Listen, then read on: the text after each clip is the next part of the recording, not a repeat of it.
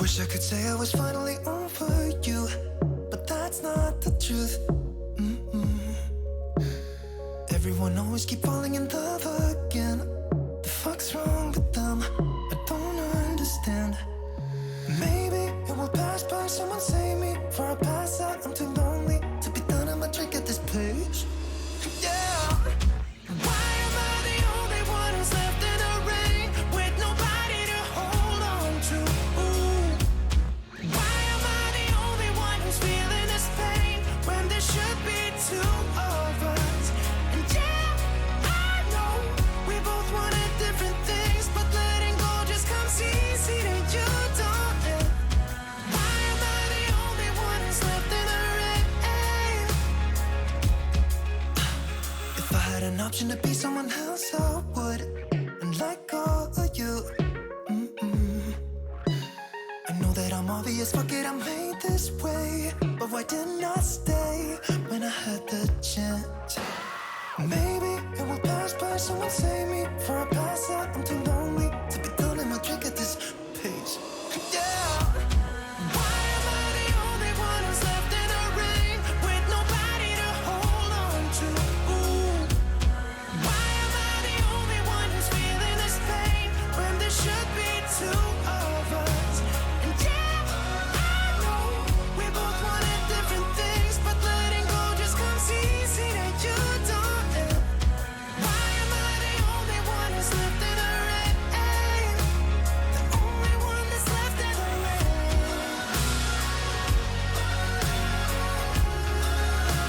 The only one that's left in the rain.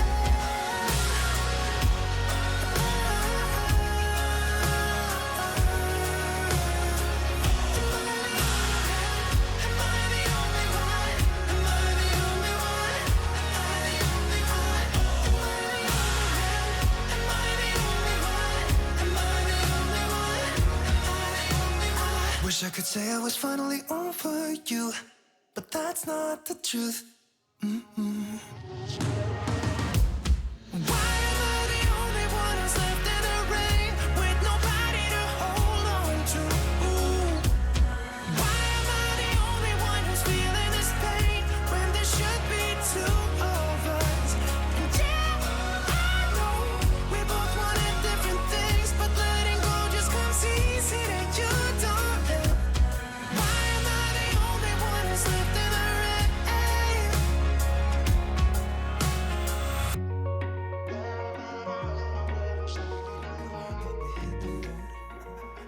Doesn't matter where we go and destination unknown. I don't care where the motor stops, cause when I want it, then I want it. Yeah, I want it, oh I want it, let's go. Look around, where's the people at? I want a taste of the good life. Hit me with it, right now I'm in it. Cause when I want it, then I want it. Yeah, I want it, oh I want it, let's go. And I won't look back, yeah. I don't care about the bad shit back home. It's Cincinnati, baby, I just wanna let it go.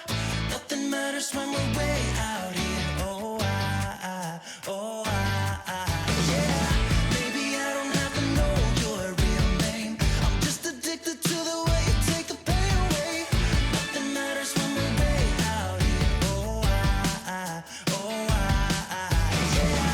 Cincinnati, baby, Cincinnati, baby. You said, yeah, Cincinnati, baby, Cincinnati, baby. It's 2 a.m. when we close the bar, but we're in the get-go. Next place, give me some more. I could dance with you beneath the stars, cause when I want it, then I want it. Yeah, I want you. Everything stops when you move like that, and I wanna get in close to you.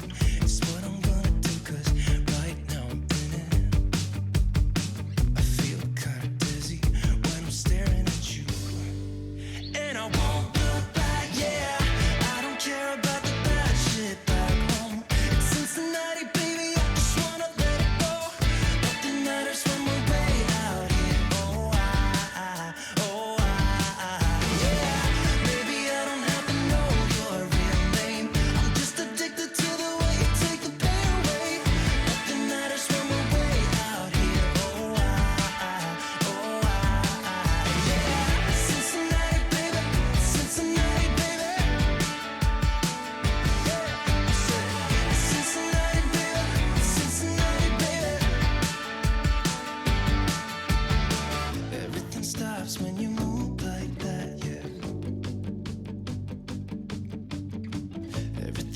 stops when you move like that, yeah. Everything stops when you move like that. And I wanna get in close to you. It's what I'm gonna do, 'cause right now I'm in it. Yeah, I'm fucking in it. I don't care about the bad shit back home. It's Cincinnati, baby, I just wanna let it go. Nothing matters when we're way out here. Oh, yeah. Maybe I don't have to know your real name. I'm just addicted to the way you take the pain away. Nothing matters when we're way out here. Oh, yeah. It's Cincinnati, baby. It's Cincinnati, baby. I said it's Cincinnati, baby. It's Cincinnati, baby.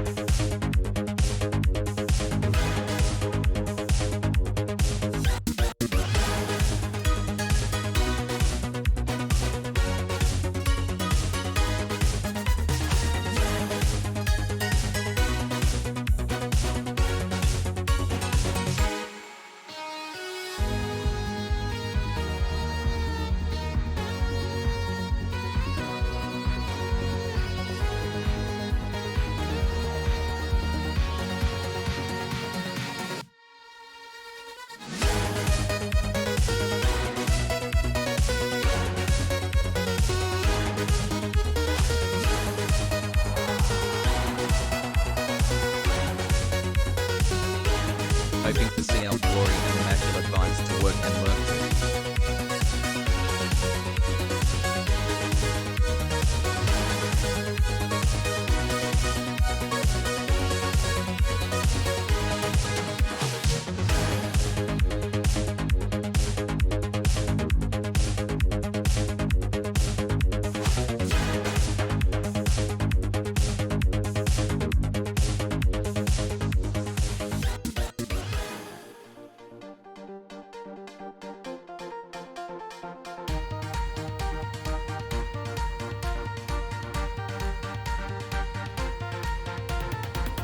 Take everything we got, give it an honest shot, turning it on and off, we've been sliding, riding the highest dream, keeping the fire real.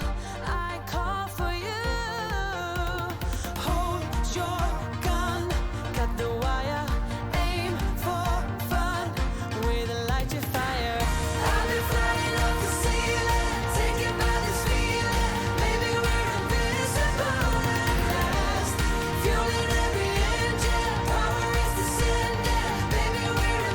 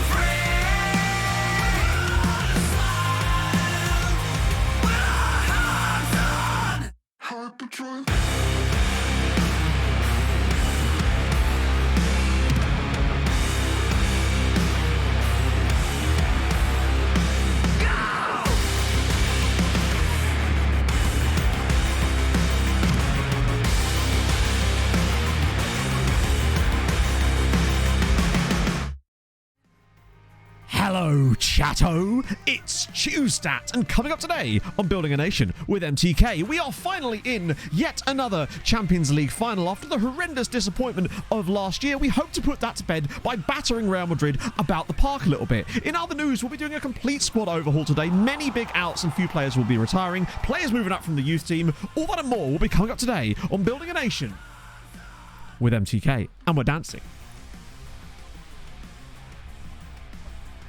I feel like the arms are getting more wider. I can touch both sides of the room.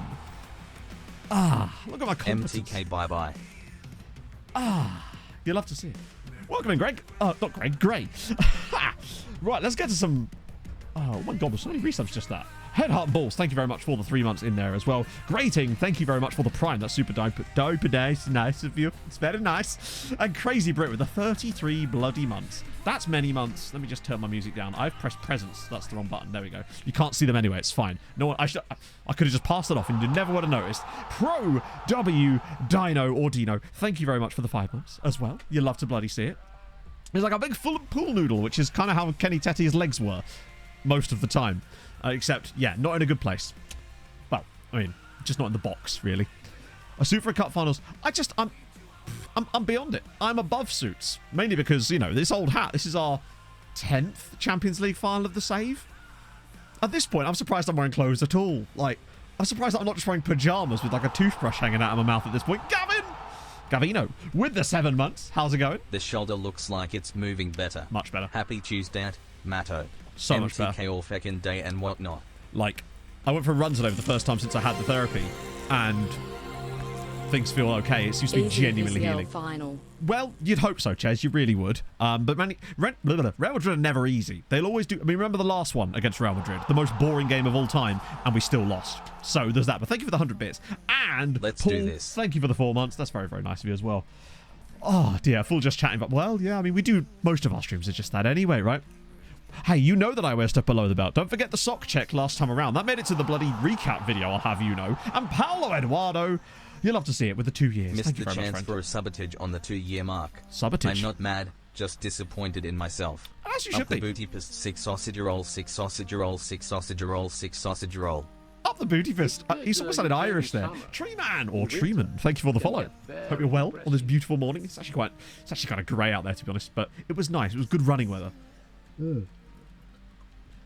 So we have a whole recap for that as well, Quince. But basically, they were very, very good. Except for Kishvarda, who were still very, very good, but just massively let us down in the sense that they should have got to the Conference League final because they were 2-0 up in the semi-final against Basel, won the home leg 2-0. Then they lost the second leg 2-0, went to extra time, lost it in extra time. But they should not be losing against Basel. What I will say, though, for those of you that haven't seen the recap video, is that Basel did win the Conference League. So maybe they weren't as bad after all. And honestly, having a Swiss side win the Conference League is kind of good in a way because it's a team that are not really going to cause us any problems anytime soon. Hey, Froj. Hello, Danny. How's it going, man? Oh, the United... So, obviously, I was watching the Fulham game, but... sorry, I mean, I was watching the highlight. The scores come in on teletext of the Fulham game. Sorry, no, I already told you, didn't I? I flew to America, and I was watching the Fulham game on NBC. And in the top right-hand corner, you know, they have the little scores coming in. And I saw it say 2-0 to Forest, and I was like, hang on a minute, we've had like 4 minutes. That's no way that's correct. There's just no way. And it just was. They still won, though. So, you know, got to dig them out. Oh, God, it's Carabao Cup night, innit? We've got Spurs. That'll be fun. Oh. I was quite looking forward to a little bit of a cheeky cup run this year. And then we get Spurs in the Carabao Cup in the second fucking round. Curse you for not getting into Europe. God damn it, Spurs. Rixos, thank you for the follow. Spurs look very good. Now, obviously, Spurs are going to play a weakened side because it's the Carabao Cup. But so are we. Like, we've got Man City at the weekend in a week when, amazingly, we have a midweek game and they don't. What are the odds of that? Like, the one opportunity to play Manchester City and we're the ones that are going to be tired. I could expect all sorts of rotation today. I would be surprised if people like Vinny doesn't start. I don't know if Castagna might get an appearance actually now that he's officially here, and I don't know if he's ready for the squad yet, but it's the perfect type of game to throw him into and just try it, right? Pretty strong. In that case, you'll probably just steamroller us, because I like Spurs' football under Ange.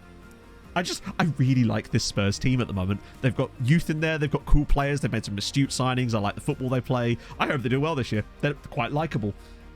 So this is the thing, right? I was hoping there'd be some Leicester fans, and I know you are, of course. But what is the perception of Castagna at Leicester? Because sometimes it's hard to tell when teams are relegated, and the opinion is often just, oh, all our players are shit, and, you know, they deserved and crap and all that. But I've always liked Castagna, too, as a player for opposing teams. He's not ready for the match, unfortunately. Really? Is the registration for the Carabao Cup? Or is it just a case of, like, because he signed too late, because it was only this morning, maybe, that he officially signed for us? I thought with the Carabao Cup, you can kind of just do whatever you like. I'm pretty certain I was going to get a game at some point, right? But, yeah, I like Castagna. The fact that I really like about him as well is that he can give us fullback cover on, in theory, I think he's capable of playing on both sides, which is, as you know, for me and FM, absolutely love that. I have to be 24 hours before I get that. Sucks. I suspect he'll feature at the weekend in some manner as well. Calvin Bassey, obviously, people are going to look at the last game and say, hey, the red card. I think he was excellent.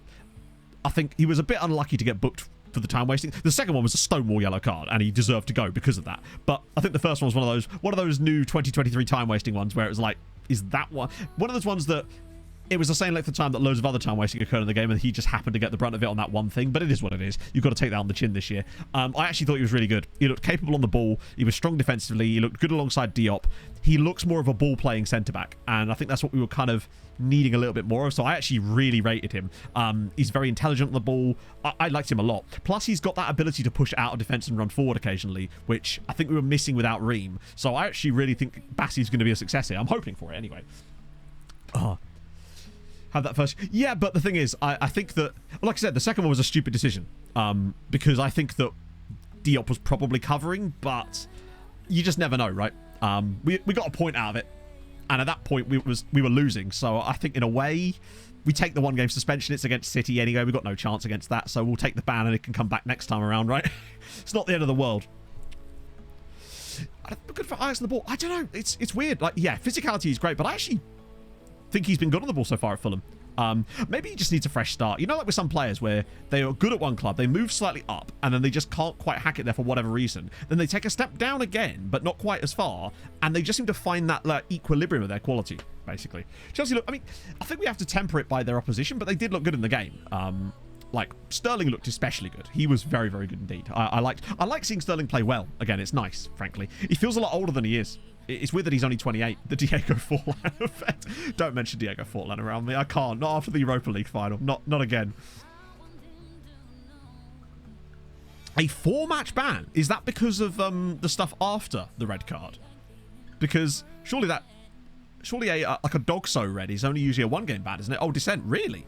4 matches?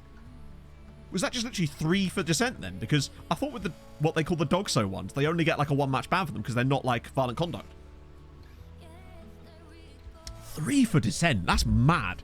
But he was getting a bit bitey with the 4th official, I must say. It looked like he was going to try and hurt him, the poor man. Hom, thank you very much for the 4 months as well. Hope you're well today. That was a fun game. I know we've got to be sensitive around Hadrian, but that was a fun game to watch. I don't know how Newcastle didn't bury. I'll tell you what. When, who was it? Barnes got the ball on that left-hand side with that beautiful through pass and then didn't try to pass it to Wilson.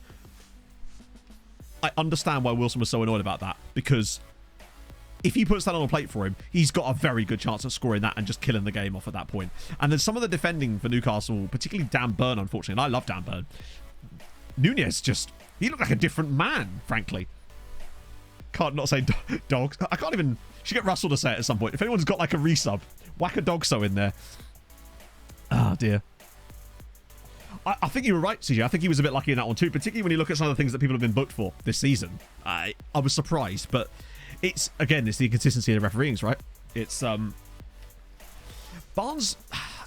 I don't know if he's got that part about his game, but like he should have passed it, really, shouldn't he? He was in a great spot. He had at least a little bit of time. There was about 2 touches that he took when he could have taken the pass, and then he tried to cut back inside. It's just wasn't great, really. Except Pierre's phony. Yeah, it happens, right? It feels like Newcastle and Liverpool it's becoming like an interesting matchup lately. I've enjoyed the games they've played against each other over the last like year and a half. It feels like there's some real bite going into both games. I know Newcastle have not come off well in any of those matches, but it's nice to have that kind of... We all think back to that game in the 90s. You know, was it the 90s? It must have been. You know, the one with Stan Collymore and Keegan hanging over the advertising. The one that everyone talks about when they do like the classic games on Sky. Very solid. And solid is what we want, right? We need cover for Tete and Robinson because Tete's bound to get suspended or injured at some point. I know, look at us talking about real life football. It's because there's been, to be fair, there's only been like 3 games since we last spoke because it was Sunday morning. So what we had? We had the Newcastle game, we had the Burnley losing at home to Villa. I mean, I know Villa are good now.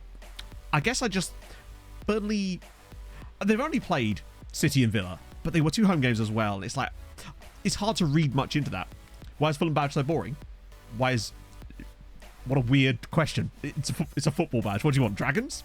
Like, also remember this badge was designed in like the early noughties. We went modern very early. I don't think there's anything wrong with it. It's just a badge, isn't it? Like, it is more. Now that I agree. Dragons would be good.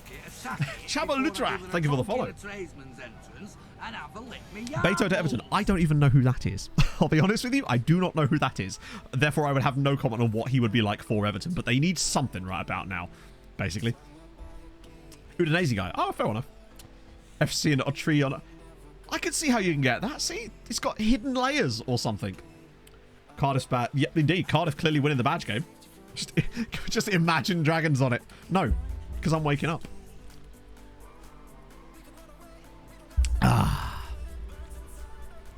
Oh, thank you, Jabba. That's really kind of you, friend. Welcome in. Pretending to know who, but yeah, indeed.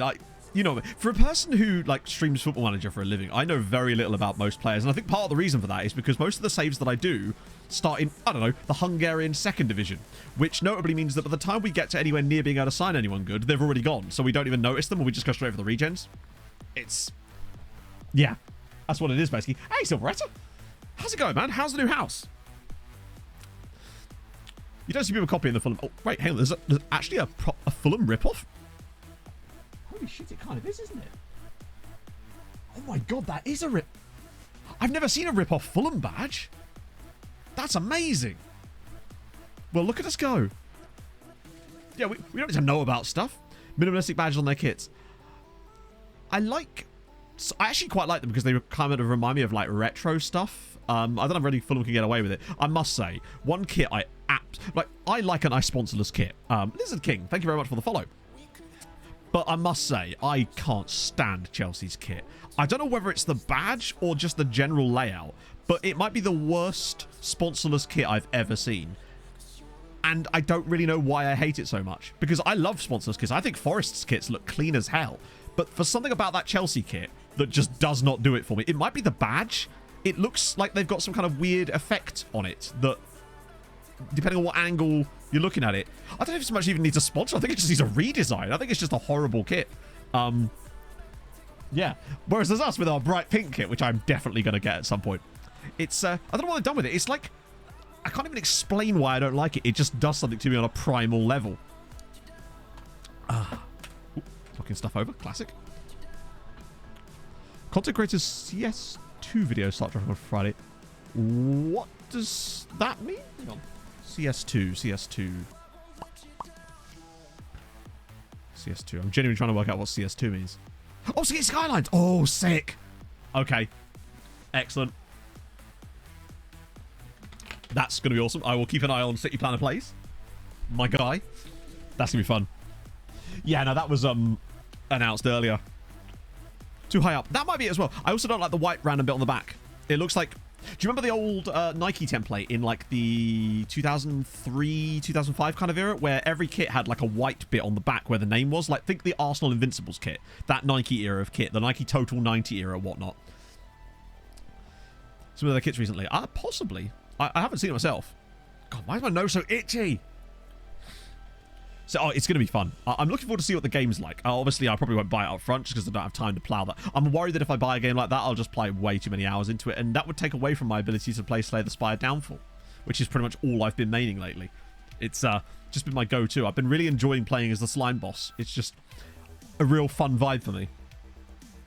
the gold badge. Yeah, I think that's a little bit different, I suppose. Biffa. I've never watched Biffa, but a lot of you bring him up whenever we talk about City Skyline, so I might have to check him out. Peglin has been taken out. Now, Peglin has become a flag now. So whenever one of us wants to play Rocket League, we'll load up Peglin, and it alerts the others that we're around to play Rocket League. Genuinely, that's now what we do and use Peglin for. I don't know why that makes sense. Why wouldn't we just load Rocket League? But no, we load Peglin and then immediately close it and play Rocket League. It's just a weird, like, smoke signal, I suppose. But there you go. All right, let's get off of this. So, not much to really catch up on because there was barely any like time has passed between stream and now. The only thing that's happened is it is top tier. I love Slay the Spire. It's probably one of my favorites of that genre. And if you haven't played the Downfall, like complete, same mod, it's actually a separate like file and game in Steam now.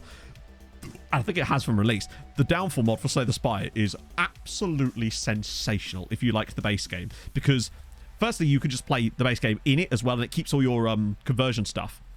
Tactics, I've seen that. I might give that a try at some point if they can actually get that. Coefficient, I'll put the coefficient on the screen right now. And yeah, you can play as all the bosses too. And they have their own card sets, and you play, the bosses become the heroes and heroes become the bosses. It's amazing. It's just so damn good. The jeweler character. Oh, I haven't tried that, I don't think. Maybe. Yeah, no, we've been on a mighty good season. And bear in mind, the only thing that can happen for us today is get closer to England. Is that for Starfield? Not really. Honestly, it's just, yeah, I'll wait until it comes out, maybe get it on sale at Christmas sort of time. Perhaps I don't know, I'm just not super fussed about it, I guess. It's Bethesda, and I'm waiting for it to be broken as fuck. But I have heard that it actually isn't for once, which would be nice. Ense Sla, thank you very much for the follow, if I've said that correctly. Yes, I think Vikings played the Yu-Gi-Oh mod for Slay the Spire. I was surprised if he hasn't. Xbox Game Pass. Yeah, but then I have to pay for that, and then it's like, do I want to do that either? Read some of the last 2 weeks of stream. I can. In fact, I made a whole video about it. Would you believe it? Which is probably your best port of call than me trying to summarize it, because I'll just get things wrong. More importantly, get distracted by any comment in chat. Better than £65 up front. I mean, it is, but not if I probably don't have any intention of playing it. Like, I might play it at some point.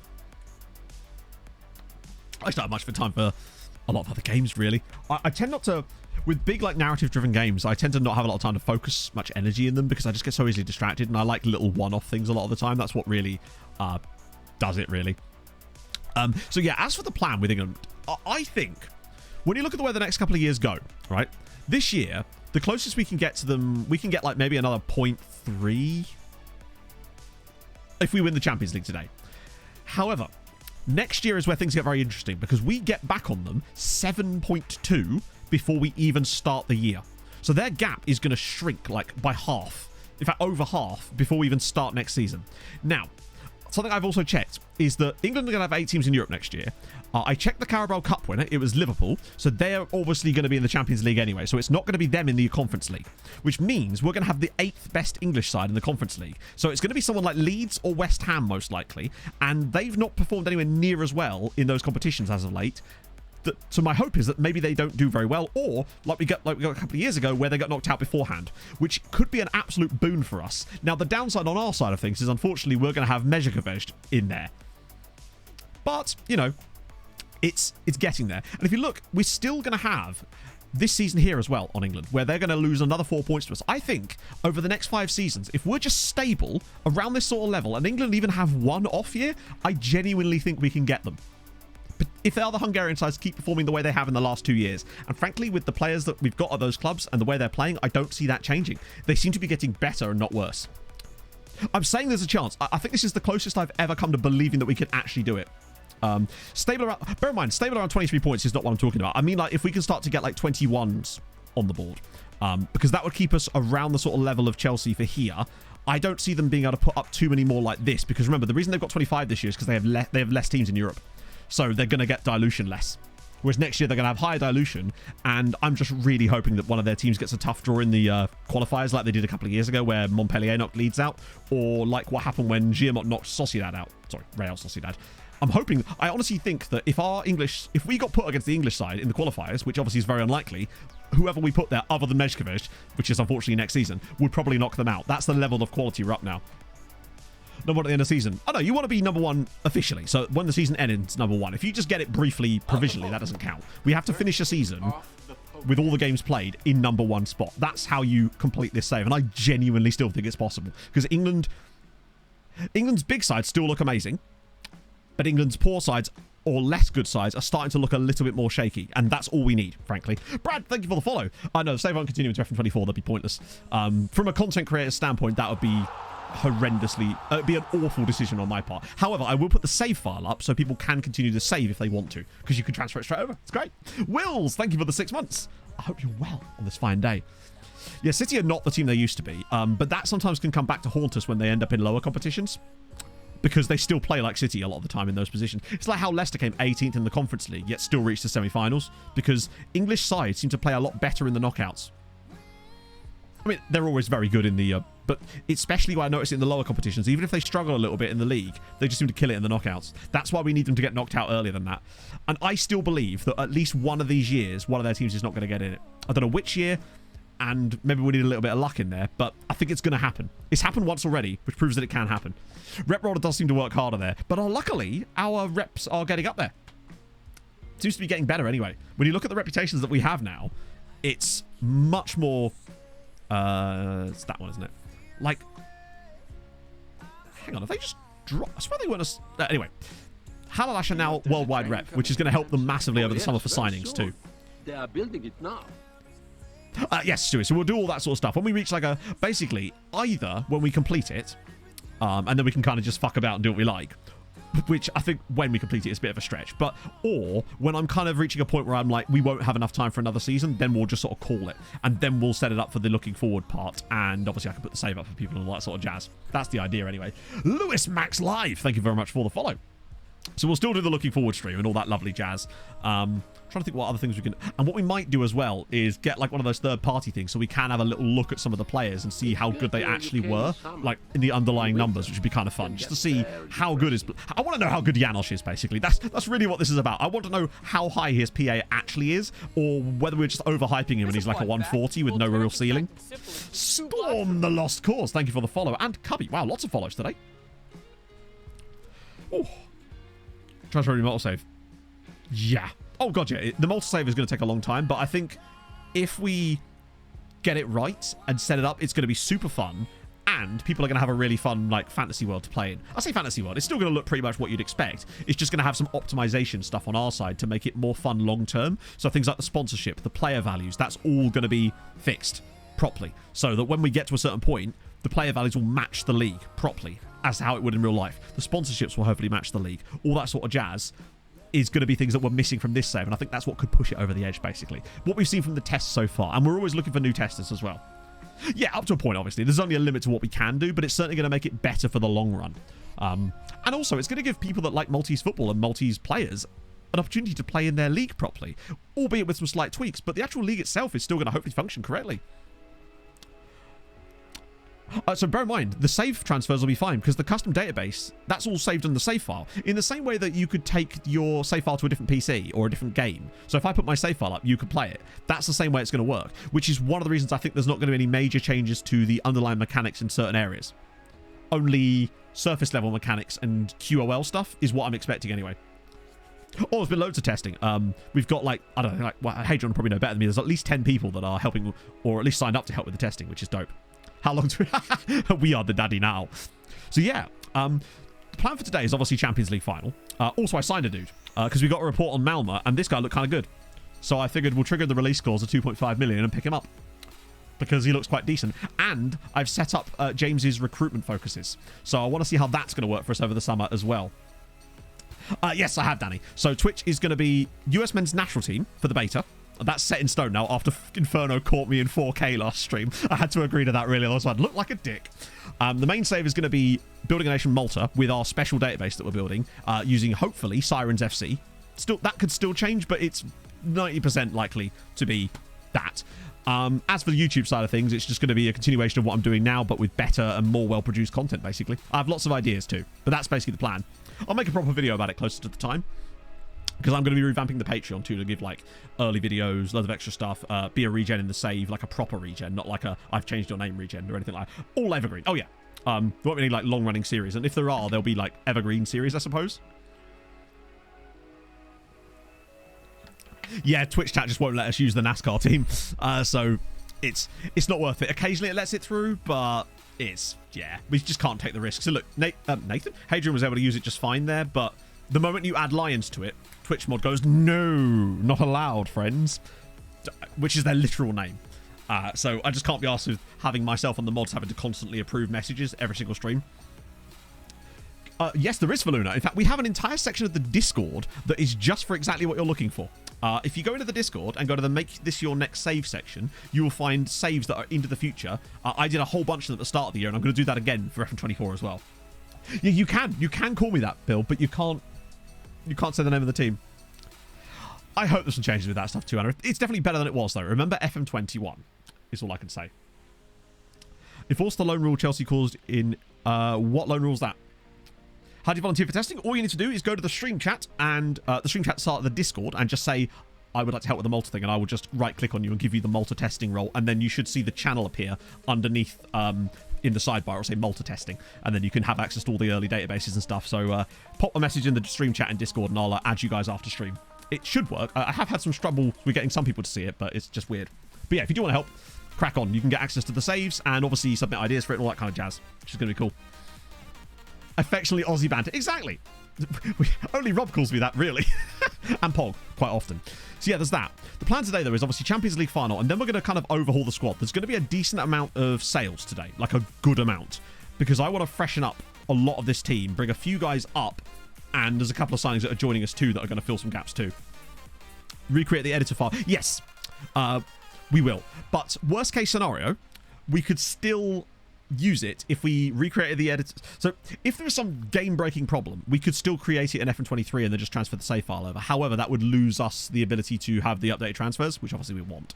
So yeah, that's the hopefully if there's no giant glaring problems, it shouldn't be a problem, but it just means that we're not going to start the save on the day of release of the game. We'll probably give it like a week so that Hadrian can get the database twisted over, and then the testers can go mad for a week, making sure that we stress test it for a little bit. But that's not a big deal, right? We'll just continue with our US men's save, which I think will be way more fun, frankly. Same ones as this year, Danny, but also it's to do with, like, firstly, making the database work, because Malta isn't in the base game, so it's actually had to be created sort of from the ground up in certain ways. The other changes are things like we're setting values for players properly, so that you won't notice it at the start of the save because the player value, the players PA and CA will be so low. But when we hit levels like where we're actually signing guys that are in like 160, that kind of range, they'll actually be worth that. We're seeing we managed. This is MTK Budapest. Well, this isn't. This is a guy at Malmö, but we are MTK Budapest. So that's the idea, basically. There's a few other changes too. We need like a change log, basically. We can fill it, but we have like a player lookup for things like that so that we don't get bogged down. But the first thing we're going to be doing is the Champions League final. Can you make San Marino again for 23? Yes, you can. Basically. You can make any league you like. It's the beauty of the editor. So, Champions League final first, though. And then we'll get stuck into the real nitty-gritty stuff. Except we'll do Partizan first. But there's not much to really show you because I can show you that they exist and that this is their team. But obviously, we're 25 years into the future, so these are all regens. Now, they've not produced as much quality as I would have liked in this save, but they have at least managed to win, well, actually, 7 titles, which presumably means that, actually, can we see this? Yeah. It's been, as you'd sort of expect, somewhat dominated by Red Star. Although this season, holy shit, Chukwuemeka, big play to them, and Vojvodina getting in there too. Blue, though. Yeah, I mean, this guy. Bear in mind, they are on the list, so they'll get the reports will come through from Partizan at some point. We had a Red Star report not that long ago, so we shouldn't be... Actually, I think we'll get a Partizan report probably today, because we had Malmö for... Unless that was a second look. I don't know. How... I'll never be able to do it, make the worst nation the best. Hang on, I'm not sure what you mean. As in... Yeah, I'm sorry, I don't really understand the question. Oh, hey, Shao. Right, let's go Champions League. Let's get this sorted. The team obviously is a bit skewed here because this is not actually the squad. I just did like a quick pick for the video yesterday, even though I actually ended up cutting it out because I wasn't really saying anything important. Right, so let's actually sort this out properly. That's not happening. Oh, by the way, as well, Nieto is now exploring his options. I tried to I got 2 of them on the same day, and Yamin was the first one. He agreed to it. Nieto didn't. So he's another one that's leaving this summer. So if you'd like to hand the tissues to Hadrian now so he can begin bawling his eyes out, basically. So Jasiba's almost certainly off this year. So that's another one. So think about it like this. We're losing Montiel. We're losing Darla. We're losing Nieto instantly. We're probably also going to lose... I'm thinking Mihail might be gone. I'll explain why a little bit later, but I did some looking earlier, and I think he might also be out the door. San Marino to the top. Won't let me build the San Marino League. When you say won't let you... what do you mean by won't let you? Because you can just use the editor to build it. It's not easy, and your best bet is probably to just download a database rather than building it yourself, honestly. No, just... Hey, I couldn't help it, bro.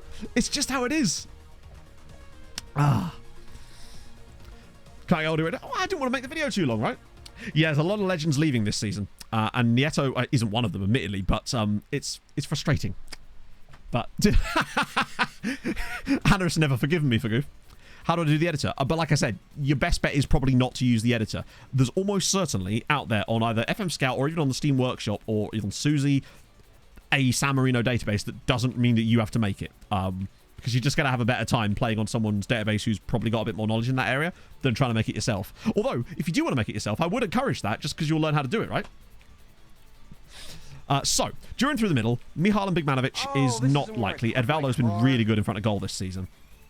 Nieto should start just because of his set-piece delivery, but Raposo's been a real goal threat this year. Yamin and Velasquez is fine. Tuchero, obviously. Romero, Valome. Cooper, no problem. It's a question of Montiel. It probably is still Monty for this game. I still don't think that Cañada is ready to start in a Champions League final for us. And I think Montiel's playing his last ever game for the club as a Champions League final is quite a nice way to send him off. And he's the captain as well. So I feel like we need that leadership on the pitch today. Tukizva. I'm sorry if I've said that wrong, but thank you so much for the follow. Awful player system, really. Yeah, I mean, I tend to just... It's proper hipster of me. I just find that San Marino gets like done to death, so I like to try to move outside of that. I think he does deserve it, and frankly, I think he's still the best option there. Even if he's... like, when you look, it's still Patrice, and then Stojanic is on that kind of level with him. Cañada's nearly there, but... Yeah, I still think he's the one. Yes, we can get a prediction. I'm surprised I didn't do that already, actually. Let me get a nice prediction for you, lovely people. Predictione. Oh, that's different. Right. Will we win the UCL? Yes, no. 2 minutes. Bang. Didn't give us a 3-2 option this time. So I think that's our lineup. As for the bench, I don't think there's anyone on here that... Oh, actually, yes, there is. Janos. What are we doing? That would be mental to not have Janos on the bench here. In fact, I'll do it instead of Lucas because I want Ahsoka just in case. Just on the off chance that we need him. Is there anyone else here that... Cañada probably should go on the bench, right? Instead of Lorival. I don't think we need Lorival, though. We've got so much other options in that role. And Cañada's the future. Lorival is not, because he's a bit of a bell piece, honestly. Lower leagues. No. So the multiple database next year, this is how in-depth it is. It has the top flight, the second tier, and the third tier, as well as the Gozo Premier Division and the Gozo second tier. So it actually has 5 proper leagues built into it, as well as leagues set up for the under-21s, under-19s, and reserve teams. It's all been sorted. It's amazing. James, thank you very much for the 19 months. It's very, very kind of you. How are you, my friend? In addition, we may sacrifice one of those, probably the under-21 league, maybe just to save processing time, potentially. But the point is, it's currently in the save. That's the current setup. But it's subject to change. And it's an absolutely unbelievable database. The Malta loan farm could be huge, yes. And because of all the different leagues that are all going to be active, they'll actually get game time even if they're still in the under-21s. The Bozo leagues, we're definitely calling them that. We're going to start a problem. Basically, Gozo is an island off the coast of Malta that has its own league system. How many teams are in the top flight? Chateau? I forget, actually. I think it's 14? I think it's 14. It's good, Dan. What do you think of the Castagna signing? 16 second tier, yeah. Which means less games than the top flight too, which will be really beneficial for us. You can take after any team you like, basically. Hadrian, is it locked at the third tier, so there's no relegation from that? Is it like a closed shop like it was in Ireland? Or is there actually like promotion and relegation from the Shadow Realm, so to speak? Kirex Gaming, thank you very much for the follow. Oh, it is locked. Yeah, so Carp's another sale, Anarith. Although, the problem... Carp was going to be a sale. However, I'm slightly rethinking it if we were to lose Nieto. And Carp's a useful option. However, remember, we're getting that guy from PSG, so he's a winger, which is why I feel like Mihal will go. The situation with Mihal is, he's nearly 32. his statistics, when I compare him to Edvaldo, who is kind of who we're looking at, are just not even on the same level. Like, you'd think that he's really good, and he is, but it's when you break it down statistically, here, he looks really good. But I like to use Continental here because it shows what they're like against top teams, and I feel like that's really important to see what they're actually, how good they are against top teams, and you can see how different this actually is, where Edvaldo's got 7 goals in the Champions League this season, and has just kind of been better in virtually every area imaginable, and even the areas where he's been worse, he's been marginally worse, and he's also 2 years younger. And that, for me, is the reason that I think Michal, and he's also wanted. So I feel like he is possibly another one that could go and then would be replaced by the guy from PSG. And I think part of what holds Michal back is that reasonable left foot and not fairly strong, which Janos does have. And I think part of that's being his issue. Also, Edvaldo's aerial presence, I think, makes him the preferred setting. And also, Michal's injury prone too. So I feel like that is kind of what makes him a potential sale as well. So I suspect we're going to see probably £150 million worth of sales this summer, if not more. But we've got guys waiting in the wings ready to come up from the loan farm, and it's going to be tidy. We've got guys in every position that are like 20 to 23 who are ready to take over and become like the future core of this team for the final push. And I think they're going to be right ready when we need them, essentially. That's the idea anyway. Hi Elvis, thank you very much for the follow. Bochum, that's a good question actually. We've not really discussed Bochum in this. They are in the Bundesliga. Let's see if they've been there for very long. Let me find an older player. They've got Tafat, which is what they used to call me in school. We've got Shaheen. There we go. He's been there for we can see their last 10 years. Oh, wow. Okay. So actually, they've spent most of that time playing in the Zweite Bundesliga. But they are back in the top flight as of this season. So there you go. I don't think they've won anything in this save, other than maybe some second tier titles, perhaps. In fact, they've won none of them. Okay, so they didn't even win it. However, we can, but again, we're going to get into the Champions League final now, so we have like lookups for that sort of stuff. Who's winning the Bundesliga? I'm sure lots of people have, but again, these are all things for the lookups, because we've got a Champions League final to play. Schönflugkrug and Weindal. Weindal will be interesting. Are we happy with that as a lineup, though? I think that's what we want to go with, right? Okay, I'll look up Sonny Hilton, but I really do want to play the Champions League final. Also, Sonny Hilton's not going to be in the database, because he's going to be like in his 40s, probably. Sonny Hilton. I probably should have turned off the lookups for this. Yeah, no to Sonny Hilton, unfortunately. Probably good striker. We're still technically linked with Orban, but I was just imagining that Spurs were going to win that race easily. But now they seem to be turning their attention towards Brennan Johnson a little bit more. It's almost certainly all. It's even all Bayern a lot of the time. Even when I make stupid changes, Bayern still seem to win it constantly. Captain Backlog, thank you for the 6 months, my friend. You did miss the prediction, yes. Malta DB already. Up the sirens. Hey, if you want the Malta database, you're more than welcome to test it for us. If you put something in the stream chat in Discord, I'll give it to you. Well, I say I'll give it to you. You'll have access to it. Focusing on wide man now. Fair enough. I mean, if that paths the way for us. If we managed to land someone like Orban, I would be very surprised. But I'd also be fucking ecstatic. Just because of the ceiling potential. Right, let's go. Champions League final. Let's do it. We are in full match. I've already settled that up. Oh, the music cut out at the perfect moment there. Things you'll love to see.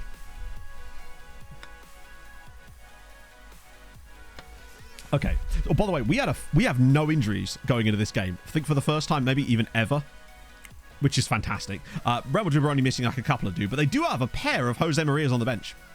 So if you go to the stream chat on Discord, Captain Backlog, and just let me know that you want to be a tester, I can give you the testing role, so you'll be able to see the multi-testing channel. It just means that the stuff stays in like a specific section, so we don't just get it all over the place, and it keeps it so that only stuff to do with it will be in that one channel, so Hadrian and I can just see all the cool stuff you guys have been doing. Marquard, thank you for the follow. Is that Lord Marquard? And the Ricketts as well. Thank you very much for the follow. Can get very depressing. 14th. That was their league position in the... yeah, you're right. They did come quite low, didn't they? Bloody hell. To be fair, they did lose to Giamot, so that will happen. Yeah. Could they have chosen a smaller font? Is my question, right? It's good. Let's go. Yeah, so Bobby Tree's injured. Alexi Iwobi, that would be a strange one. I mean, I actually really like Iwobi.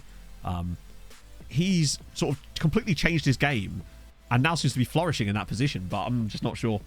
£9, hey. We give the people what they want. Let's go. Oh, beautiful scene. So what have they got? Kemper's a dangerous bastard. Henrique's insanely good. So is Ilunga. It's a very good team. The only former player of ours, though, in that lineup, though, is Pretzel. Anyone on the bench? They've got a guy called Junior Sunday. But other than that, it's just one. Just Bobby Tree. Yeah, I think Bobby's contract expires at Real Madrid next season. Bear in mind, this is being played in Budapest as well. We're not at home, but we might as well be. It's being played in the national team stadium. It's our destiny. Ooh, we're playing in the entirely blue kit for this one too. That's true. We have kind of broken the Ukraine duck a bit more lately though, because both of our first Champions League wins came in Ukraine. But we have sort of broken through that a bit more now. Oh, hello. Oh, Blaz. I'll tell you what. If he plays that a bit sooner, we're in. It's just a minor chip up the road. But that was good news. The one thing I will say in this game is I think if we find ourselves in a situation where Nieto's not performing, I wouldn't be opposed to a Raposo performance, because the one thing Raposo gives us that Nieto doesn't is goals. Nieto only has, I think, 6 goals this year, whereas Raposo has 16 from the exact same position. But what Nieto does also give us is set-piece quality. His deliveries are absolutely unbelievable. And we are going to miss that next year. I don't think they get rebuilt. Not to my knowledge, anyway. We'll go on, slip it through again. Nieto's in again. Oh, square it. No! Oh. Yes, we're on full match. We always play our Champions League finals on full match just because it builds the tension and we get to have a little chin wag in the meantime. Although we've started this game very, very strongly. Help fix the weird not nation. Oh, yeah, that might be a good idea, actually, for FM24, potentially, yeah. I totally forgot about that, sorry. 2.5k walk. Ah, there you go. Players don't even arrive on a bus. They came on a tandem bike. Real big tandem. A mandem bike, so to speak. Many men. Many, many, many men. Well, I'll tell you what. Albeit only 2 minutes into the game, we've already cut through them twice. How quickly can you get to Craven Cottage? Not quickly, unfortunately. It's... Bloody hell. Particularly not by the time I would have finished stream and then done the after stream work. And unfortunately, today is the longest after stream work day because of it being the transfer window. That usually takes me about 3 hours. So I wouldn't even be done with that probably till about 6 o'clock. And I'm still about an hour and a half by train just to Liverpool Street. The Not Nation thing, basically it's to do with certain databases, Crimea appears, and it can get a bit funky in certain databases, apparently. Yeah, if anyone wants to go Fulham Spurs tonight, God, that's annoying. Play at home, you need to go to the stadium by bus. Probably is, but like, you know, I'm sure we've won so many, I'm sure they'll make an exception for us. We're MTK Budapest after all. You didn't actually... Oh, welcome in, Markwood. Yeah, that's the same amount of tandems. Or what about, like, one of those, like, the ones you see going around cities that's basically just a bar on wheels that everybody pedals. I reckon they would have arrived on one of those. True style, you know? I'm enjoying the start of this game, though. We look up for this. I want revenge as well after the last time we played Madrid in the final. This has already had more interesting things in this match than the entirety of that game. Have you seen that? I haven't. I haven't been to Liverpool Street in literal years. I'm trying to think the last time I went to Liverpool Street. I tell you what, the last time I went to Liverpool Street was probably when I last went down to... No, not even last time. In like 2018 when I went down to SI. Before I used to drive down. I used to get the train. And so that's probably the last time I went to Liverpool Street. So that would have been like 2018. Yeah, it's being played at the... Well, the Puskás Stadium is the national team stadium. Puskás Arena is called something else. Sorry, the Puskás Academy Stadium is called something else. And much smaller, obviously. Oh, the thirst is strong in me today. This is Cooper's second season as our starting keeper, but he's already up to being 4.5-star CA in this team, which I think means we brought him back at the right time, and he's been pretty much fantastic. There was that weird goal that we conceded that time, but that wasn't his fault, and I think he's a nice match engine keeper. He just sort of does the... no, this is our 10th Champions League final, I think. I've actually lost count. I believe it's the 10th one. I think. It's either 9th or 10th. We've won 4 and I think lost 5. So it's something around there. We've got to... I have to go look at the actual statistics properly for that. No, not getting that many in Malta. But maybe we won't need them if the other teams can actually get their shit together. I think we just made such brilliant progress to start with in this save. The fact that we reached that Champions League final in the 7th season was genuinely strange. Gacic, I don't know if he's retired, but he's certainly right. He isn't starting for them. Whoa, Thomas. He's putting in big tackles. Yeah, we just need a good match engine keeper, and Cooper has been that guy. So far, though, Yamin is already up to a 6.9 in this game. Romero's looked good as well, which is great news. Oh, Marcio, come on, buddy. There's no pressure there. But yeah, I can't remember the last time I went anywhere on the train, honestly. What makes a good match engine keeper? Complete no idea. In the sense that when I say a good match engine goalkeeper, you know exactly what I mean, i.e. a guy that makes the sensible saves, doesn't make stupid errors. The problem is the attributes don't ever match up to how they play in the game. So I have no idea what I just try to sign good goalkeepers and hope that they're a good match engine goalkeeper. Even though I've had goalkeepers that are basically identical in every way, and yet one will be crap in the match engine, the other one won't. It's, like you say, it's like voodoo. You just have no idea. Like, bear in mind, Portilla should have been probably the best goalkeeper we'll ever have in this save. Looking at his attributes pound for pound, he was certainly up there, and yet he was bloody useless for us, constantly made horrendous errors that cost us matches. Yet we replaced him with a guy who was decent, but arguably in some ways was actually worse, and then he was our absolute hero for a good 5 years. It's just, low eccentricity I think is great. Low rushing out tendency, even if you're playing a sweeper keeper, I still think is good, because I just can't stand the way they play like that. Edvaldo, can he get there? Not quite. Nearly. 6 finishing and scored 7. Bloody hell. There you go, yeah. I bet they've got good composure. Maybe consistency? Maybe, but generally speaking, I think most of them probably have okay consistency, and it's... I think Portilla had, like, bright green consistency, so I don't think it matters. I just don't know. The only way you'll find out is, unfortunately, by playing them. Portilla did score a goal as a striker. This is very true. Match fixing. Well, in fairness, our goalkeeper...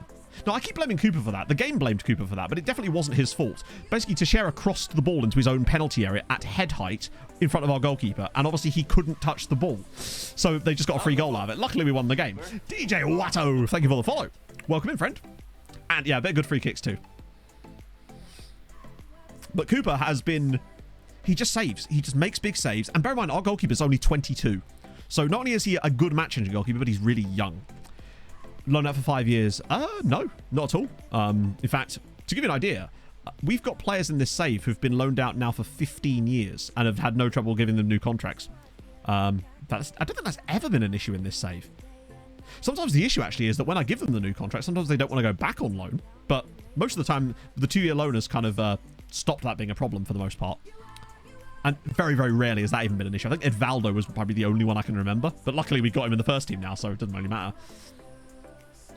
10 composure.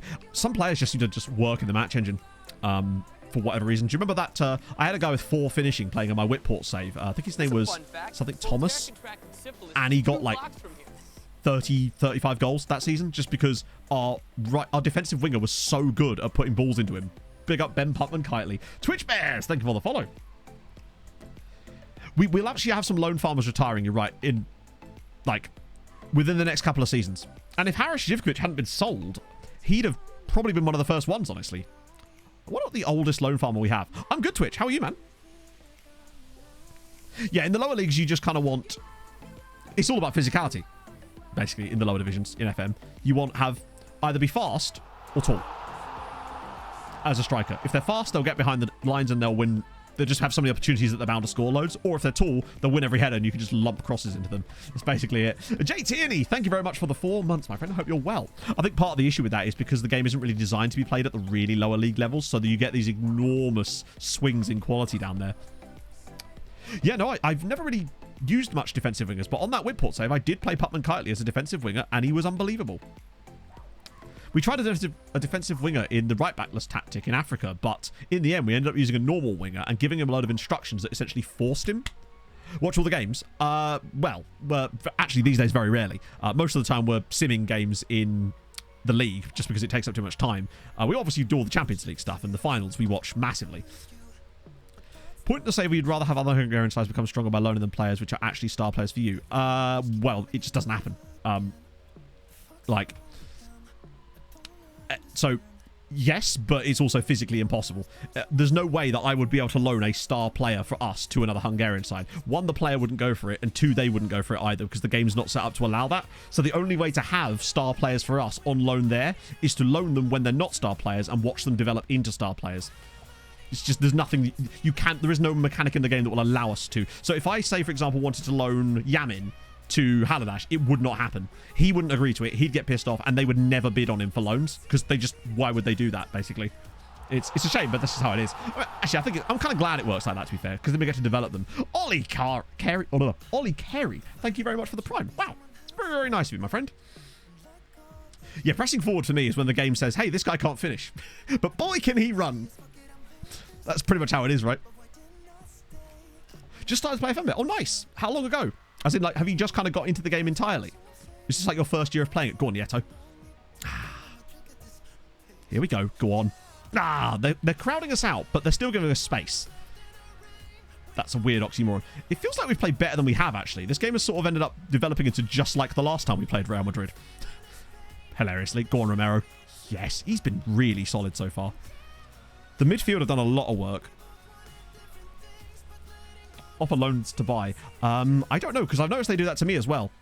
It's rarely does ever a window go by where I don't get Inter and Milan bidding for my players at the end of the window with a loan with an option, just constantly. Oh, console. Yeah, there's a lot of tutorials out there, Twitch, and a lot of the stuff that you'll see now will probably apply to the console version too, because the parity's getting there. It's still not great, but it is definitely improving. Hungary is the nation, because the Hungary league rules are really good for this type of save. You can pretty much sign whoever you want. There's no restrictions, there's no registration rules. So it means that we can sign all the players we need, as well as bring in loads of wonder kids to give to the other Hungarian sides. And it makes our life so much easier than playing in a league where you've got a limit on foreign players, because otherwise you're really stuck when trying to build a loan farm doing that. The random league position order video going. Which video is that? I didn't know I was making a video like that. I'm not, if that helps. Not currently, anyway. I've got some other stuff that I'm working on at the moment. That isn't it. Hey, AMC. Next video, actually, I want to do is about that weird youth thing with the view-only playable thing that I found. That might be a quick one just for Thursday. Yes, I am Fulham fan, yeah. I don't think many people would wear a Fulham shirt just like... it's not like the same way you see people wearing Barca shirts just for the fun. But, like, imagine that just like, I just really like Fulham shirts, but we haven't met enough nice ones. End of last week you released it. Wait. If I released... Oh, sorry. I thought you meant, like, am I working on a video about that? But yeah, it's doing okay. Oh, hang on. The random league position one. Hang on, wait. Do you mean the one where we randomly promoted, like, half the teams? Sorry, where we randomly promoted teams? Because that one did really well. It's got, like, 70k. Remember Brentford fan? Oh, the breaking the rules. Yeah, that one didn't do so well. For some reason, it just never broke out of the subscriber base. Like, it has virtually zero views, really, from, like, new viewers to the channel according to YouTube, which is really odd. It just never hit the algorithm. Strange, but that just happens sometimes. Oh. Life is actually really good. My shoulder is feeling a lot better today as Mihal drills one over the crossbar. Fancy. Hey, it's still got like 18k nearly from just people that are already subscribed to the channel, which is crazy. Honestly, it's mad that that's even a thing. Yeah, the next one I'm doing, in case you're interested, like that, is I'm going to do the if you get books, you get released video, because people seemed really hyped for that when I mentioned it in the video about scoring and get released, because I think that could be absolute chaos when it comes to defenses, so that might be quite a fun one to do. But that's going to probably be early next week, most likely.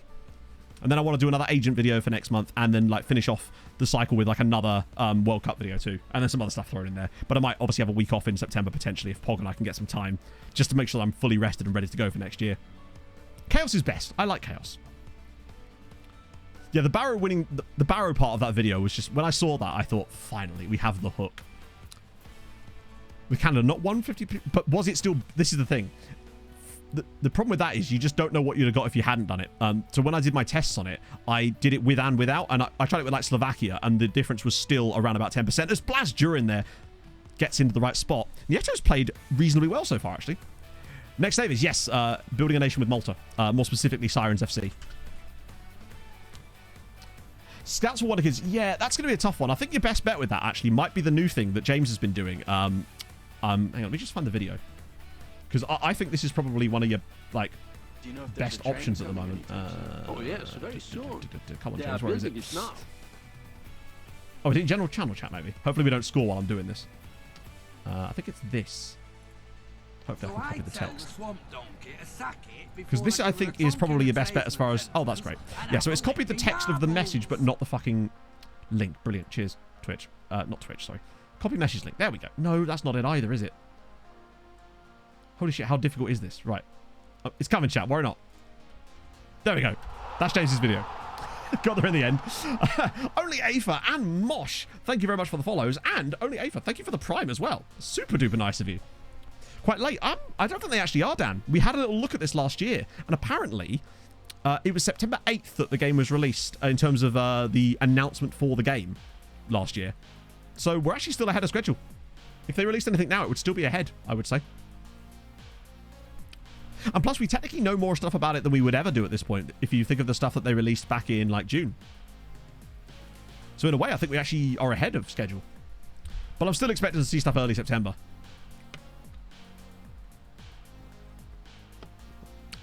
If all the other trends go.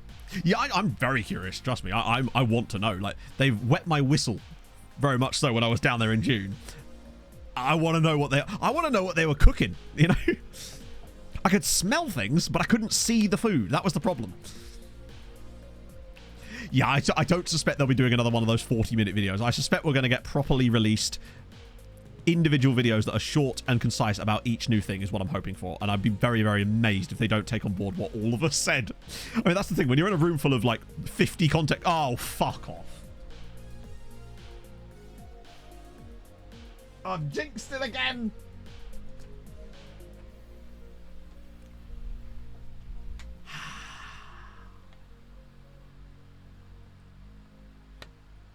How is he conceding that?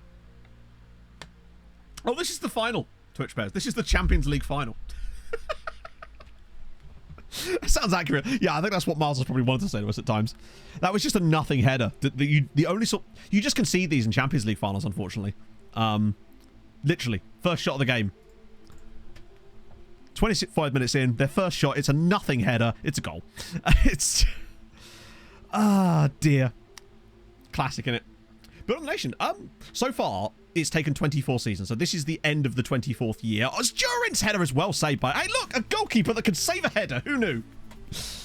Gah. Also, Frankie, I think you should now be able to access that multi-channel because I can... When you're online on Twitch, I can see your name on the side panel when I'm in that channel. So I'm fairly certain you should now be able to see the multi stuff. I know we had some issue there. But, yeah. FM and goalkeeping. He is still a match-engine goalkeeper, but unfortunately, FM loves to fuck you in games like this. And part of me puts it down to his age. I think that it seems to punish younger goalkeepers in games like this, even though I think he actually likes big matches, according to the game. I'm curious now. Let's find out. No, he doesn't.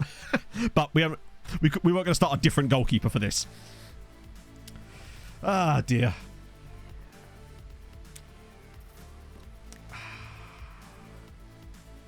Plenty of time. It was their only shot so far, and we've technically been the better side, but it doesn't really matter, does it?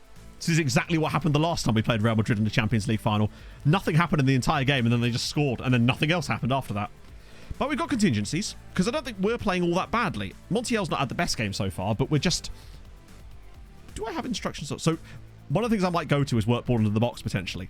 But not yet. Maybe... Because we are still technically playing quite well. It's just a very cagey game. I'm hoping Real Madrid might change their style a little bit now that they're winning. It might allow us a little bit more of the ball. Yeah, it's the first shot on target, Klaxon. Or even first shot, frankly. Like, we've defended so well. And the defending wasn't even bad for the goal. It's just, yeah. We do have Jasiva on, but I think that play for set pieces in these kind of games, I want to make sure that we can create those attacking opportunities. I mean, maybe we should for a little bit. I just feel like that's more of a desperation move from us at this point. Although what we could do, actually, is go play for set pieces with Jasiba on. If it's still not working for us around about 60 or even 55, take him off, get Raposo on, and go a bit more, you know, go for some slightly different styles of play, because Raposo's a far more athletic player that's a bit more dynamic and gets forward a bit more. Although Nieto's done all right today. Yeah, we could try it for a little bit, just because it might give us something. That's true. At least we can't have any no more highlights at this stage, given that it is a Champions League final. We've got that on our side. It's just like deja vu, mate. It's just like the last time we played them in the Champions League final. Right, Montiel's across. Good defending. Just play it back inside. Oh, see, it's that sort of stuff I hate. Just play it to one of the defenders. Janosch in the second half, should we need to. Why is he heading that? Just bring the ball down. Like, you've got the... Oh... Can I shout? I can, yes. In fact, we haven't done that at all so far. We really should have done. I always forget about that in these games. Like, nobody's having an especially poor day other than Monty, unfortunately. Which is typical, isn't it? Patrice is just doing Patrice things, and Montiel is struggling, but he's the captain. It's his final game for the club. He's still technically the best option. But if he does start to get really bad, I'm not opposed to taking him off and getting Stojanic in. Or Kenyatta, but I actually think that Stojanic might be a better option for this one. Who's coaching Real Madrid? Actually, I think it's still Alvaro Arbeloa. He was the last time. I didn't even see who it was before the match. Oh, come on. Yeah, I mean, you've played well so far, but that was shocking. Next in line for captain. Well, I think at the moment, Velázquez would just move up to being captain because he's the vice captain at the moment. But then very soon, I think he's going to be probably in his last year or so at the club as well. So we are going to be looking for the long-term successor. So we'll have a little look at the leadership of some of the other guys, their squad status and things like that.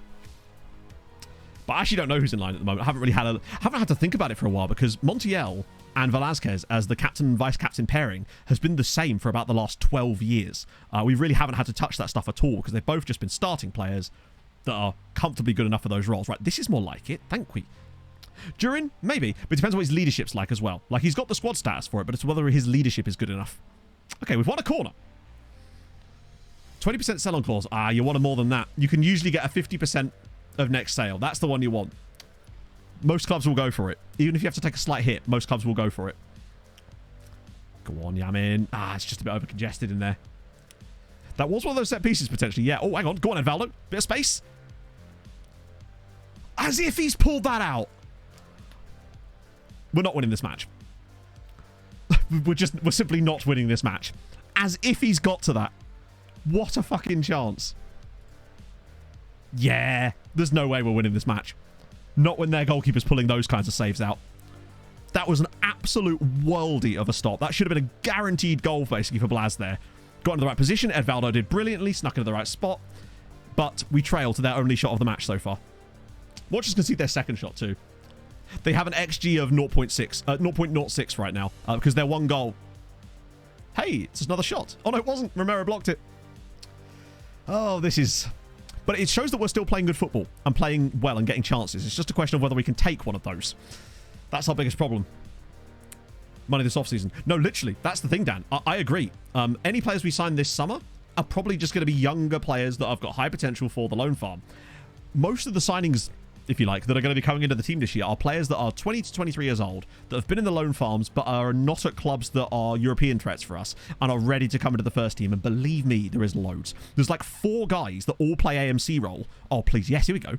That are good enough for that role. And I think I might bring 2 of them back, honestly. If we were to lose Carpenter as well, I'd bring 2 of them back. Oh, hello, Nieto. Where's the run? This is nice. They will basically be like new signings to us. There's also there's Naceru, there's Leal, there's Wilson Roberto, Uipest. All of these guys are ready to come back in. And obviously we've got that guy joining us from PSG as well, the freebie. So he will replace one of the wingers. So it's good. Yeah, you're right. This feels like a Velázquez, like, absolute murking of someone. Kenny 2.0, just a teensy bit older than Kenny, but he's a very good winger. And he can play on both sides, which is exactly what we want. So he'll be able to fill in for when I think Mihal's the one to go. I'm thinking Mihal, Nieto, Carpenu, Montiel, Dala, and Sogos are probably the 6 outs. And that's, obviously some of them are retiring, but I think there's at least 150 million pounds worth of sales in those just alone. And that puts us in a good spot. Janosch has been amazing this season. He's got 12 assists and I think 9 goals. He got 21 goal contributions in 27 appearances, which for someone who's 17 is absolutely unbelievable. And next year he's just going to get more game time and slowly work his way into the squad. It's brilliant. We are using we sort of almost backed our way into that model because that was never really our intention. But once we noticed that we've got that established top 8 that we want to kind of keep hold of, it makes sense for any players who start to develop really well out on loan at the second tier sides, or the guys that are just never really European contenders, to come back once they're ready. Because then either, if they don't play it out for us, they can go to one of the slightly better sides. Oh, it's a nice pass. Nice. Sustainable. It's more like the Brighton method is kind of what we're doing, just with more loaning, I think. Although Brighton do a lot of loans too, don't they? The full match does kind of expose the match engine a fair amount, but I do still enjoy it for these games. Good from Patrice again. Nieto's getting a little bit more space on the ball in the midfield, but they are still pushing out to him. All right. Oh, here we go. Blaz, please make the run. No, he's just shot randomly. But we're looking like the better side. We're on top. We're doing well. But nothing to show for it, unfortunately. And it's just straight out play. We just call them 8-year contracts here. Exactly. Edvaldo's look good. Yamin's look great. Durin's been fine. Honestly, I don't think we can really be complaining too much about Durin at this point because... Like, I don't think he can do much more for that shot because the keeper's just pulled out one of those unbelievable saves, frankly. Mihal again getting a good toe in there. But again, Blaz needs to be pushing on that. Because so far, it has been all us. But that's the situation. I think at halftime we might have to have a serious look about whether we want to keep Nieto on in the second half, or whether we want to go Raposo and try to get a bit more dynamism, because the one thing that man does is gets into goal-scoring positions. He makes those runs, the Tex-Mex runs, that Nieto just doesn't really do. Now, we can't shout at the moment, it's grayed out. Nieto's in again. He doesn't have, I don't think, the pace when he gets in those positions either. Like, he does sort of make the runs, but I just don't think he's got quite the... Not intelligence so much, he's a very intelligent player. He just doesn't have quite the technical ability when he gets into those positions, whereas Raposo does. The man's got 16 goals this season, and a lot of them come from getting into those positions. Go on, Romero. Oh, it's dangerous, but he's done it. Just don't lose the ball here, because we're a bit out of position. I don't know how many, like, I haven't really seen us have many set pieces either since we switched to that. I don't know if it's the type of game that we need. That type of play. I'd actually be tempted to do a half-time switch and bring Raposo on. Try and change things up. Maybe go work ball into the box.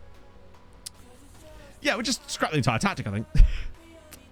I want to give it more time. Maybe not half-time. Maybe 55 minutes. See how the second half starts. And if we're still not really creating enough, then I might have to switch things. But maybe give him 10 minutes in the second half. Although Pedro Henriquez just skinned Teixeira. And there's a guy on the edge of the box. Oh, don't let him go all the way through. Fucking hell, he nearly did. Bro actually nearly got through. We can't allow that. Because Real Madrid are just starting to find a little bit now. Oh my god, he must be offside there, surely. They have had a couple of little half chances over the last few minutes, and we've not really done much. They're sat so deep on us as well. It is Alvaro. Shouts back, nice. We'll get one in before half time. They're giving us a bit of... Oh, no, come on. It's that kind of thing that we can't be doing. Just giving the ball away aimlessly in positions like that, and then it just causes problems. I can assure you my name is not John.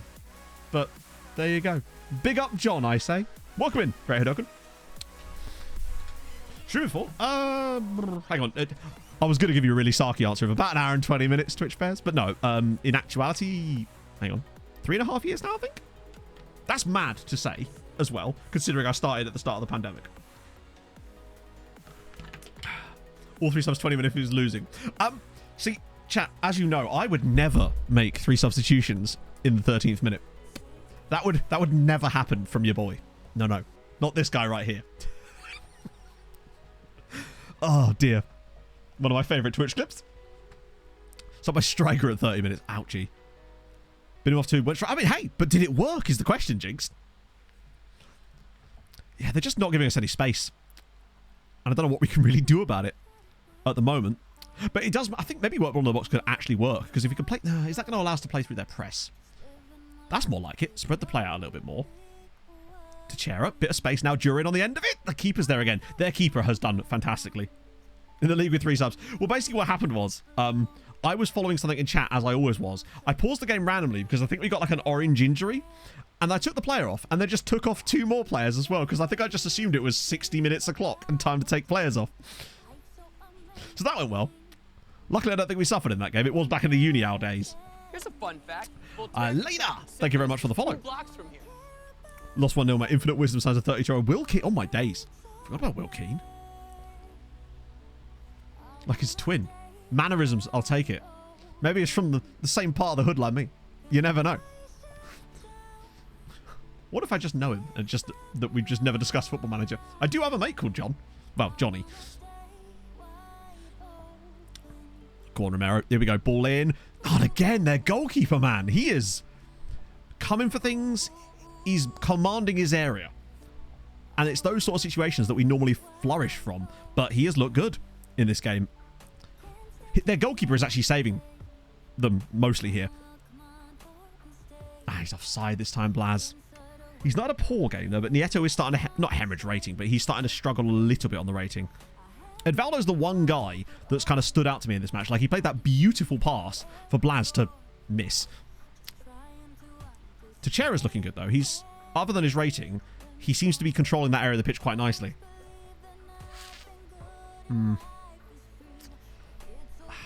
It's hard to know what to do when you... but what I will say is that the possession is coming down a little bit for us, and they are starting to create little openings.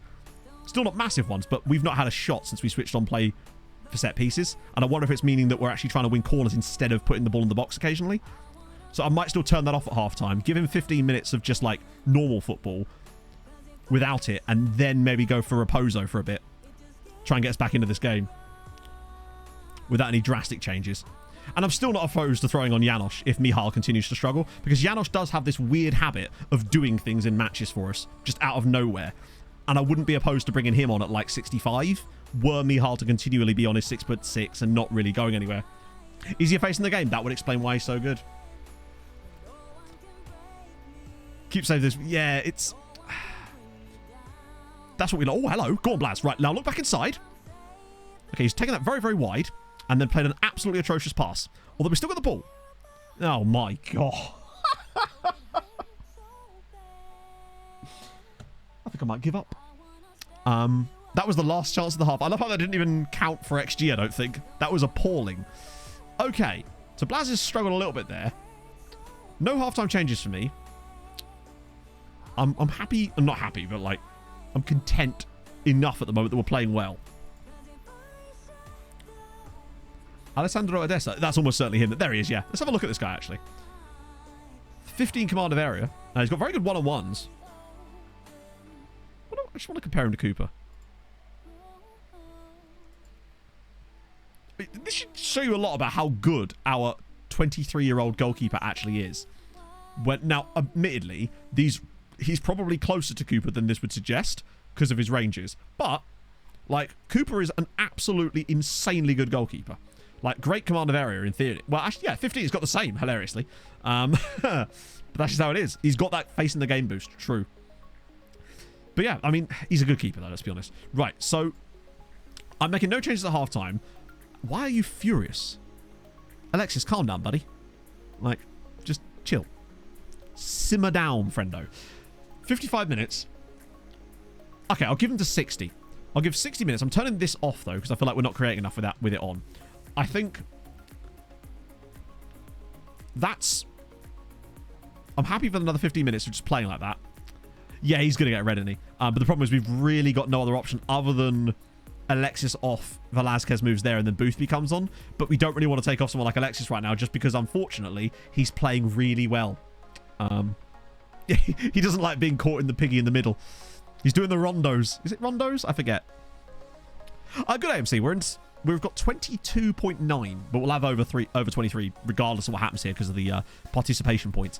Yeah, I think my plan is 60 minutes. If we're still not looking great, Nieto and Mihalov for where is he? Raposo and Janosch. That way we don't use two separate substitution stoppages. Order of Brown and Silva. Oh god, I've never forgiven him for that. Never. Right. That one tiny tweak. We can thrash our arms because we're losing. They haven't been terrible, but I want them to know that. Or rather, I don't want them to know that. They need to know that it's their fault. Let's go. Oh. So I guess the question is, what happens in the 59th minute, and is it a Yamin red card? Because that's what I'm expecting. We see some more balls for Blaz. He just hasn't had anything to feed on yet today, really. But, like, Nieto's not been able to get up there enough with those runs.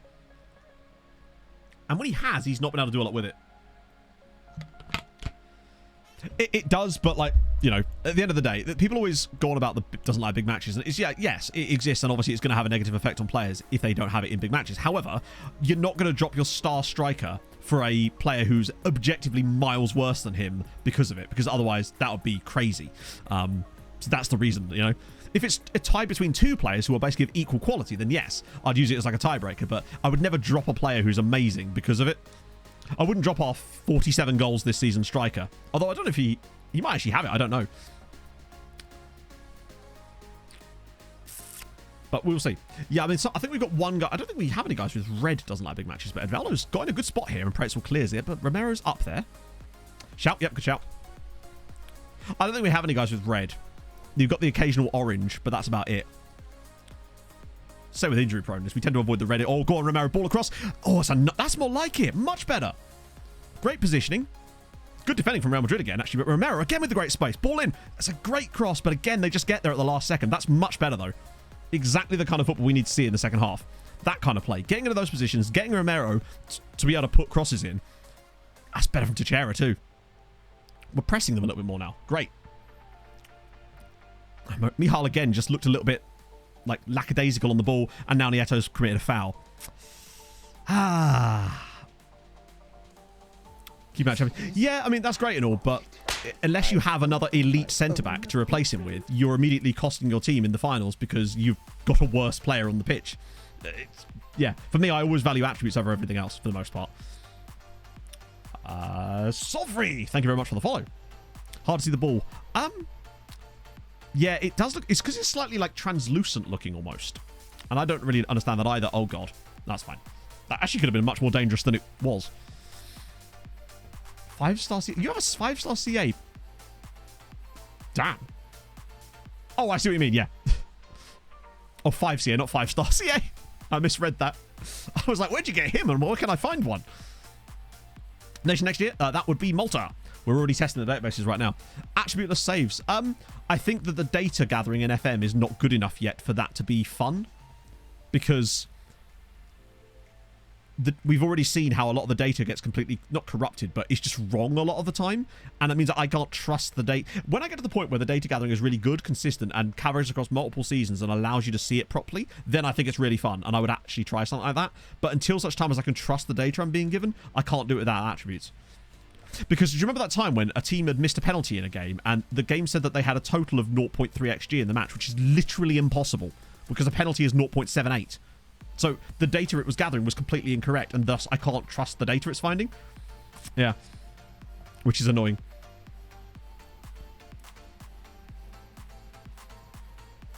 But, yeah. But I do find it kind of intriguing, though. Again, with, like, don't build my team around... I'm not building my team around them. I'm just saying that if a player doesn't like big matches, I'm still not going to not sign a player who's clearly a world-class talent because of it, because I feel like you're just going to cost yourself in every other match, right? It's just... I just don't find them to be that important, particularly as we've had players with, like, doesn't like big matches constantly do really well for us in these games. Trust the data completely. Yeah, I just find the data often just doesn't track correctly. Sometimes the game doesn't even count... sometimes the game will count XG from offside shots. It does that a lot. And sometimes it just doesn't count XG from shots. Like, it won't even register it as a shot sometimes, when you've literally seen the shot. Now, sometimes that can be confusing because it sometimes delays the calculation, but sometimes it just won't count it. Particularly late in matches, I notice. If there's a massive chance, it just sometimes doesn't count it at all. And that's the sort of data that's super important. Reduce alcohol. We nobody knows exactly what effect it has, but in theory, it would make them more nervous and more prone to errors in these types of games. In theory. Oh, nice one, Gav. That's going to be awesome. Yeah, it's meant to lead to more mistakes. But the amount of mistakes I've seen out of players that do like big matches, it makes me wonder. Like, I think we had a player that had, like, bright green, loves big matches, and would constantly make final errors. So it's just like, ah. No, obviously, that's entirely apocryphal, so make of it what you will, right? Keep shutting this lid. Why?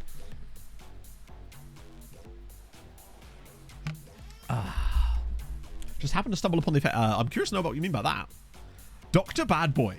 Is that, like, Ben's alter ego for nighttime? I've seen that man at night. He's a proper bad boy. Is our Ben. We've definitely looked better at the start of the second half, but still not good enough for my liking. Nieto's actually fallen off even further, and I think we just need that dynamism. Oh. Yeah, we do this all the time, Hadoken, only for finals, obviously, just because it takes up a lot of time, but it means that we get to have a chin wag during it. Oh, and also get to be a little bit more completely neurotic when it comes to tactical tweaks. And it's just fun. Builds attention, isn't it? For much better in most cases. Is that really a revelation? Like, after all, surely an attribute being higher would more likely make the player play better. I guess. I mean, I think... Is that what work rate actually does? I mean, obviously, that's going to have an impact, but I feel like having high work rate and no other attributes is more like... Yeah, I don't know. It's obviously a factor. I still like players with high work rate. Particularly anyone who's... Basically everyone, really. I don't care about my goalkeeper's work rate, per se. Man's not covering much ground, after all. Oh my god, Liam, buddy! Calm. Calm it down. He is not having a good time so far.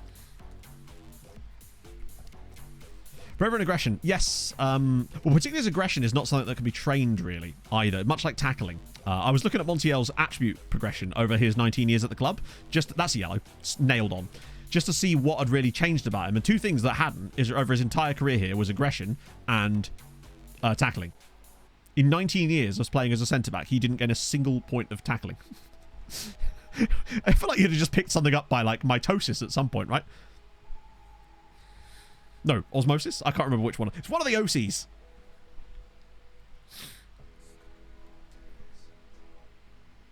Well, I mean, hey, we tend to sign those kind of players anyway, so it's just kind of happening. It is weird that you don't get a little bit of bonuses for tackling. It is just kind of funny, though, that a defender who plays like 19 years at the top of his game doesn't get a single improvement on his tackling ability. I would have, even if you couldn't train it, I would have still expected to see it naturally grow a little bit. That you would, in theory, be better at tackling when you're 37 and have been very, very experienced in the game than you were when you were 15, you know? Yeah, I'm getting very close to making that substitution to try and fix things. And I think it will be Janosch. Because something about him is kind of match engine magic. And I don't know what it is. And it feels like this is the type of game where we need a bit of match engine magic. Something about the passing as he does sometimes. It just seems to make stuff happen. Yeah, Raposo and Janosch is the double change potentially. And again, just that last pass is cutting us out and just not getting us what we want. Why? Because Janosch. Because Janosch, exactly. He's just Janosch. Marking you can train, yeah. Well, yeah, because you just put his defensive positioning and covers things like marking, right? He's got match engine magic, exactly. Hey, Rolf, welcome in, friend. You might be the only Singaporean in chat, certainly currently, unless Daljeet's hanging about. Half halitosis. What if your centre-back partner's got really bad breath? You're right. I think I actually agree. It's the PPMs that he's got, and he's got insane dribbling ability, and it does seem to just cause issues for other teams. Because so often in a game like this, actually, hang on, have we got it on? Yeah, we have it on dribble less. I do wonder if actually dribbling more in a game like this. I don't know if I actually want to make that switch or whether just bringing Janosch on might be enough, but it might allow us to try and ghost past a few people instead of trying to pass around Real Madrid. Because at the moment we're sort of struggling with that. As a quality in the team, they're letting us pass the ball, but they're just sort of sitting there. Whereas if we've got guys that could go past someone, it opens up the space to create opportunities. And maybe just bringing on Janosch could do that for us here. That's what I'm hoping anyway. I still think I've got to trust Blaz in this game, but I wouldn't be opposed to like 20 minutes of Sem if it comes to it, if Blaz is still not really. But the thing about Blaz is that I know that if he gets his chance, he can take it. Heavy dribble less. No, the reason I like dribble less is because it allows you to play some really pretty football. I find that a lot of the lovely passing interchanges come from dribble less. I've used it for a while. I think it was Millie that suggested it, actually. Back in the day when I was doing Sassuolo, I found it really fun there. And we played some lovely football with dribble less because the players will just pass the ball around, sometimes aimlessly, though. And it can cause issues there, but it does make some really nice football.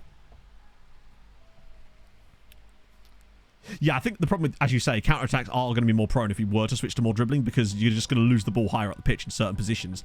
And you're not just getting it like intercepted, you are actively losing the ball and getting that player trapped up the pitch too. And in a game like this where we're actually behind, I don't know if that's the ideal approach for us because it will encounter more counterattacking threat from Real Madrid. And that's something we've not really suffered from in this game. They've not really threatened us on the break yet. Okay, I'm going to make these changes now because they're not really showing me enough in this second period. So we're going Claudio Raposo for Nieto, and Mihail, despite both being motivated, is going to come off for Janosch. He's not that much of a step down in terms of what the game considers him to be either. As usual, Patrice is killing it at the back and Miggy's letting us down. Yeah, we'll get a shout in there too. So I'm thinking the next set of changes. Dribble Mortiman. Yeah, that would have made sense, I think, if we had... I don't really want to make the change now. I might give it like 10 minutes and maybe make a change to it just to... if we're still not looking great. We do have some very good dribbler. I mean, do we try it? We're a goal down. We've got half an hour left. We're bringing on a great dribbler as well. Maybe we should just give it a go. It's no longer a case of like, these are too early. Like, there's a half an hour left. I think my next changes might be, if we got to like 75 minutes, might even take Miggy off and maybe Blaz if he's really still struggling and go with like Stojanic and either Big Manovic or Van Dam through the middle. Do you know if there's a and then save one more sub just in case. Gav, thank you very much for the follow. Right, let's make these two subs. We'll get Janosch in. It's mad. At 17, he's about to feature in his first Champions League final. He only came through the youth intake in the middle of last season, and now he's got like 30 appearances under his belt as a senior pro, 2 Hungary caps, and now he gets to play in the Champions League final. I'm the Pope. 10 active regions. Oh, really? Off the Pope. I don't know, Lolly, because I've never played the game on console, so I just don't have any kind of basis to form an answer, unfortunately. I wish I did. Janosch with the... Ooh, Janosch is good in the air too, which is helpful. I mean, Mihal is also good in the air, but I think Janosch is slightly better. Yes, we'll click on Janosch so he constantly shows up. Speaking of showing up, Janosch has already scored! No way. Chat, we're level, and Janosch has scored 2 minutes after coming off the bench. Janosch has just scored in a Champions League final. What did I say? Match engine magic. What a pass from Velasquez. What a run from Janosch. Look at this finish. On his right foot, bang on the left, boom. What a finish from Janosch. This guy is going to be an absolute beast. Man needs a song. Oh, does he now? It's funny you say that, actually.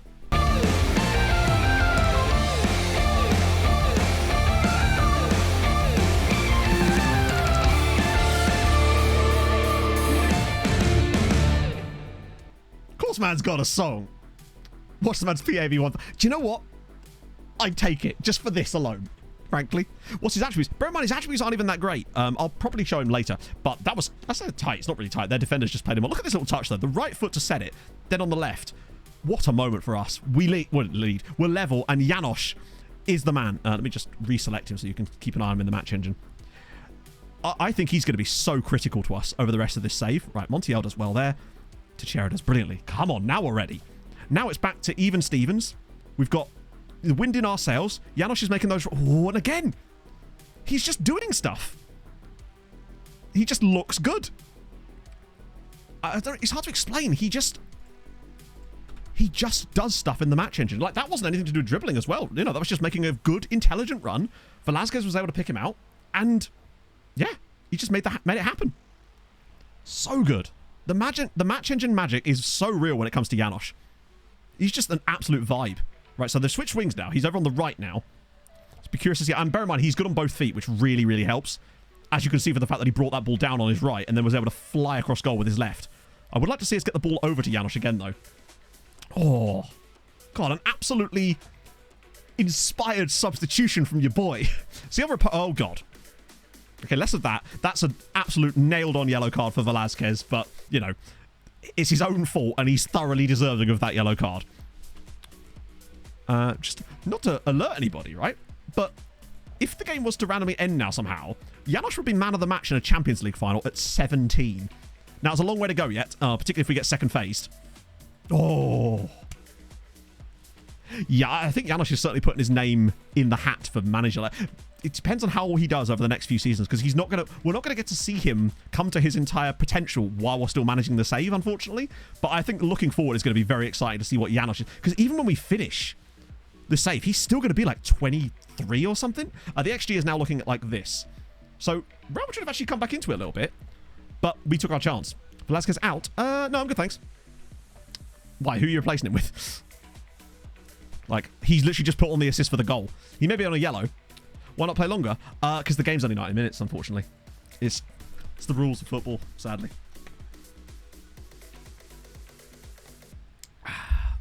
Right. This is better. Romero's pushing up nice and deep as well, which is good.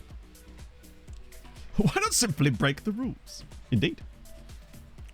Have you considered... Sassy, it's just because it's like, why would we change the system when we've just equalised in the game to a long ball system that wouldn't work for us? I don't know why that would work.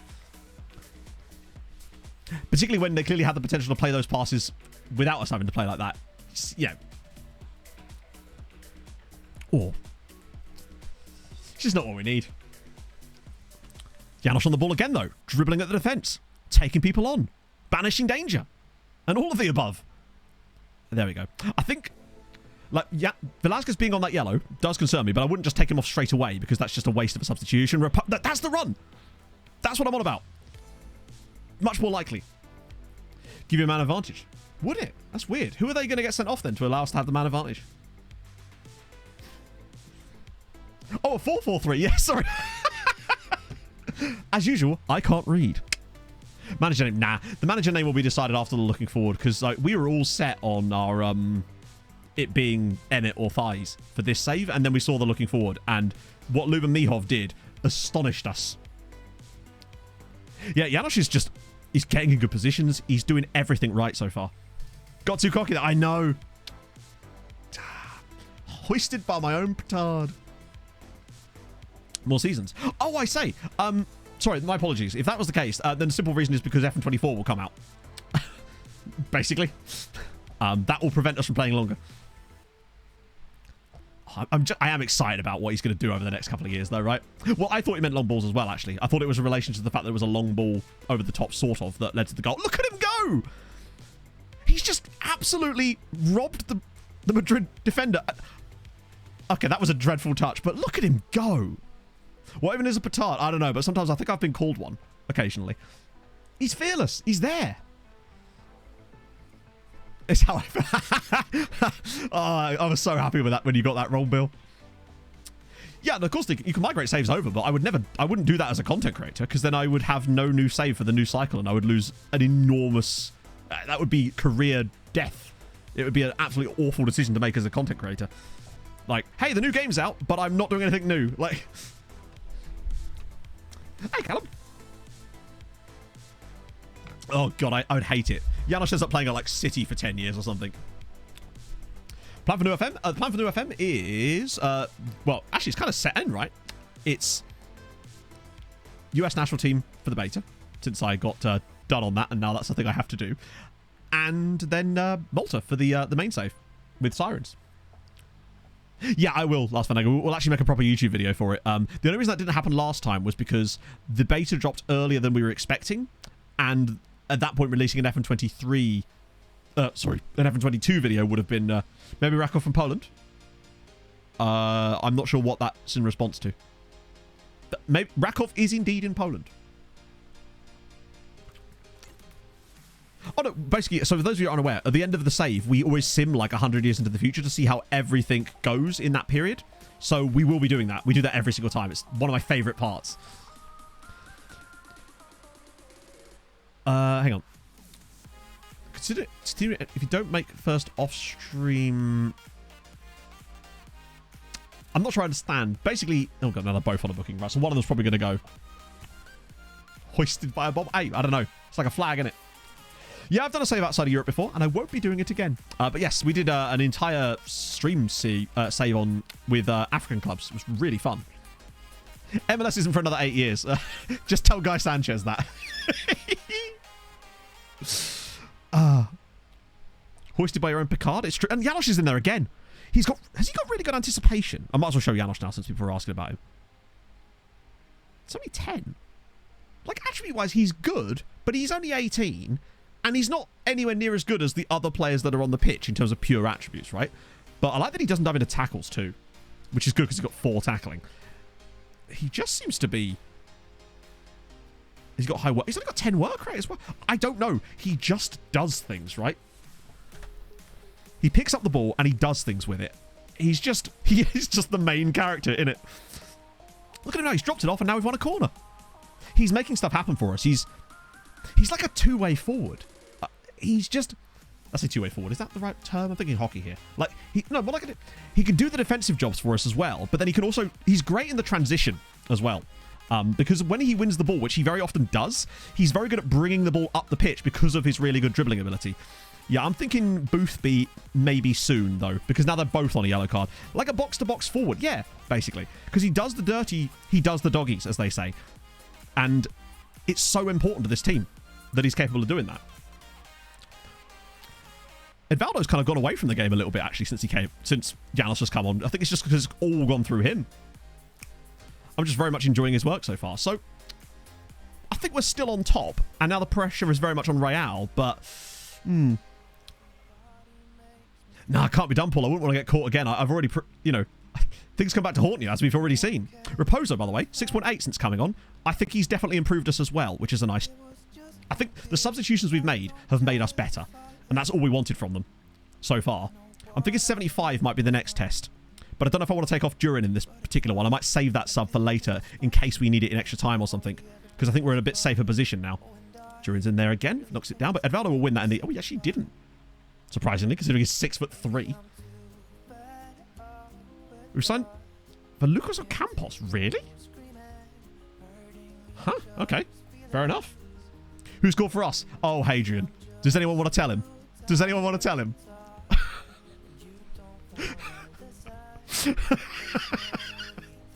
That's a foul. Well done, Raposo. Oh, fair play. That'll be interesting to hear about. That's just come out of nowhere. Yep. Janosch came on, and within 2 minutes of coming onto the pitch, had equalised for us. And he's been absolutely great since he's come on the pitch. Oh, he's a bit extra and a little bit eager, but nevertheless, he's doing a great job. And he's definitely our best player on the pitch at the moment. Right, come on, Monty. Oh, no, no. Fucking hell. Doesn't dive into tackles. Yeah, does that. Nicely done. So, Enrique, that probably should have been a yellow, honestly. But we'll take that. Where's he going to pass this? Nobody's really offering. That's a dangerous one, but that's why it's dangerous. Okay, we got it back. Montiel's actually playing worse and worse now, and I think he might be a 70. He might be the next sub, along with the other two. Sorry, along with one of the DMs, because they're both on yellows. In fact, we're going to do it now, because Monty's struggling. He's just not performing well, and I think it's time to give Stojanic a run in that spot, because he's good, and he can cover if we need to make another swap. And then it's a question of, deserves his yellow? I think it has to be Velasquez for Boothby. So that's another stoppage used, but it's 2 more subs, which gives us another option for Blaz if we need it. In theory. Oh, and Zach Evans. Sorry, Zach Evans and Nick Jaden. Thank you for the follows, friends. Right, we'll get those two going right now. And that kind of freshens us up into a nice spot. Hardest part outside of Europe are getting a good player. Honestly, there isn't anything harder than anywhere else, because most of the time, when you're outside of Europe, we're just not signing players from Europe. We just sign players from other league teams in our nation, in our region. So when we're in Africa, most of the time, we were just signing players from the other sides in our nation. Really, we weren't even really shopping much outside of the nation we were managing in a lot of the time, because you couldn't a lot of the time. Lewis Mundy, thank you for the follow. Be our 3rd stoppage, would it? Oh. No, we did 2 substitutions on the 60th minute, and now we did 2 on the 75th, so we've still got 1 left. That's why I waited until 60 to go with Nieto and Janosch instead. So now we've got 1 more left in normal time. Although you don't get an extra stoppage, do you? Or do you? Either way, we've got an option for Blaz to come off should we need it. But I might give him the rest of normal time, unless obviously they score. Janosch, was that Edvaldo that time, in fairness? Yeah, we're actually starting to be linked with people, which is nice. Admironi, thank you very much for the follow.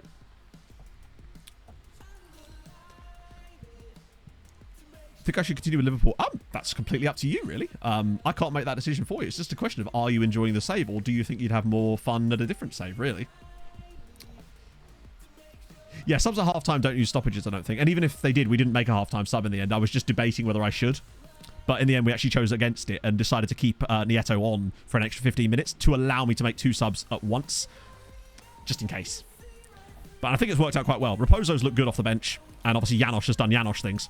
So far, I think the 2 subs we made before, they've both worked out for us. It's a question of whether Boothby can shine, and obviously whether Stojanic can be stable for us. And I think he will be. The one thing Stojanic is going to give us that Montiel didn't is athleticism.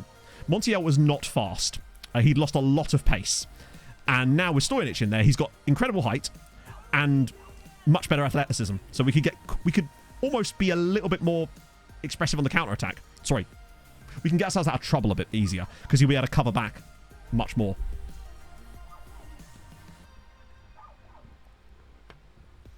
Oh, that was dangerous. Why did he dive in there? That was just poor. Right, just need a sensible deflate. Just let it go out. Although that's actually going to come to Janosch. Oh, I can't keep it in. Janosch has gone a little bit quiet in the last 10 minutes of this. He's had his moment, and now he's allowing others to shine a little bit. But he's doing okay. Part of me wonders, actually, if turning on work ball into the box could actually work for us at some point, as the legs start to tire, will allow us to hold on to possession a little bit more, now that we're at 1-1 and we're not just trying to throw bodies forward. But I feel like it might not allow us to get Janosch in the game as much.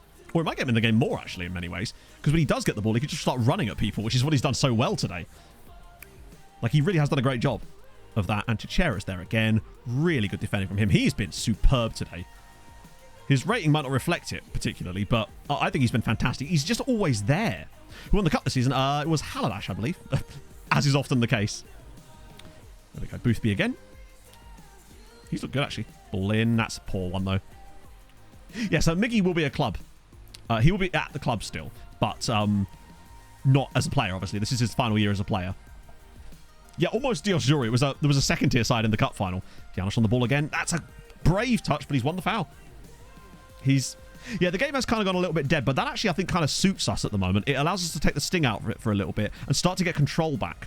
The thing we had was, before they scored, we were in total control of that game, and then had that great chance even after that. But now that it's back to 1-1, getting a little bit more of a control of the match, I think will probably help us more than anything.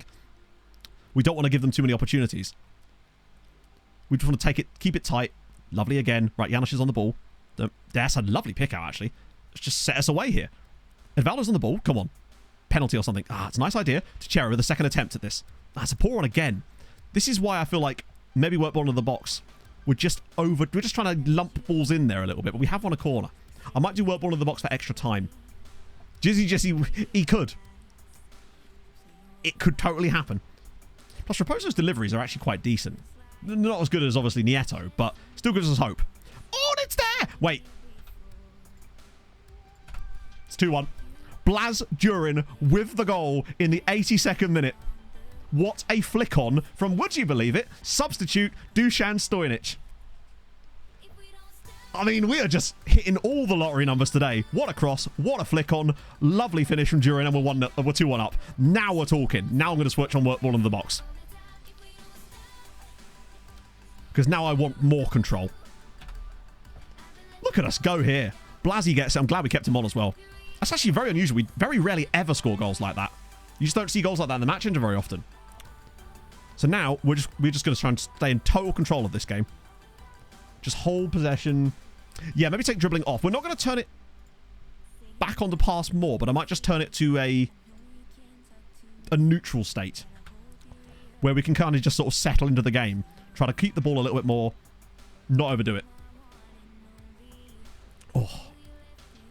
Actually, this is one of the other reasons I read time waste on. No, not yet. 85 minutes is time waste on.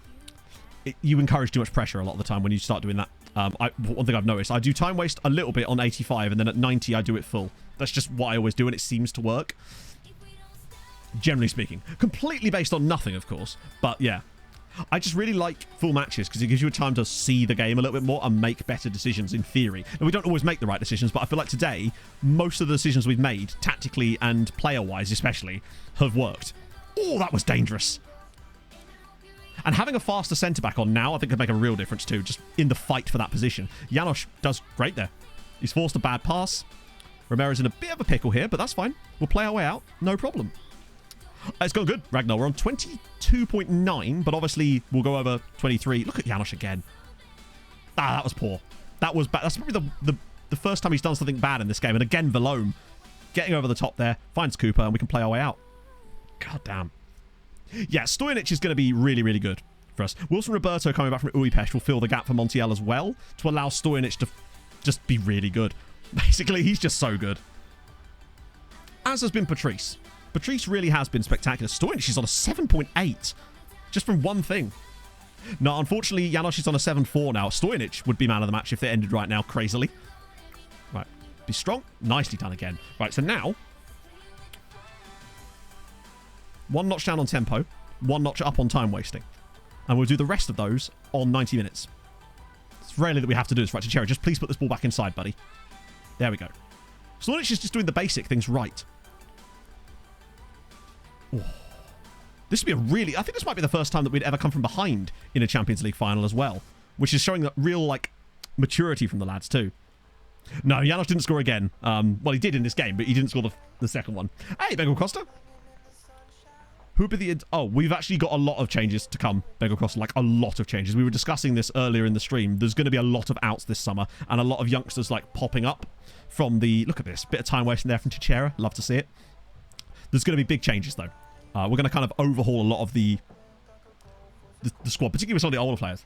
I think we did win a Club World Cup. It wasn't the last one. I think it was the one before that. You just often don't see it because it happens in that off-stream period.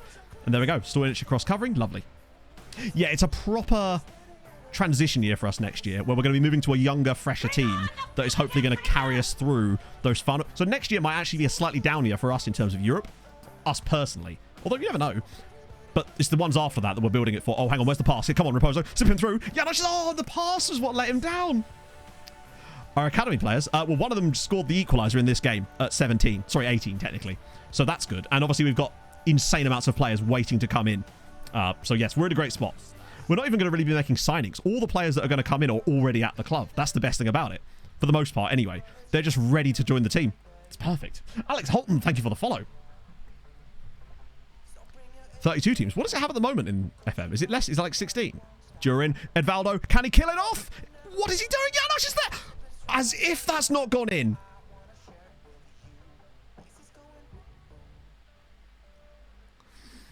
How has Janosch missed that? That was proper match engine nonsense there. Like, how is he not scoring? What? Well, why pass? I think he actually shot and it deflected to Janosch. But the fact that Janosch didn't score the open goal is mad to me. Chicken 2D? That's insane. If we don't win this game now, when that's happened, is crushing, frankly. Oh, did the ball come to Janosch off the goalkeeper? It's still mad to me that he doesn't just slot that into an empty net. Like, it's not different. It's not difficult. 4 minutes added. Okay, that's fine. We'll do one more notch down on that. We'll keep the passing a little bit shorter, actually, just in case. Try to keep the ball tight. We've got 4.5 minutes to see out. What are you doing? Why are you throwing... Unfortunately, players can't take the ball to the corner flag in FM. They did briefly in a beta, and I'm so annoyed that it got taken out, and I don't know why. I think it must have been too exploitable.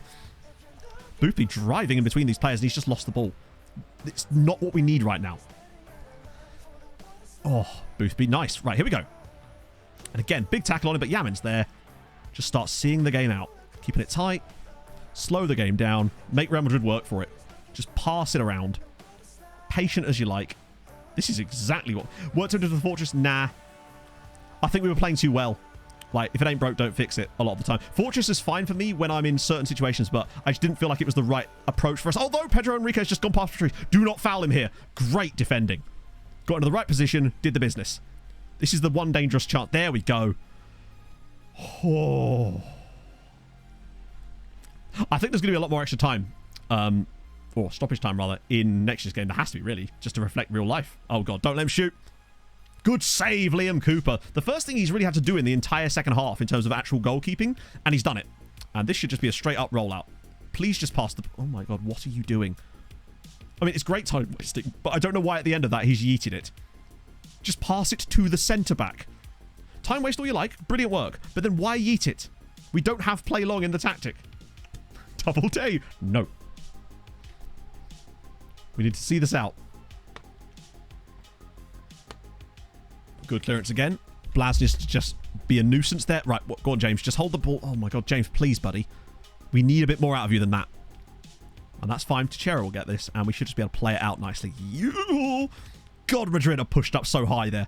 But that has allowed us to play through the press. And now Edvaldo can keep it in. We've got 2 minutes, and now we're finally back in their half again. And Edvaldo can just keep driving with it. Why is he going to the box? Can he pull it back for someone? Again, stuff like that. What is he playing at? But we've got the ball still. That's the key thing. Romero just needs to hold on. Slow the game down again. Oh. Like, he had a great opportunity. His decision-making has not been excellent today. Oh, as Durin heads it over the bar, but that's going to kill another 30 seconds, basically, while they get round to taking that goal kick. Well, okay, 20 seconds. Just a minute left. Can we just see out one more minute to win another Champions League? Great work from Stojnic again. He's going to thoroughly deserve man of the match in many ways, although I still kind of feel like Janosch deserves it in some ways. Because Stojnic, he won a flick on. Let's be clear. Right, now, pick it up, Cooper. Hold on to it. Drops it immediately. I don't know why. Firstly, I don't know why he picked that up straight away. Secondly, why did he drop it immediately anyway? Just hold on to the ball. Gav Wilson, thank you very much for the prime. That's super kind of you, man. 30 seconds until we win that most important of trophies, the Champions League. We're just holding on to possession now. I want to see us hold on to the ball for the rest of this match. Oh, look at this. Teixeira's just going to stand there with it. Finds Janosch. They've gone in on him. It doesn't matter, though. Oh, it might matter. Right, Kemper, we need a big tackle from someone here. 10 seconds to go. If we get one more clearance, we've won. And Velome gets the ball, plays back to Cooper. Yeet it, buddy. And that should do it. And it does! MTK 2, Real Madrid 1, and we've fucking done it. Come on. Miggy Montiel will lift the Champions League in his final appearance as an MTK player. After 19 years at the club, he's got 5 Champions League trophies to his name, and boy, does he fucking deserve it. And so does Janosch. Janosch's performance there changed the game. Stojnic coming on changed the game, and I feel like Raposo as well has gone underrated in that because he did very, very well. Fantastic. To come from behind in the champion, we deserve that. We were the better team. Real Madrid scored out of nothing. Come on. Oh, now. Let me get you some points, friendos. Choose prediction outcome. What do we have? 69% yes. You love to see it, and I think that's probably why we won, just because 69% of you said yes, and that was, of course, the correct amount. Enjoy your points, my friends. Yeah, we look at that. We got better and better as that game wore on. 2.41 XG. Real Madrid basically just didn't do anything. Their goal, most games, that's not even a goal. Like, we win this even more comfortably. Janosch and Blaz get the business done. I just can't believe that Janosch has scored in a Champions League final at 18 now.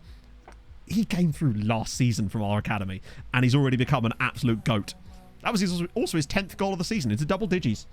We dominated them, other than really on pure possession, but like, we did what needed to be done. Stojanic coming off the bench to play that well. I think he does deserve another theme tune. You're right. Let's give him a Janosch. Let's go.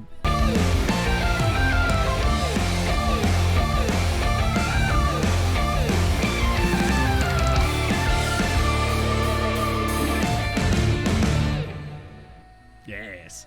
I think I can show it from here. It might not let me play it from here. Oh, no, here we go. So this was the Janosch goal. He'd been on the pitch less than 2 minutes. Velasquez pops it over the top. He controls it on his right foot and then just hammers it into the top corner. Just incredible scenes from the young man. Oh, yeah. And when a centre-back comes off the bench with 15 minutes to go and wins man of the match, that shows you something about the quality that we've got in Dusan Stojanic. And he's still only 21 himself. Like, he's a very good player, particularly as he can actually... Like, he's got 16 pace, too.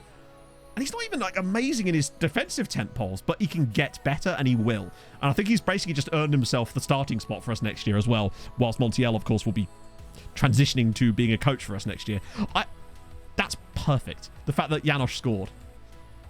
Plus, we haven't had a big Serbian centre-back for a while, and that's sort of part and parcel of these saves these days, right? I think we just made the right decisions a lot of the time there. We did the right thing. The substitutes did the business. What was Raposo's rating in the end? I think he's off the bottom of the screen, isn't he? 6.8 or 6.9, I think, which is good. We got the business. The 12 tackling is a bit of a problem, but luckily he's next to Patrice a lot of the time. And I think Patrice has got 17 again, or 18. 17 tackling on Patrice. So he's got a solid partner. Last year was like... Well, yeah, we also had a very good Slovakian defender last year because we had Palanek. Palanek Mate was very good too. Yeah, we'll get Wilson Roberto back as well. So we can actually sort that out in a minute once we kind of decide what to do. So lots of money there. Medals are plenty. Board are happy. Are they? About fucking time they're happy. We've got 27 million for that as well. Randomly, Laura, I've dropped my Brazil as well. Backburst! Thank you so much for the 100 bits. It's the skin is SAS23. Exclamation mark sin. Equipes, Essin die Löbeston Monschiften, the It's main true. event, Die Meister, Die Besten, Le Grandes Equipes, the champions. It's true. No, I love me a big Serbian centre-back. I can't go a save without one. Yeah, our backline has always had an insane amount of pace. Like, bear in mind, Montiel, this is the thing about him. The reason he's hung around so long, like now he might have 9 pace, but he's also 37, bearing in mind. So look at his like progression on his like pace, for example. Let me just get rid of these. His progression on pace. He started at 13. At one point, he was as high as mid-17, nearly 18 pace. But now, he's down to 9, because obviously once he hit 32, his physicals just went... But he had the mental capability to still be a world-class player for us. Yeah, I know exactly what you meant. We just sort of... The gears just locked into each other. No, I mean, 19 acceleration and pace on Hossam was ridiculous. But that's why it's so useful to have that. It's great. Right, now let's just check the coefficients as well. Momo T-Bay, thank you for the follow. Yeah, we'll check. Actually, let's check that first. See if Durin is future captain material. Bear in mind, the next captain will be Velasquez, but Blaz has got... Yes, he is. He's nailed on captain after Velasquez retires. Although, actually, do we just want to step ahead of that and just go straight for Blaz? Replace Blaz with Montiel, because Velasquez is going to retire in like a year or two anyway. Maybe go straight for giving Blaz, give him the C. At this point, with that 18 leadership, I think that would be a nice thing for him to have as well. I think he probably is deserving of being the next club captain. Still only 28. We'll definitely get straight to Janosch. What does Janosch have for leadership? I'm curious. It'll obviously improve over time, right? But I don't think I really have time for a network save, honestly. They just take a lot of time, really. Who would be Vice then? Vice would be still Velasquez for the moment. Janos has got 10 leadership, so he isn't going to be there anytime soon. We'll figure something out. We did indeed win the final, yes. 2-1, and Janos scored in it. Off the bench. Within 2 minutes of coming on, he'd netted. That's his third. He has got 3 goals and 2 assists in the Champions League and only starting 4 matches. Like, he has had an impact. Can I say about a leadership course? I actually can. They might not agree to it, but we can. Maybe in the off-season, they might be, like, available to do it, potentially. Hell yes. Right, coefficient. 23.3. Lovely. Just really, really good. We're still behind England on the year because they had 7 teams instead of 8. But 23.3 is much more like it. That'll do. Oh, this yeah, isn't working. exactly. Like Kieran, my thank you for the car. follow. Because now, next year we lose 17 points and England lose 24. If they even stumble next season, we are going to be right there behind them, knocking on their bumper. That's the and bear in mind, there's a couple more years after that too. It's on. It is actually on. That's such a great redemption for us as well after the horrifying Champions League campaign we had last year to have the complete opposite this year where we go into that final with the full squad and then the depth does it as well. Yeah, England is on that, but next year they get 8 teams and we know that the 8th team is going to be the 8th best team and not like a random Carabao Cup winner, although that would have been better in a way. So I'm still thinking it's going to be a Leeds or a West Ham, and they've not been anywhere near as good lately in Europe. Leicester looked a bit shaky this year in places. I'm hoping that we get 1 year where England don't qualify again, like they did that one time and they got 19 points. If we get 1 year like that, that could be enough. Provided we get our team through. I still feel like Mejkovic will probably be good enough to get to it. I'm just worried about what they do when they're there. That's the biggest problem for us right now. Right, to transition things, I'm going to have a quick pee break, get us the old whiz quiz going, and then it's time to bring players up from the youth team and then sell half the damn squad. Essentially, that's the next stage for us right now. Back in a sec, friends. Enjoy your whiz quiz.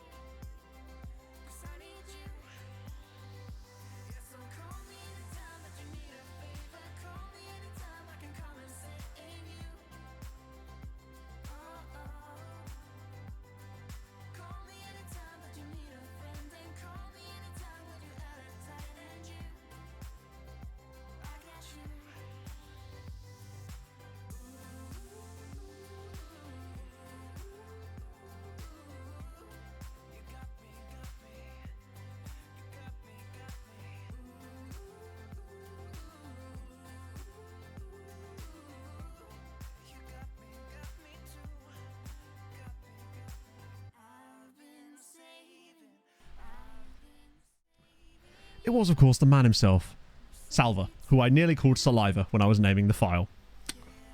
So there you go, friends. Welcome back, everybody. Yeah, we always get a little drop-off once the final finishes, Basil. It's just, you know, it makes sense, obviously. Not everyone wants to do the transfer stuff, but honestly, I'll be honest. It's crazy. Imagine, one of my favourite parts of streaming is these bits. When we're just looking at players and going, oh, he's good. Oh, he's good. Also, speaking of, I wouldn't let you hanging like that. Don't worry, I've got Pepsi. It's all good.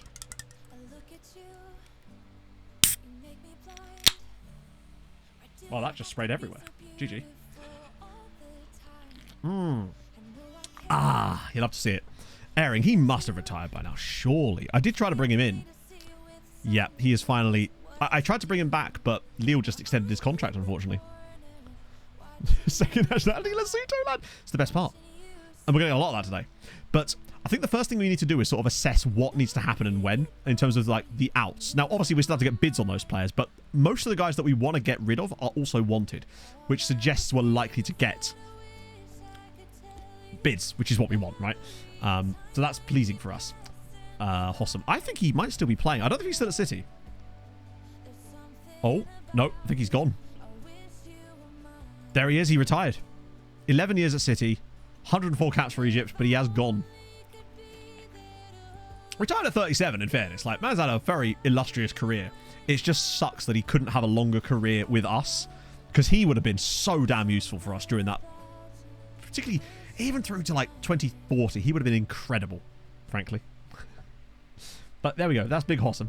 Obviously, Regan Booty will be around still, because he's a coach of the club. Fuck me, he's good.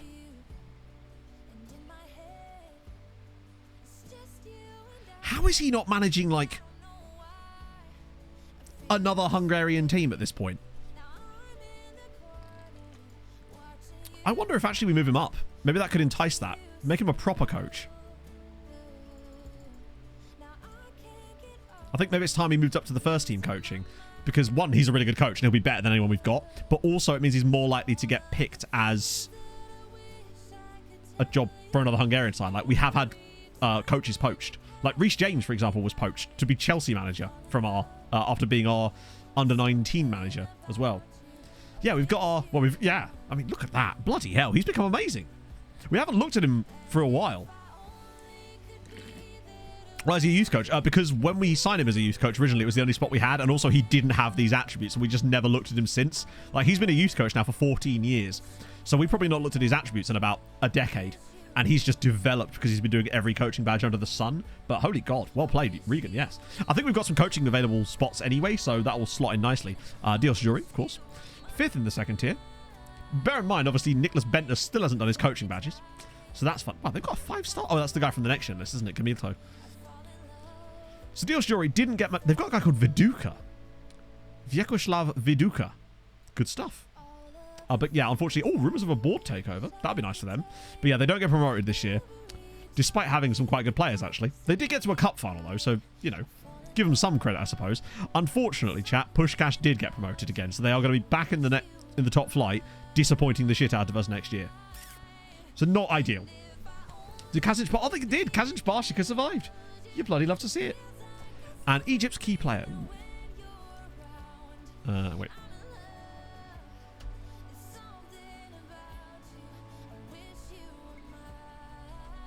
Sorry, I always spell Egypt wrong. I always think the Y goes before. Egypt's key player is... Or maybe I'm just doing it to annoy you. Their key player is Mohamed Hamza, who currently plays for... Of course he does. MTK Budapest game for a YouTube video. What do you mean? And there we go. He is wanted by Real Madrid. So, yeah. GPT. It's an AI-generated nation. You know it. Oh, God. He actually played for us. You're right. He did. How much did... Wow. We just let him go for free. Fair play. Oh dear, right, bad boy. There's definitely some bad boys knocking about. We normally sign them. Ignacio bad boy, Jose bad boy. We did look at this last time, I think, didn't we? Yeah, those are your current bad boys. You've got Jose bad boy, Amukalani bad boy, and Ignacio bad boy too. Nigeria vid. Nigeria vid. Oh, yeah, probably. But it's not like... There's other things I'm doing first, and so that will probably come when it comes, because I'm doing Dr. Congo next, because I didn't want to do another one with England as a base. Wadi Degler. Good old Wadi Degler. Home of Hossam. Oh dear. We have got team reports set out for them, of course. Really, he's still banging goals in for Uipesh. Well, as much as anyone can bang goals in for Uipesh. The great disappointment of the save. Well, along with Molfeheva. There's quite a few disappointments in this save, actually. Pushkas. This guy's 20. Mohamed El Sharif. Might be okay. You give my pot noodle prepared to die? Yeah, they don't really seem to have... Wow, these guys are not good. They've not got a lot of quality, but we'll find out when we eventually get back round to scouting Wadi Degla, when God knows where they are on the 800 strong list, you know. Right. And lastly, I don't think there's any good boys. This is going to give us loads of Godfreys. Well, it actually didn't. I think if it was God Boy, it would have done it. Goodwood United. Presumably, I was going to say they held a little festival of speed there, but apparently not. No, so we were the only Hungarian side to reach the European final this year. Kisvárda should have been, but unfortunately they ballsed it up by losing the second leg 3-0 to Basel because they are actually useless scrubs, but that's just life. So, in terms of players leaving this summer, I've got my heart set on Mihal going to being replaced by the new guy who's already joining us, so that's fine. Carpenu most likely as well, because he doesn't get enough football here, and I feel like as good as he is as a squad option, if the right bid comes in, he's gone. Loroval and Laskovsky can go if the bids come in for them again. Sogos is gone. Montiel's gone. Bear in mind, let me just turn on that. Monty's retiring, obviously. And I think that's most of them. So we're in a good spot with those guys. 31. We are, yeah, but at the very least, we know that's happening. So we are guaranteed to be signing the guy from PSG, which means that we're going to be basically matching out. The only difference is we'll get £50 million as well as having a player that's complete. So we'll get basically exactly what we already have plus 50 million quid, and therefore perfection. I'd also like to sell Ahsoka, but only if we can get a decent bid for him. And the problem is, at the moment, no one puts in a solid bid. Like, these bids are so low for a player of this kind of quality. So I think the best thing we can really do is just start progressing and see what kind of happens in terms of getting bids. And once the player goes, then we decide who to bring up from that one. Well, we say we need a solid DM. We've got a solid DM, but... because we've got Boothby, Velazquez, and Yamin, but we need to decide who to come up. So that is an area, actually, that we can decide on that now. Same with Wilson Roberto. We already know that Montiel's leaving, so those two would be players to get back now and get the ball rolling on that. The rest of them, we probably should wait until we know who's leaving, once they actually do leave. But let's go to the dev list now and sort those two out immediately. So we want a DM and we want a centre-back. Let's do the centre-back first, but I'm pretty certain it's going to be Wilson. I don't think there's anyone else that I'd want to bring back here other than Wilson. Youth players, there's a few youth players arriving, but obviously they won't be good enough for our first team. So, best centre-backs that are out on loan that we actually can bring back. So, yes, Wilson. The only other option is... and Ulysses is... actually, there is Ulysses, but he's more of a DM. Great stream for the squad planner. Isn't going to use the squad planner, and you know it. I think it's got to be Wilson, right? Wilson Roberto. He's very good. 23. Got a Brazil cap now. We bring him back. It's basically just a like-for-like replacement. eBay's very good as well. And exactly, he's only 23. So I think the first thing we do is get Wilson back. Plus, it also harms Uipest. And in a way, that's kind of a good thing because they deserve to be punished. So that's one. We've also got the likes of Abdullah eBay, who he's not a centre-back. He's a DM. So he's an option. Let's just sort this by DMs, actually, so we get rid of the centre-backs. Oh, okay. I hate that it does that. Right. We want defensive midfielders. So the best defensive midfielders out on loan, other than players that we... so all these guys are off limits. Obviously, he's not. These guys are off limits. There's Ulysses Anderson. And then there's these little clump of players here. So you've got eBay, and then you've got Manicharin, who I believe is more of a centre-back, though. It's not so much to send them specifically to the shadow. It just might end up happening as a result of that, really. Oh, yeah, so we won 2-1 in the video. Janos scored the equaliser for us off the bench within 2 minutes of coming on. It's the dream. So we've got Ulysses Anderson, who is an anchor, but can... he's an anchor. Right, his passing and vision are not up to scratch. But he's good. Not got much in the air, but he's got good physicals, good mentals. Only 27 still. Argentinian international. Finish up, we got 23.3, which is the second best season we've had, and the other one we had when we only had three teams in the final. Sorry, 5 teams. To eBay. Fuck it, why not? Well, that's the thing. It's like... but the problem is, the guys that got the high potential are generally speaking younger. So they're not as good, and what we need is good now. So, like, eBay's a 4-star potential player. So maybe him? But is he as good? And for me, he just simply isn't as good. Oh, there are other options. Don't get me wrong. There's more options. We're not done scrolling yet. It's just a question of whether they're ready in their current attributes as opposed to the just pure potential. Potential is irrelevant. We need quality. Like, it'd be great if they had both. So, for example, we've got Pablo Leal, right? Is he maybe an option instead? Lacks a bit of physical quality and his mentals maybe aren't there yet, but he does have incredible vision. Now, he's only 20, so he's further back in the development situation. I don't know if Leal is marinated enough yet, exactly. Or whether another loan at St. Lawrence for a year might be good for him. Hey, we don't toast. But one of them is going to come out. There's still more. So we've also got... who else we got down here? Vashash, but he's not really going to ever be that great. We've also got Moaz Naseru, who actually is more of an anchor because he's got 15 tackling. So it's a question of... And he's only 19, remember. The other top guys. Which other top guys? Just those 3-star? Hang on, which guys? This one here. Which player were you talking about specifically? I need names because there's like 150 players on this list. Leal was definitely in the discussion. Yeah, he's definitely in the discussion. He just is. But when you start to scroll further down... Still hardest place in the Champions League. That's the thing. So next year we'll have Yamin, Boothby and Velasquez. Unless something mad happens and we get an enormous bid for Boothby, which I think is unlikely, possibly. We'll just see if there's any more. Now, you see, at this point, you've got some guys down here, but they're like 18, 19, and they're just not ready yet, basically. But yeah, the reason for example, just out of interest, the reason I'm not bringing back someone like Jose Carlos, who's clearly ready and is a world-class player, is because the effect that he has for Honved on loan is vastly better than he would have for us. So it makes no sense for us to bring him back. We make no money from the loan army. It costs us £50 million a year. Administration, wage budget halved, and no scouting budget top of Bundesliga 2. I have no advice other than good luck. I wouldn't know what to do in a position like that, really. Naseru does feel fun. I've only literally just heard about it today while I was streaming Win on Toast, so I have just no context for it, really. To Hajar. Who's Hajar? I don't remember. Which player is that? Yeah, I mean, this is the thing. These guys are obviously... The two St. Lawrence guys are getting massive minutes. So you can see that eBay got 35 games this season. We've got... Leal got 27 this year, and Naseru played 38. Basically.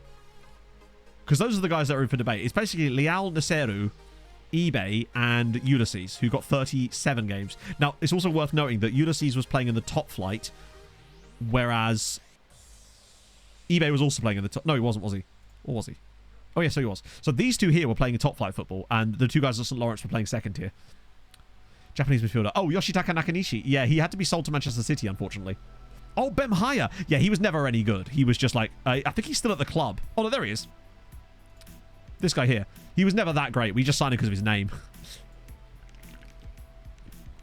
Yeah, it might end up be Yoshitaka Nakanishi. Oh, just because it was really fun to say back in the day, so I just got kind of used to saying it quite quickly. We do, however, have our new Japanese striker joining us, Kenshiro Goto. Arthur Etienne will also be back, but the hope is to either sell him or extend the loan to PSG. Get Ulysses. I think... this might be a bold move, but in the breakdown in currently, because obviously there's 3 players for 2 positions currently, but they're 2 different positions. Boothby is an RPM, and I wouldn't trust him as an anchor. Velasquez can play both, and Yamin can play both, but I would prefer him to be the anchor. What we've got faced with here is... there's a train coming anytime soon? Oh, yes. Leal is obviously a better playmaker. Naseru is an anchor. And I'd be tempted to bring back one of each. Naseru is a bona fide anchor extraordinaire. He's developing like crazy. He's great on both feet. Weirdly, he does have gets an opposition error, but it's because he can play up high. Do you know if there's a train Kawasaki, yes, actually. Oh, yes. Very soon. Oh, no, I think he's from Kashima Antlers. Building it now. Or is he? No, I don't know. He might be, you know. He actually might be. Nathan Buckley and Mini Dibus. Thank you very much for the follow. Goto's from Kashima. Ah, okay. It's tough. Look where he played this season. Yeah, he's mostly played in centre mid, but that's... in a way, actually, that means it's bad. And it would make more sense for us to bring him back. I'll say, well, look where he's played. He's played everywhere. Bro has played at left mid and left back. More times than he should have done. honestly. Dragging the ship along with him. Whereas Pablo Leal is a year older.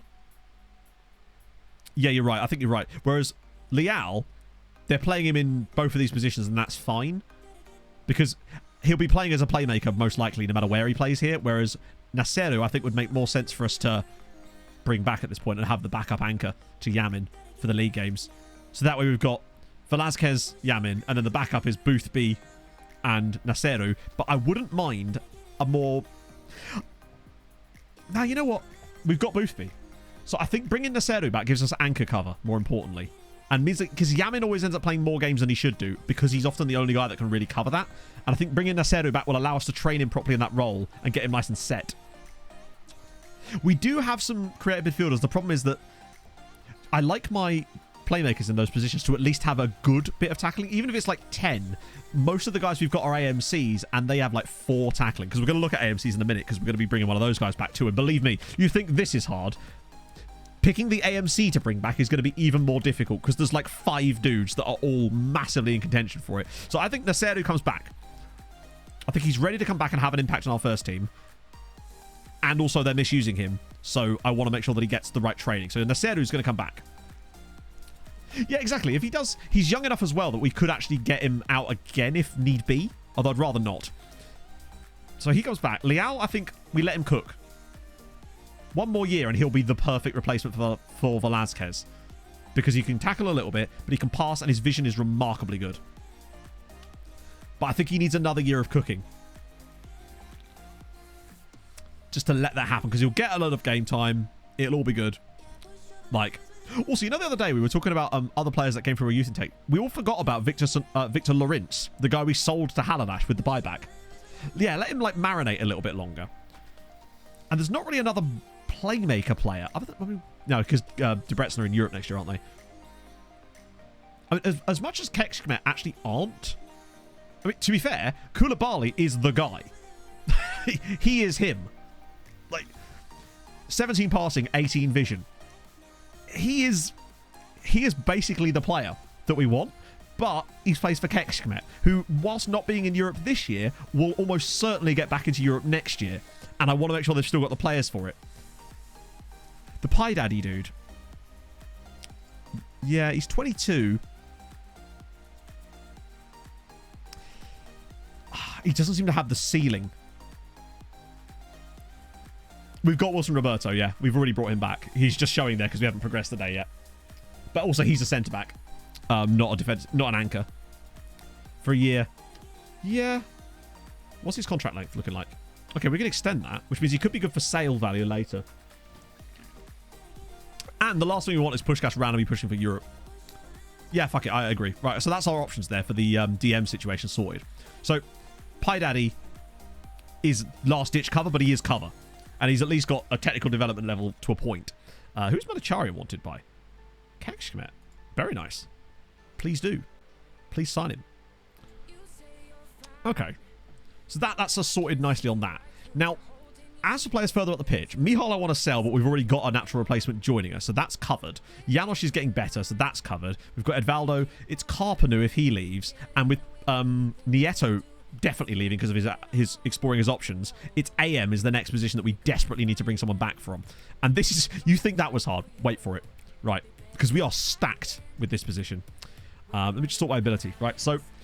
Obviously, we've got Arte Etienne. I'm hoping that we can either extend his loan...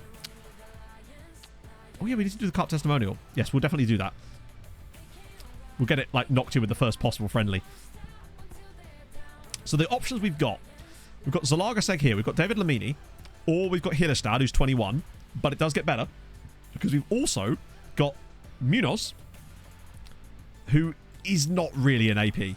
He's not really an attacking mid. He's more of a winger / striker. But there's definitely more, I think. There's another dude. I think he probably needs more cooking time, though. So we've got this guy as well, who's 19. João Oliveira. Yeah, Hillestad plays second tier. Hillestad plays for Szeged. But he is worth £47 million and is a Norwegian international with these attributes. He's 21 now. So he's done a lot of cooking. Got great passing, great vision. Composure's not amazing. But then we've also got Lamini, who is 21 and at Zalagaseg. The only danger with him is the red injury proneness. And I think maybe another year for him might be best, even though he's probably better in some ways. Because he does have that finishing and composure. I remember, this is to play backup to Raposo, pretty much. But he would have to play a lot. And I'm concerned that he'd get injured. Yeah, red injury and red dirtiness is true. I think Hillestad is the one. I feel bad for Szeged, because they finally have a good player, but I agree. He's probably cooked enough, and he's ready. That passing and vision is extremely good, too. Flair's very high. I think Hillestad is the one to bring back. He's already a Norwegian international, which shows something of the quality. He's very well-rounded, too. I like him a lot. And I think that covers it for the moment. Now, obviously, we can dip back in if we need to, but I think for the moment... Now, obviously, if anyone else gets sold or whatever, we can dip back in, but I like those guys as the, you know, the core of players returning. So that's the first set. And obviously, we've got players joining us this summer, too. So Wilson Roberto's back. We'll get him straight... Yeah, the microwave is dinged. Our cookies are done. I always just train them on... Oh, no, we'll do ball playing defender, won't we? On just straight up defense. That will get his passing bumped up a little bit on Wilson Roberto. We have a lot of fantastic footballs on loan, exactly. We can, Wolfsbalski, but we need, like, lookups for that. Just because we need to make progression. Oh, sorry, you did a lookup. My apology. We are... Sorry, I was just trying to handle one thing at a time, basically. I wanted to get this sorted first before we started doing other stuff. Right, so we'll train him to play slightly deeper as the anchor, which is what he will do. We did indeed win Pog, yes. So deep high daddy, and we'll train him as the... Technically for now, because he's got that passing, he'll be the RPM. He's got enough mobility that it can work. Cool. And then Hillestad, we will just train him as a straight, bog standard, boring attacking midfielder. Just, yeah. That's all right. No worries. I need to be reminded occasionally. It's just like when we're in the middle of something like this, we kind of just focus on it for a bit. Cool. Yeah. Cool. Now, see the first team. Oh, well, they're not first team. Shit. Right. Yeah, we want to make sure these guys are all first teamers now because they are. They've earned it. God, Nasser. I love the fact that he's actually 5 stars. Like, we liked him when he was 3-star potential when we found him. But the fact that he's actually maybe quite good is just lovely. He should be first team now, right? Yeah. Okay, cool. So that's that hand. Let's just get through this. Squad planning. Lol. We were just... What I mean to say, though, is that what we just did as far as squad planning goes was easier and more intuitive than using the actual fucking squad planner for me. Durin wins Player of the Year. Standard. When does he not win it? Oh, by the way, I didn't win Manager of the Year this year. For the first time in maybe 20 years of this save. Cooper wins Young God. I mean, when does he not, right? A wall of text now shouting. Oh, yeah, it's very important to have that. Wow, the Dream Team had our entire backline minus Monty, which I do get. I mean, Janos is notably absent for me. So say there's not like a young player in the tournament, because Janos surely would have won that, right? Jack the Hobo! Thank you very much for the 5 months, my friend. Got a Oh, retro hello. Fulham kit the other day. Ooh. Pretty sexy, pretty hot. Which one did you get? I'm curious now, because I've got a few of them knocking about myself. Right, let's go look these players up. I love that you've bundled in 3 players into one lookup, but we'll do it anyway. I don't even remember Gaspar, so this is going to be a journey for myself. So I'm guessing it's this dude here, who is on loan at Budapest. And, you know, he's fine. He's got under 21 caps. He's developing okay, but he's never going to be that good. But he's doing fine. And that's something to be cheap. Boxke, on the other hand, I have a little bit more high hopes for. I think he might have a bit more about him, does old Milan.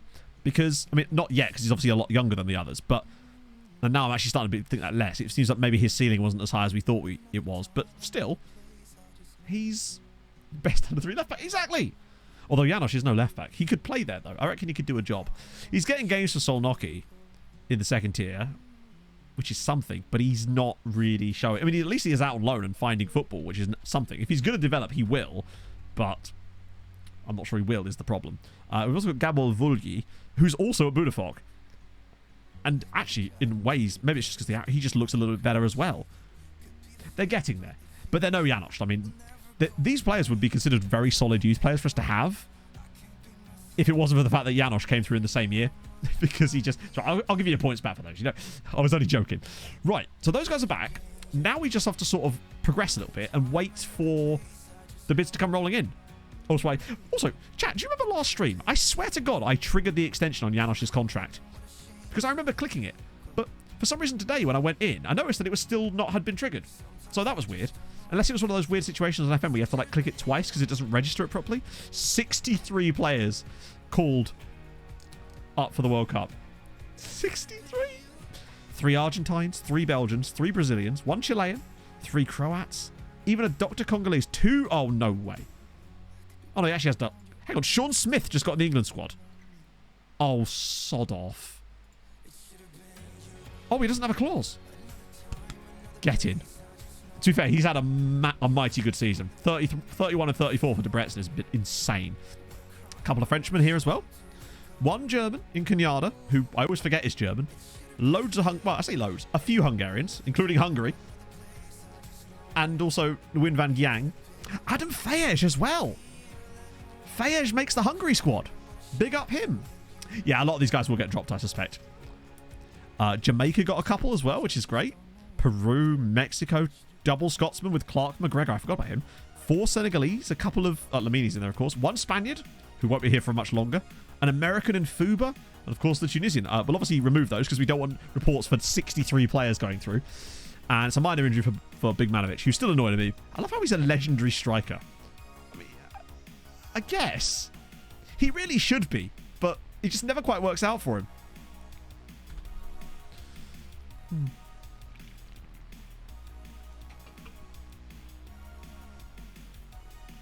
Has enough interest in attending a league. Janos has all the interest. How dare you? At least ask him. Christ. Right, let me schedule that Carpenu testimonial while we're here. Although, I think we might have to wait, because usually if you go a couple of days, it lets you schedule more friendlies closer to the time. I don't know why the game does that. I think you have to wait till after this. Hi, FM. B-. I mean, we won the league with 88 points. How is that a... How are you not getting an A? And then obviously, at least an A for that. And, well, C-. But I'm surprised they only said C-, actually, considering we lost to a second tier side. I use the, the evidence-based football manager ones. I know, losing 3 games, useless. Sponsorship is weirdly down this season, but luckily, our competition prize money is up by 30 million. So that's good. At least. And no new sponsors, but we should now get a lot of money dumped into the club. Record breakers, there we go. And the fastest goal, oh god, I remember that goal. End of sentence. Oh wow, dynamic manager timeline. Oh, how the time flies, right. Ah yes, naturally, when you win the Champions League, you lose 800,000 fans. Is that just the didn't win the cup, not asked, unfollow, L+ ratio? Ah. Yeah, when I first read it, I thought it was tapioca. I was like, we're going to play the pudding. Disappointed. Wait. As if I was going to spend £170 million, particularly when we only had 70 million in the budget. Mental. Just absolute mentalists. Right. Plans for next season, same as always, friends. Fully rested. Reached the final. That seems to be pleasing them every year. Short for Magic of the Cup. It's true. It's also short for Match Engine Magic. But that only really applies to Janos. That's what the J in Janos stands for. Right. Okay. Cool. Wait, you still playing? Oh, why was there one random game? Why was the only notable... Wait, was like a game that was left over or something? What happened in that game? Other than them failing to beat Meshkavejd. Oh, thank you, TwitchBiz. I don't really post much on TikTok? On TikTok, but I do sometimes when we get a funny clip. I probably should post the Jizzy clip on there, really. That was probably why my watch flashed up about 30 seconds ago, actually. Right, Lofty's... Oh, for God's sake, not again. Hey, look. Watch the board say no to us increasing the training facilities despite just winning the Champions League. Stuff for justice. It's going good, RC. Very good. And Taliaspor? Nah. But, like, just to give you an idea of some of the players that are joining us this summer. Interestingly, the Chelsea clause has gone away now. This is our current batch, obviously ignoring him who joins us a little bit later. So we get Kenshiro Goto, the Japanese striker that we quite liked. He's kind of fun. We've got Christian Alaseche, who I really like, but I think he's too young and he'll go straight into the loan farm because look at him. He's just great. Really enjoy him. Hugo Paredes, who's that guy from Villarreal that we managed to pick up for 1.1 million. I guarantee he's going to be like 3-star potential. But, you know, it's nice to take a punt. Also, Vincent Lomston, the guy I picked up off stream, who we got the report on Malmo. He looked kind of decent, so I thought we'd get him. And then lastly, of course, we've got Eduardo Ramirez, who is the replacement for Mihal, basically. Can cover this role too if we absolutely needed him to. So he'll come in for a little bit, have a nice time here. Good. And he's taking a wage cut of like a third to join us too. So that's pleasing. That'll allow us to plug some of the gaps in the loan farm that we're now removing because we're taking players back. Mislav, thank you very much for the 4 months. Yeah, he's a little old, but I still like him. I think he's just got good qualities, and it just allows us to paper over the cracks a little bit. Because the one thing that we don't have a lot of out on loan of really high quality is wingers that can come back. We are a bit light in the winger areas. That's the one thing. However, I'm playing one season of City. Hey, I'm the perfect candidate. Hey, Sarah, it's going very well. We just won the Champions League. This is what I mean. Arsenal, 25 million. I mean, I will sell him to them if they start bidding proper money. The only thing we might have on our side here is that multiple clubs want him, which means we might be able to bump him up a little bit. Ooh. Any funding recruitment focuses? Okay, so he's £47 million. But we've got a lot in progress for these. And one of the things James said is just when you see these, just go and have a little look, I suppose. I think we take any of those guys there and just get a head start on them. Same with these dudes here. Ryan Lacam. Oh, there's a lot of French. Oh, an Azerbaijani dude. Although the quality levels drop off quite quickly there. Although there's a Costa Rican dude, Roy Hernandez. Also, what a great name. Nicky Sweetster Hawks. Just superb. Any 18s? Loads. Wow, not so many at the top end of it, though. And all these guys are going to be prohibitively expensive. Although the Lazio dude's remarkably cheap. Oh, no, sorry, not Lazio. The Wolfsburg guy. There's a guy called Nimrod Emil. Good, good. Very solid. I thought this one's just generating nothing. But yeah, this is what James was doing, and I want to give it a go over the summer, because why not, right? So Blaswin's best player in Europe, I think probably for now the 4th year in a row. Yeah, 47 goals will do that for you. He's matched his tally of last year. He's a guy, yeah, James set us up a nice recruitment focus. Or rather, he's... Here we go. Standard. It's usually left behind by your rivals, isn't it? Are you... The current financials... Ah, yes. The financial situation of having £92 million. That is such dog shit. We've just won the Champions League and... Oh. That shit just does my fruit in. Because... Why? We won, Danny. We managed to win. It just bugs me to no end with that kind of crap. Right. Now it's actually probably a good time to start filtering through some of these guys. Unfortunately, Flavius Boulder was not quite the man that we wanted. We're on okay. Yeah, we're always on okay finances at this time of the year, though. The reason, by the way, we're on okay finances is because... Oh, wait, we're not even failing FFP. Basically, we always drop to okay finances after the Champions League final, no matter whether we played in it or not, and I don't know why. Then a week later, it will be back. So maybe our best bet would have been waiting a week, but I just, you know, fucking irritating. Yeah, most of these guys can go. I still want to keep an eye on him, though, just because Thai dude, right? This guy, I don't think I'm that interested in. Bobby, I want to keep an eye on, though, because it's Bobby, and Mike's obviously Mike.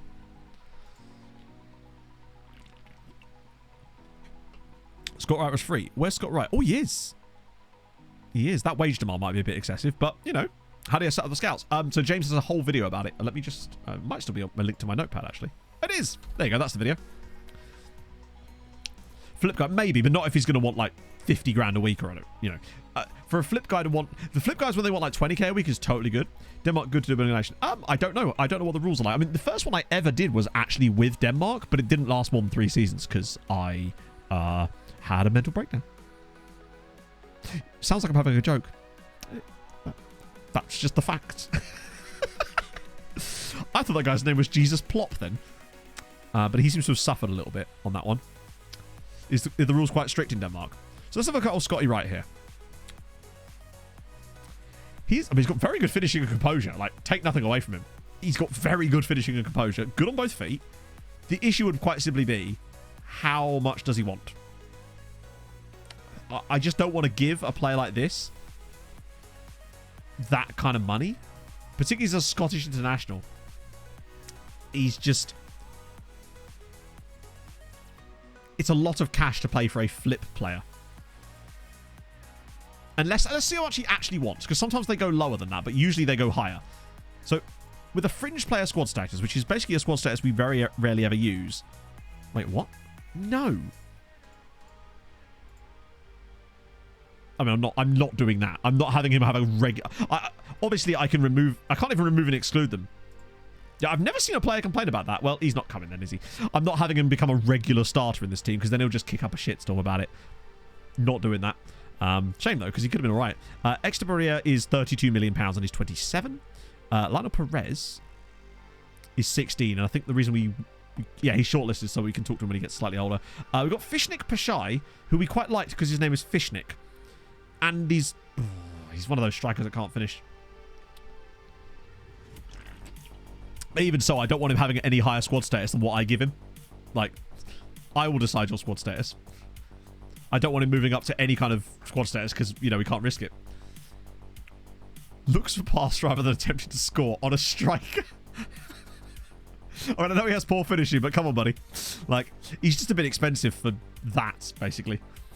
For my money. Polop is probably going to be the similar story just because he's too expensive.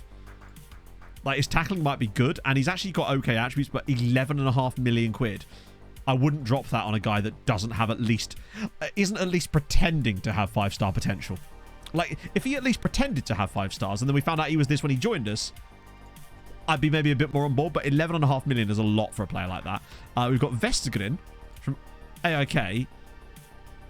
He's a mercenary, and he's a bit basically. The final should be pinned in a message in the chat, I believe. So we've got Jersland from Vålerenga, who's a bit better. 15. Tackling's only 11 though, and unfortunately, as we know with tackling, he'd probably cost us like 2.5 million most likely. And I don't know if I want to pay that for. It's actually going to cost us more than that.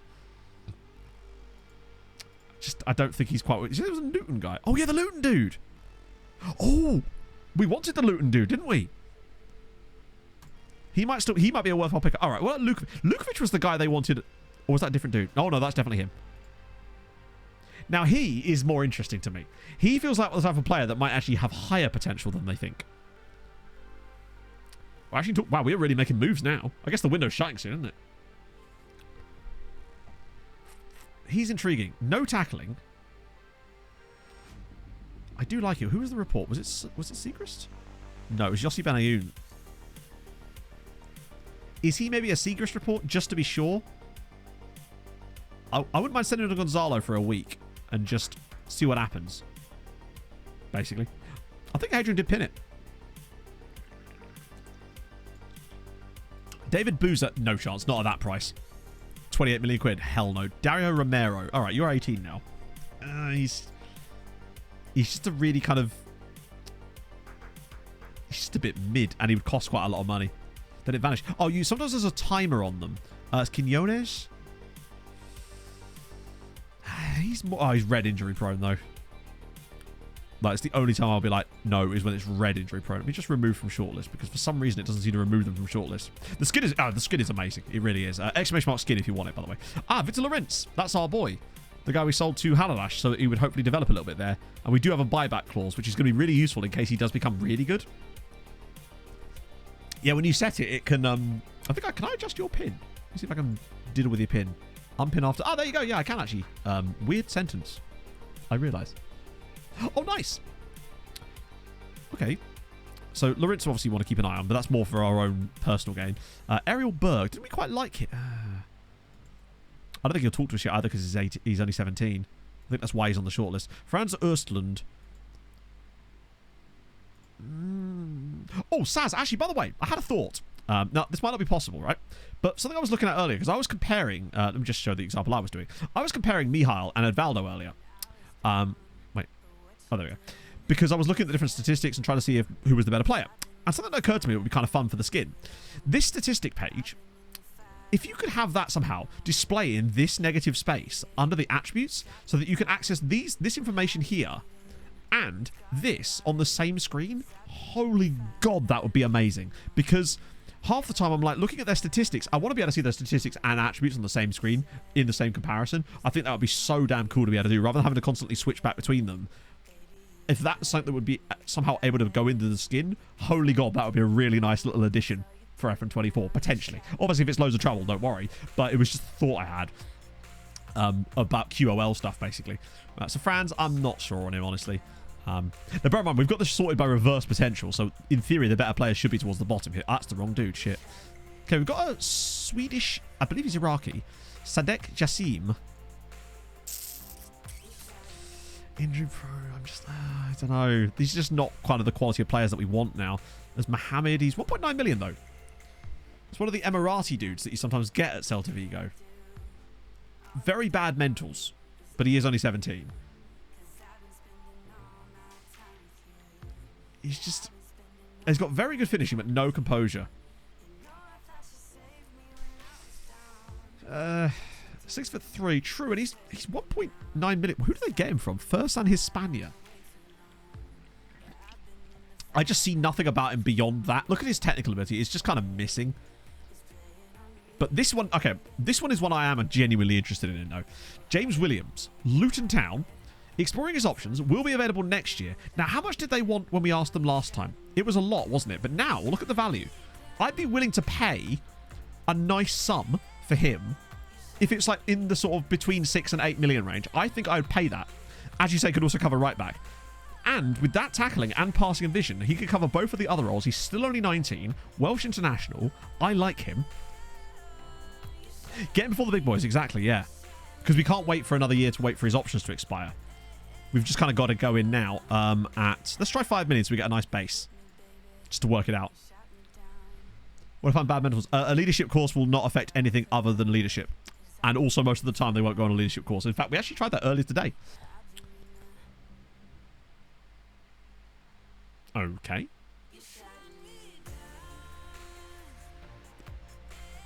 Being weird. No worries, one shot. But like, leadership courses don't affect anything other than leadership, because that's why it's a leadership course. And most of the time, I find they're kind of useless. Like, it's great to have occasionally, but like, there's very few scenarios where it'll actually be that useful for you. Lazar Yevchich. No, that was the guy. This might be him.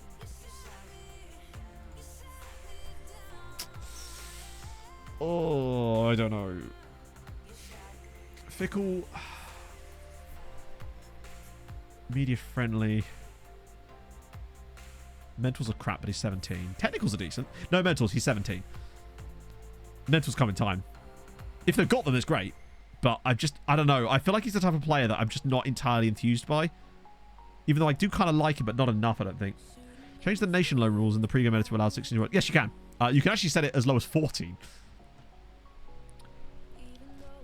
Baiting other teams to bid higher. I see. Hopefully they don't, but I suspect that they will. So Edipo Faria. Yeah, not for that price. Actually, I have to do it from this screen, otherwise he'll stay on the shortlist. He's just not good enough for that price. Rodriguez. Was he the dude from the recruitment focus? Lots of negatives. I'm just not enthused by him either. No, a lot of these guys have been like jeweled around for a little bit. Otter's fine, but I just don't know if I want to drop that kind of cash on him. Like, he's decent. Very, very low concentration, though. Like, extremely low. And I worry that that would be... Even when that improves, which it will, and his position's quite low too, although it's more defensive, although it still matters. That's the sort of stuff that they will obviously improve massively over time, but not enough to the point where I feel like it's going to be a problem. Yeah, you can get 14-year-olds in FF. Oh, you used to be able to, but not anymore. It's a bit of Osterek, isn't it? Yeah. I'm not sure I'm with him. I'm also going to be removing these players from shortlists as well, so we don't just keep getting bombarded with them, because the shortlist has got quite big. Oh, no, this was the guy. Jose Ruiz was the recruitment focus dude, wasn't he? He is much, much better. He's very, very aggressive. He doesn't have a left foot. Well, he does, but not a proper good one. And I think that's part of what's held Mihail back. Very good mentals, though. For 19, that's extremely good. He's the most aggressive man in the world as well. Professional. Yeah, we do need a good winger for the low file. I'm just wondering if it's him and if we want to drop that kind of cash on it. Let's just see if this is updated. So now it's... Also, he'd want 16,000 quid a week. We can obviously get that down with Argentina cap clauses, but he'd still want quite a lot of money. Elano, thank you very much for the 9 months. That's a Twitch babby. World's okayest Twitch babby. You'd bloody love to see it. He's definitely...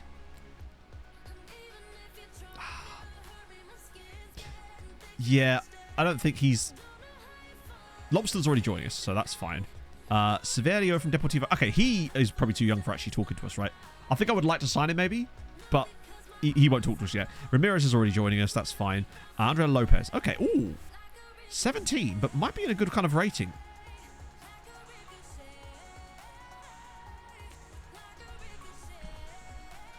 I don't mind him. Now, whether he talked to us or not, I don't know. He might require another year. Oh, no, he will. Okay.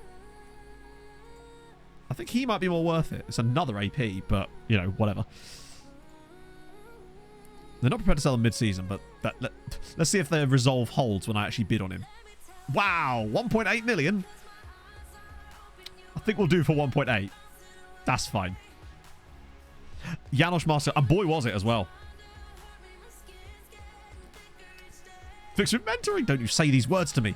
Oh, wait. Hang on. No. Sorry. It was this dude. There were so many players from Crvena Zvezda. It was this guy, Perica Bojovic, I think. Serbian centre-back. 15 tackling. Position's a little low, but that can come. 6'6", good on both feet. 14 jumping reach. And he's only 15. He's 6'6" at 15. Bro is in the wrong sport. And his tackling is good. Yeah. And he has high consistency at 15, which means by the time he's like 20, he's going to have like bright green consistency. He is very much a yes, please. Yeah, brings ball out of defense with 2 dribbling is not a thing we want. We can hopefully remove that from him because he won't be able to go out on loan for 2 years anyway. So we'll be able to hopefully mentor that out of him. Oh my God, they'll actually let us sign him. Wait, £2 million? What?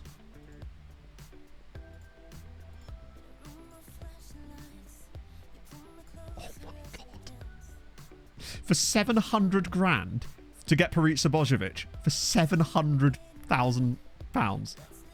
I swear that said like 5 million a minute ago. Brilliant. That's amazing. We've got another giant Serbian centre-back. Look at that, by the way. That Leon Vorgan's now worth £350 million at Haladash. Incredible scenes. So Kalini is the guy that they recommended us, but... I mean, he's good, obviously. And actually has good on both feet, but... I mean, God. Is he the kind of player that I would drop 30 million on? Probably not, but I will keep an eye on him. Honestly. But, yeah. And Paredes obviously is already joining us. So, I think we'll come back to Ruiz, because I think there might be better wingers knocking about. Yeah, I think we've just robbed Red Star. I don't know what's happened there. I don't know how they wanted less money. That's so strange. I was expecting to pay like 5 million for him. We'll absolutely take that. Yeah, no, and yes, loan move. Definitely, please. 3 years, 15%. Wow, that's quite a lot, actually. So we'll have to offer this dude 20k if he gets Colombia caps, which he will. But we'll have to offer it like a little bit more than that. It's only going to be 6... Oh, no, Christ. It's only going to be 6 years for him, unfortunately, but that'll do. The relegation release clause of 0. Cool. Nice. Right, that's one done. And then they want him back, but we said no. And then Bojovic. Watch him be like nowhere near as good in terms of potential, but even if he's not, I still think the quality that he has and... Wait, his compensation. Wait, how is that even less? We're paying less than his compensation. So obviously he's going to be a 6-year contract too. But only 16k if he gets Serbia cap, so it would probably be more like 18 for us if we get that. And then 3-year extension. Relegation release cost of 0. Good. Nice. Lovely old job. Rightio. Highest transfer saving the game. I think it was. You can't teach 6'6". It is true. And then it's leading transfers, isn't it? What if we've got it on here? Well, certainly not like... yeah, that is correct, isn't it? So the biggest transfer in the save is actually a guy called Hein Toll, who was that centre midfielder that nearly scored against us in the final, the one that Cooper had to save late on. There's actually not been that many large deals. Well, there's been some pretty large deals. But we actually only feature on here once. And that was the Bobby Tree deal. Mainly because I turned down most of the big deals. I love how Gwendol Labby's on here twice. Like, Gwendol is just killing it at the moment. Man knows what's up. Well, a lot of these are real players as well. Like Matis Tell is in there, Jurian Timber, Julian Rykov, Adeyemi in there, Bellingham, 102 million, Christ. Bukayo Saka, Paul Wan, like Vinicius as well. Wait, is that a different Vinicius? Yes, it is. Okay, wow, he's already retired. Wait, no, that's a real player. Look, wait, 2020? That might be one of those weird Brazilians at the start that he's a real player that got a name anyway. Sorry, got a face anyway because of when we had to do it at the start. Most of them are probably facing the games, yeah. Lara is in there as well. Cool. How to find the Serbian guy? He was from a team report on Red Star Belgrade. So that's all we do. We just get team reports. And he must have... I assume that's how he came through. Certainly wasn't a recruitment focus, like, let's be honest. Christopher Williams, okay. Or Christopher. Can I introduce you to Christopher? Right, let me spell this correctly. That would help. Christopher Williams. No Christopher Williams, unfortunately. Which is a rarity for a face in the game, since they normally never go away. It's time to do that. That's fine, though. We'll get him when he joins, it's fine. So we made the Williams offer. Now we just wait and see, I suppose. Big Manovic set for big move to Chelsea. I mean, I'd rather not sell Big Manovic, but it would depend on where they were willing to go. Wait, they're discussing 8 million quid. Look, I'll give you 7. Do you know what? That's actually okay.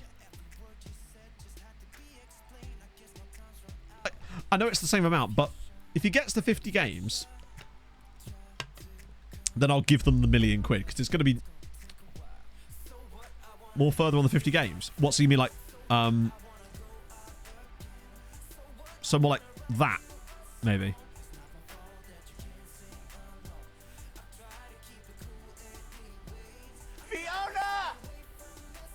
That's annoying, actually, because that means that we've just ended up, they've locked that in with even more, and now it's 9.5 million they want. Hiya, Brown! Thank you for the follow.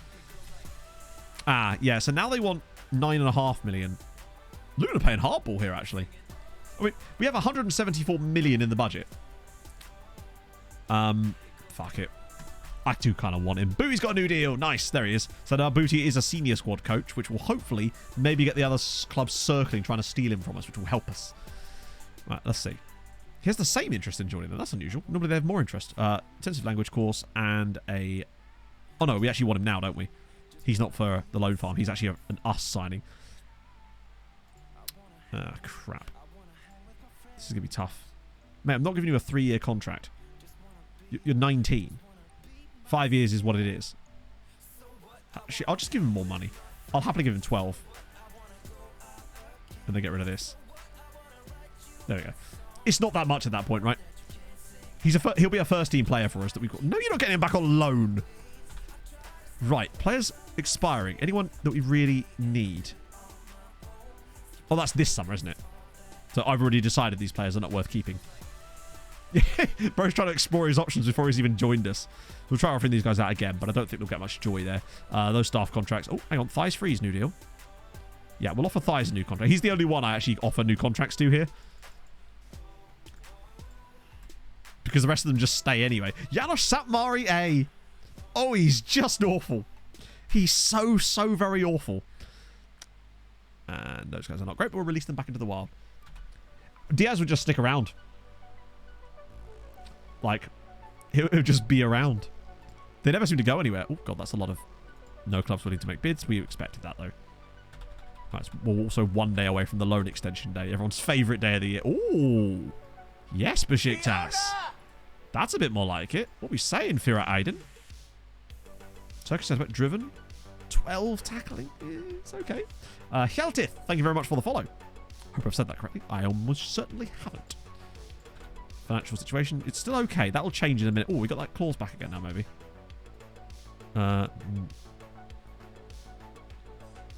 Wait, they're going to give me 20% of the profit. They have to sell him for like 20 million for me to even get there. We'll take the 3 million.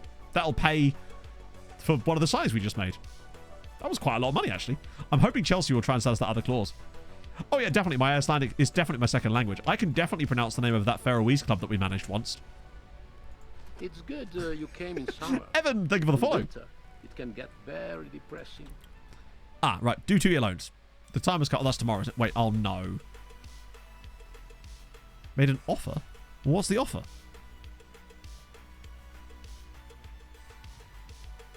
They've bid 4 million. Oh, wait. Oh, shit. Arsenal have bid 8+. Hey, if he doesn't want to come, then that's his problem, right? If he'd rather join Arsenal, then he can piss off, basically. Like, we just won the Champions League. Give me some credit, buddy. He has equal interest, but, you know, if he doesn't want to join us, then he doesn't want to join us. I gave him... I mean, they'll give him way more money than us because they just will. Yeah, he'll probably choose Chelsea for £4 million. Right, so we got to go over the second and then do the loans. Can't forget that. Very important. Navy Mountain Goat. Thank you for the follow. That's a great name. He talks... watch it. I wonder who he joins out of those. Right, so now it is the second, which means everybody's favourite time of the year. It's the loan time. Now, I think, actually, this year should be quite straightforward because we've got less loans that need extending this year. Wait. Whoa, that could have been bad. I nearly extended, or rather went through without actually showing all the players. Right, so 46. Oh, my shit. Okay, no, it's the wrong year. It's the bad year. That would be Elsa next door. So Dan say actually some of these guys, let me just right, we saw by loan expiry and then also expiry date. Oh, except you can't, can you? Because FM's shit. Yeah, sorry, my apologies. Let's get off of this for a second and come back. I forgot that you can't do that. Oh, please don't tell me it's fucked it. Right, there we go. Yeah, you'd think that you'd be able to sort the secondary column the way that you normally can by the expiry date of the contract, but it won't let you do that, unfortunately. It just chooses at random because, of course, it does. So I've just got to keep an eye out. Cash is I'm probably, like, a lot. Just, it's all I can really say. A lot. Yakovlev will definitely get an extension. I like that for him. Volgi as well. We're just going to go through. I have to click on them each time just in case the screen kind of messes up and then we lose our spot. As can happen sometimes. Oh, so Perez. Oh, he's gone. Okay. Copolani. Do they fancy another year of the Copolani monster? Oh, I bet they do. Bill Barbosa. No, he's going as well. Darwin's joining them permanently. Spartacus is fine. He can go back for another year there, I suspect. Patrick Poyer. God, I remember signing him. A rarity, admittedly, me remembering signing a player, but look at me go.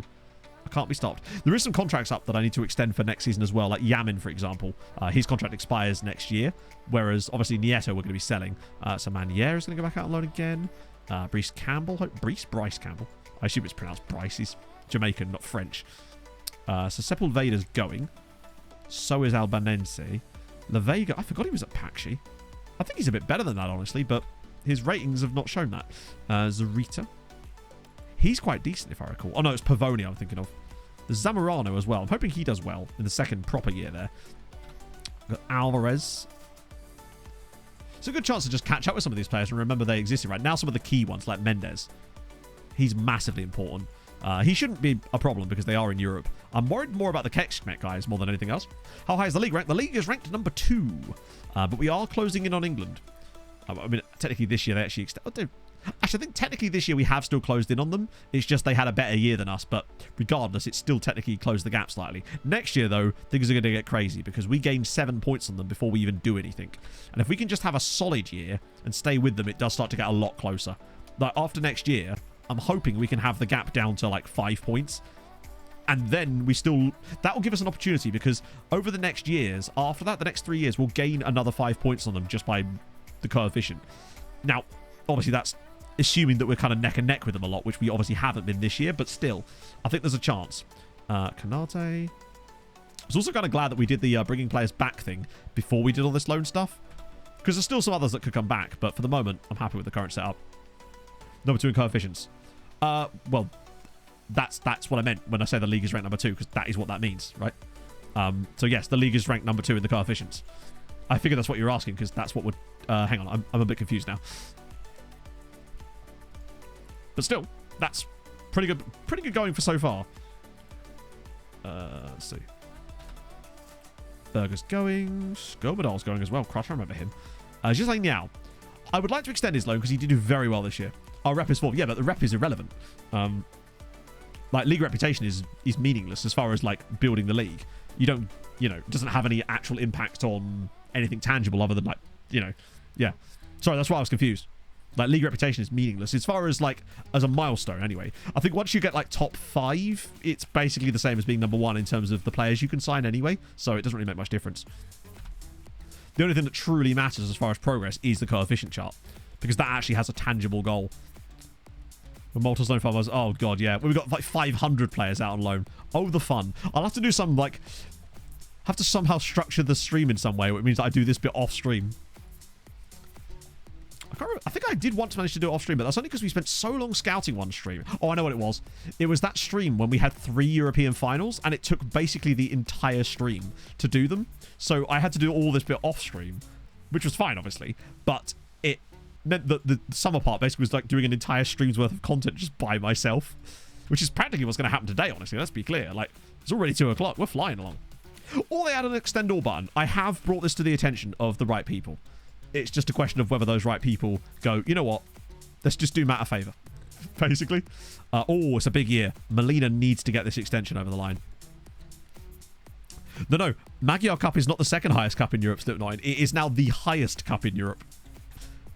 It's now the most prestigious trophy in Europe as far as I remember, which is why it's actually kind of beneficial for us to not win it, because it gives us huge rep boost for teams that win it now, because it's considered higher rank than the FA Cup is, which is bizarre to me. Get a bit of few. The fact that Ovstarek, Debrecen won a bit of him. Nice, we'll take that. Palabin higher. I don't know if he'll get any games top flight for Pushkas next season, but we'll see. One of our Vietnamese, our only Vietnamese dude, as if we'd have more than one of them. Although I would love to. To Chai. Why did I sign that dude? He's like 31. And he's now going to be gone too. And for 23, about 2,000, I think. The last time I looked, it was about 2k. It's probably more than that now, though.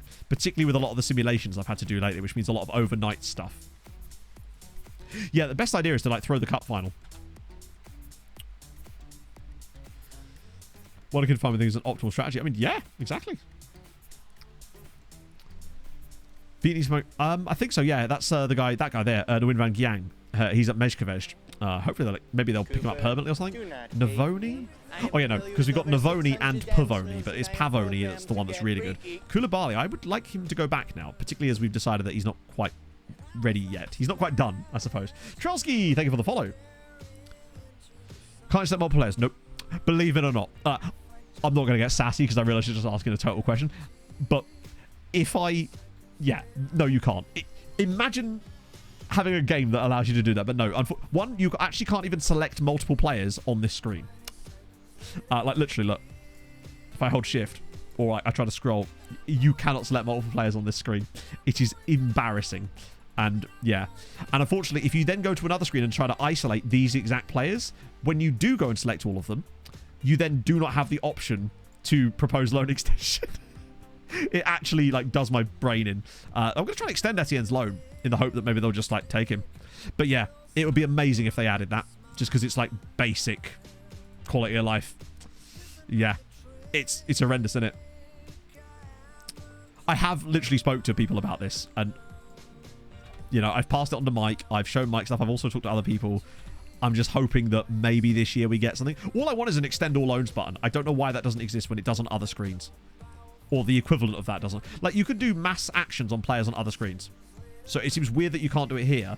And especially weird that when I try to isolate these same players on a different screen, I still lose access to it. So strange. Online career mode. Ooh. For brand new players. Okay, so what I would say for brand new players, and this is great because I can do that. I can talk about this while I'm doing this. And it means that I'm always going to be speaking. And therefore, the attention spans of the youth will be satisfied. Best thing I would say, if you're brand new to the game entirely, is to firstly manage the club that you support in real life. Because, oh, Manchurian's going. You'll already know about the players. You'll already have, like, knowledge of why they're good. And it means that when you look at the attributes in the game, you'll be able to sort of understand why the game has described them the way that they have. Now, either that, or if maybe say the club you're managing is like, well, the club you support in life is really low down. maybe try one of the massive sides in FM as well, particularly as, one, you'll already know the players, and two, it means that you're likely going to win some games even with like barely any tactical stuff, and it means that you can learn tactics on the fly. You don't have to worry about like trying to build your own tactic from scratch. Maybe even consider downloading a tactic from the internet, because honestly, the best thing you can do is like not take on too many tasks at once. Like, learn one thing at a time. Say, hey, I'm going to download a tactic, I'll have a bit of fun, and that's the most important thing after all, is fun. And then after a while, you might be able to look at that tactic while it's working and go, hey, look, this tactic works really well. Let me try and figure out why it works and try and build my own thing, right? Manchester Southampton. Well, there you go. You'll probably know a lot about those players and have at least an idea of why the game is described it the way it does. And also, don't be afraid to like delegate stuff as well. Like, the game doesn't do a very good job at explaining this, and I and myself and several other creators have had extensive talks with SI about this specific thing. In fact, when I saw them last. Wait, what? Oh, this is 47 now. We've done it. It's about the way that the tutorial is for new players, and I believe that there's a lot that could be done with that, and I'm hoping that you're going to see some real progress on that side if they took into account what we said.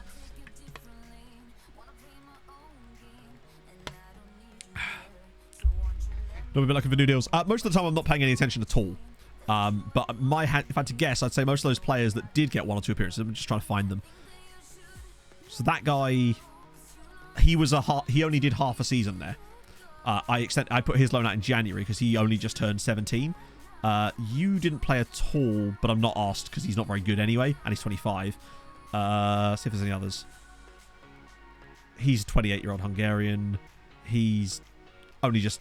Yeah, he's still getting some game time, though. I don't see any 4 or 5 games. But oh, hang on. Stolnik is a backup striker, and that's fine. Kadiri is a goalkeeper, so maybe I could have brought him back, actually. But, oh well, I could still do that, remember. Bear in mind, I can still cancel these loans. Darwin the Lion's joining them permanently, and he's kind of been phased out anyway, and Deljic's just one of our youth players. So it's not too bad. We tried selecting players and offering the clubs on loan. No, we didn't. But that is a very smart idea. Oh, imagine. Okay, Anarith. What we're going to do is we're going to make a note. Another one. I know, look at me go. For this time next year, what we'll do is we'll save the game before we do it, test it, and if it doesn't work, we'll reload and then just do the normal thing, because I don't want it to fuck up our loan farm. But that's a great idea to test for next year. Yeah, why didn't we... my guess is there'll be somewhere that the game doesn't let you do it, because... Can you even offer players on loan when they're... Now, this might not work because they're already on loan, but I don't know if you can actually offer players to loans. Wait, wrong one. Oh, because we're in the middle of that anyway. That might be something to check for next year. Let me make a note on that. How do I... hang on. I'll do what I did this time. I'll just put a note on myself. Because you know I love making notes about myself. Notebook. Here we go. Create note. Right. New note. New ting. Spelt wrong. That's fine. Oh, we can put a nice, long, expensive note here. Which we'll put... Okay. So, bruv. Spelt wrong. When you go to extend the lows... Excuse the screen's wobbling. As I type, the camera moves about. This year, try selecting all the players you want and offering them out for loan using that mechanic instead. There we go. Save first, you muppet. Because you just know... how did I spell muppet like that? There we go. Right, cool. Leave with me of like... Yeah, exactly. Right, so categories. Is there a category for really important? No. Okay, reminder date. Yeah, we'll have a date. Why would it be a note otherwise? I suppose you could... so we'll set that to 47. I love how I can only set a note 1 year in the future. Save first, you pummit. Obviously. Christ. You know, I've been called a pummit before, Pulsey. There we go. Right, cool. That's... I'm definitely going to forget to read that in it. Oh, that's a lot of loan extent. Oh my god, that is a lot. So, Kopolani, not having that. I bet they want Bang Sword. Kamalov, no! The Kyrgyz guy. Takes them off it. Yeah, that's another fun fact. When you bring players back from loan and it takes them off of the list. Yeah, that's, I mean, to be fair, my brain wants to type. My brain moves a lot faster than my mouth most of the time, which is why I fall over my words constantly. And that isn't like a humble brag. That's just me saying, I wish I could talk like a normal human. Who are we managing where? We're managing MTK Budapest. In Budapest. And also in this chair, more specifically. If you're getting real micro niche here. Player with an expiring contract. True. Oh, sorry. Yeah, I see what you mean. I don't know why I went there. Sorry. We could, or it might not have the option available for them anyway. But we could try. So one of the, like, for example, this dude here. Like, oh no, is he? Yeah, he's joining someone. I need to find a player that's being released and isn't joining someone else. Like Eric Gale, who is wanted by Kekshmet. Cool. So this chappy here. Offer to clubs. Ah, no, didn't we try this before? And then we got stuck with that nonsense. Which doesn't make any sense. I think we tried this once before, and that was the problem. We couldn't offer them for loan because of that crap. Maybe. But we'll still try it next year, because why not, right? A sass stick emote to hit Matt with when you... I can't help it. Like... sometimes the sass just comes out. I blame Harv, personally. He's not even here and the man's catching strays. We might well have tried it, but it's worth a go anyway, right? It can't hurt. It'll certainly be something for us to test next season. Hey, look, it's the second part of the loan extension screen where I have to click this button for 83 times. Or God knows how many times. Actually, I think it was 83, wasn't it? But I have to be careful and actually pay attention every single time. Because... reasons. You don't get to know the reasons. Yeah. I love that Ferenc Varos routinely could have just bought Survey. At one time, they actually offered me more money for him than they actually have in that contract. Like, they could buy him for like £2 million, but they refused to do it. I just realised Debrecen are actually paying all of Gastal's wages too. Not that he's on much, but that's nice of them. I appreciate that. They're looking out for the lads. Now, the big question, I suppose, on our lips and cheeks is that is anyone that's really important to get back out on loan this season gonna say no? My prediction is yes. I just don't know who it's going to be. But I feel like it's definitely happening. It'll be someone like... it must be one of the Kekshmet guys. I could see someone like Mihai Alaku just getting sick of it and deciding to bin it off entirely. There's always a Wemp. Every year there be Wemps. But to be fair, if Alaku came back, I don't think I'd be opposed to that. I notice how most of these players are saying... there's a few of these guys like, he's not interested in speaking to them. Why? I actually think we might lose quite a few. Now then, does this keep the same terms? Oh no, this removes the... oh no, they never had that clause in there, did they? Fuck it. Give me that extra 200 grand a year. Sorry, 200 grand a month. We'll take it. And they're paying his 150 grand a week wages too, which is only going to go up as well. Because man's got a wage rise clause. So PSG are just paying his wages for us, which is great. When he eventually does come back, we'll just sell him. Or we'll just let him go back to PSG at the end of his contract. Youth Academy. Oh, I don't know. Any team you like, really. You'll obviously want to pick one with a good youth academy, though. That would probably be very advantageous to you at that point. We're getting Bojovic. Also, the Cooper... I mean, he's going absolutely nowhere. Cooper is goalkeeper for the rest of the save. There's just no way that guy leaves. I know he made that mistake in the final, but, like... we still won, and he's still so reliable for the most part. He's going nowhere. Ireland, I think you'll struggle, just because even with the best youth facilities in Ireland, they're not that great, and the youth rating isn't great either. Ah, look, it's that point when the board inject money for no reason. Particularly as we've just got a new sponsor. And we've just got all our sponsor money in, right?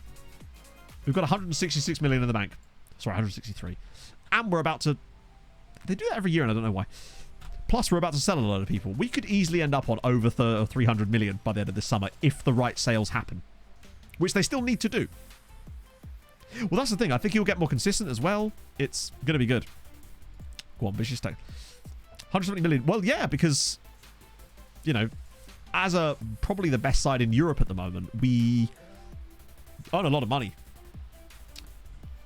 Yeah, maybe they just made more money off the Van Damme shirts because they're longer. Money long. Well, no, we just, you know, when you win 5 Champions League, you tend to earn a lot of money. Hang on, who are you? No! Chat! Zuli, oh god, he's useless. The oldest player in the only real player that was still playing has finally retired. At the age of 40, Andrea Giuliani has gone. But he was, and for always will be, remembered as the last one standing. So there are now no real players left in this save, which I think, yeah, that's just fun. The last real player is gone. Nito set for, oh, please, please do. If Real Madrid come after Nieto and we get like 40, 50 million for him, I will be amazed. Didn't refuse to come for us. No, that was a different dude. That was the Burkinabe dude.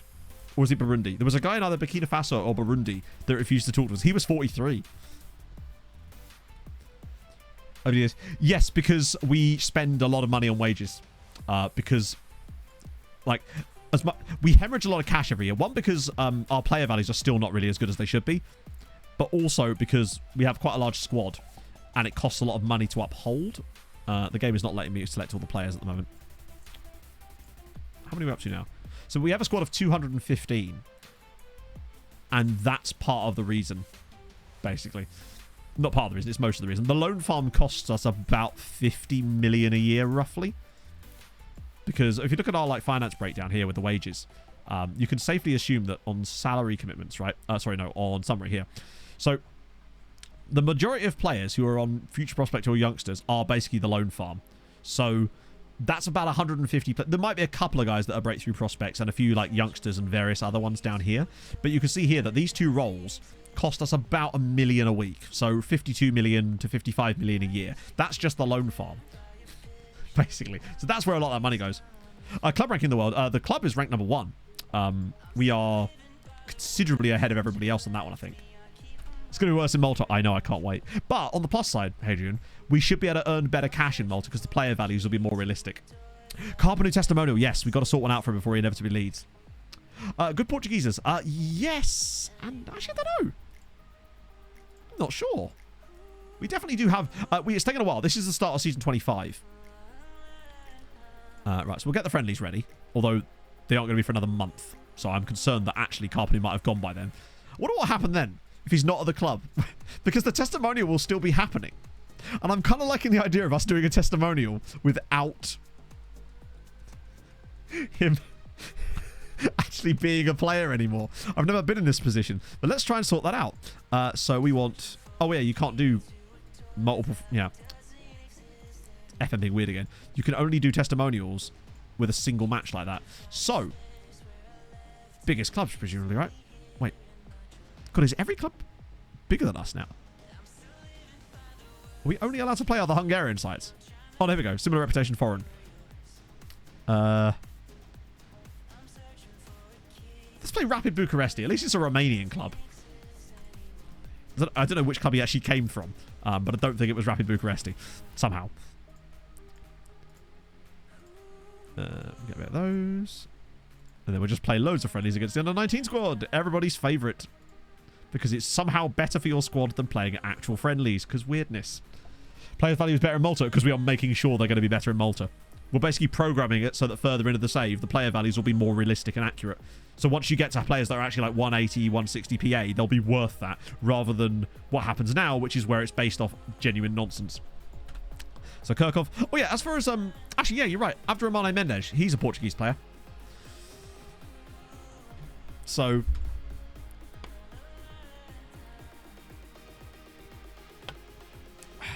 Yeah, it is weird that he changed position. The dynamic stuff is the only reason our players get any value at this point. Yeah. So yeah, he's very good. 12 caps for Portugal. What a player. Glad he's going back out on loan as well. Didn't we play quite a lot of money for Kirkovs? Yeah, £9 million. Good God. But he was Belgian, in my defence. They accept it. Nice. Who did Carpenu actually play for originally? Cluj. Okay. Cluj are going to feel well put out by the fact that we didn't invite him. So Gondo goes back and Budiev. What?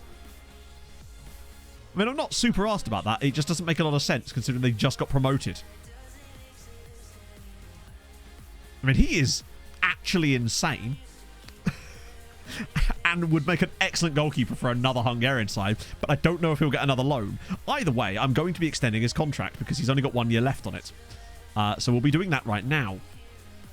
Because he's genuinely really good. Or backup we sell. Yeah, true. He could be a really good backup if we do sell Ahsoka, in fairness. Provided we actually can. Yeah, I'll offer him 5 years, honestly. All right, fine. A little bit more money, 5 years. There we go.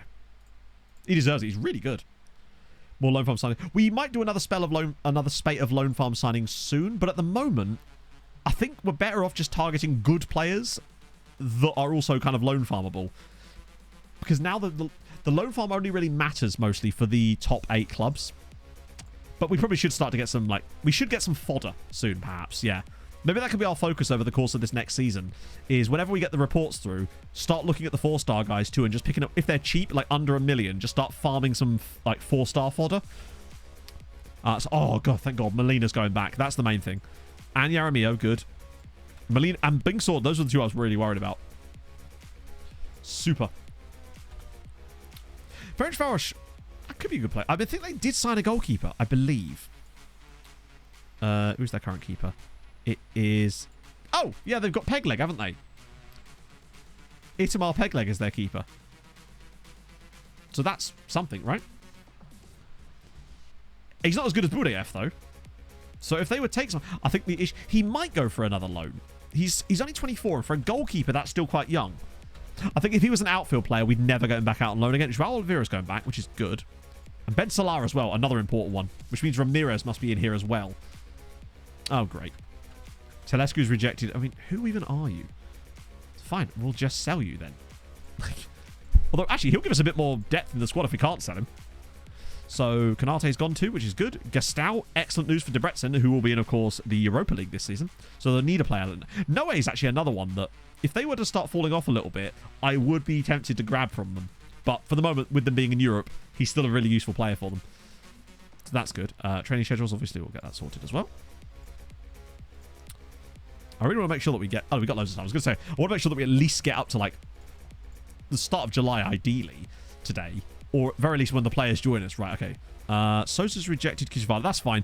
So that's actually the guy that we were talking about. So that's fine. eBay's rejected Spartacus. Oh, ha! Oh, shit, there's a lot of them now.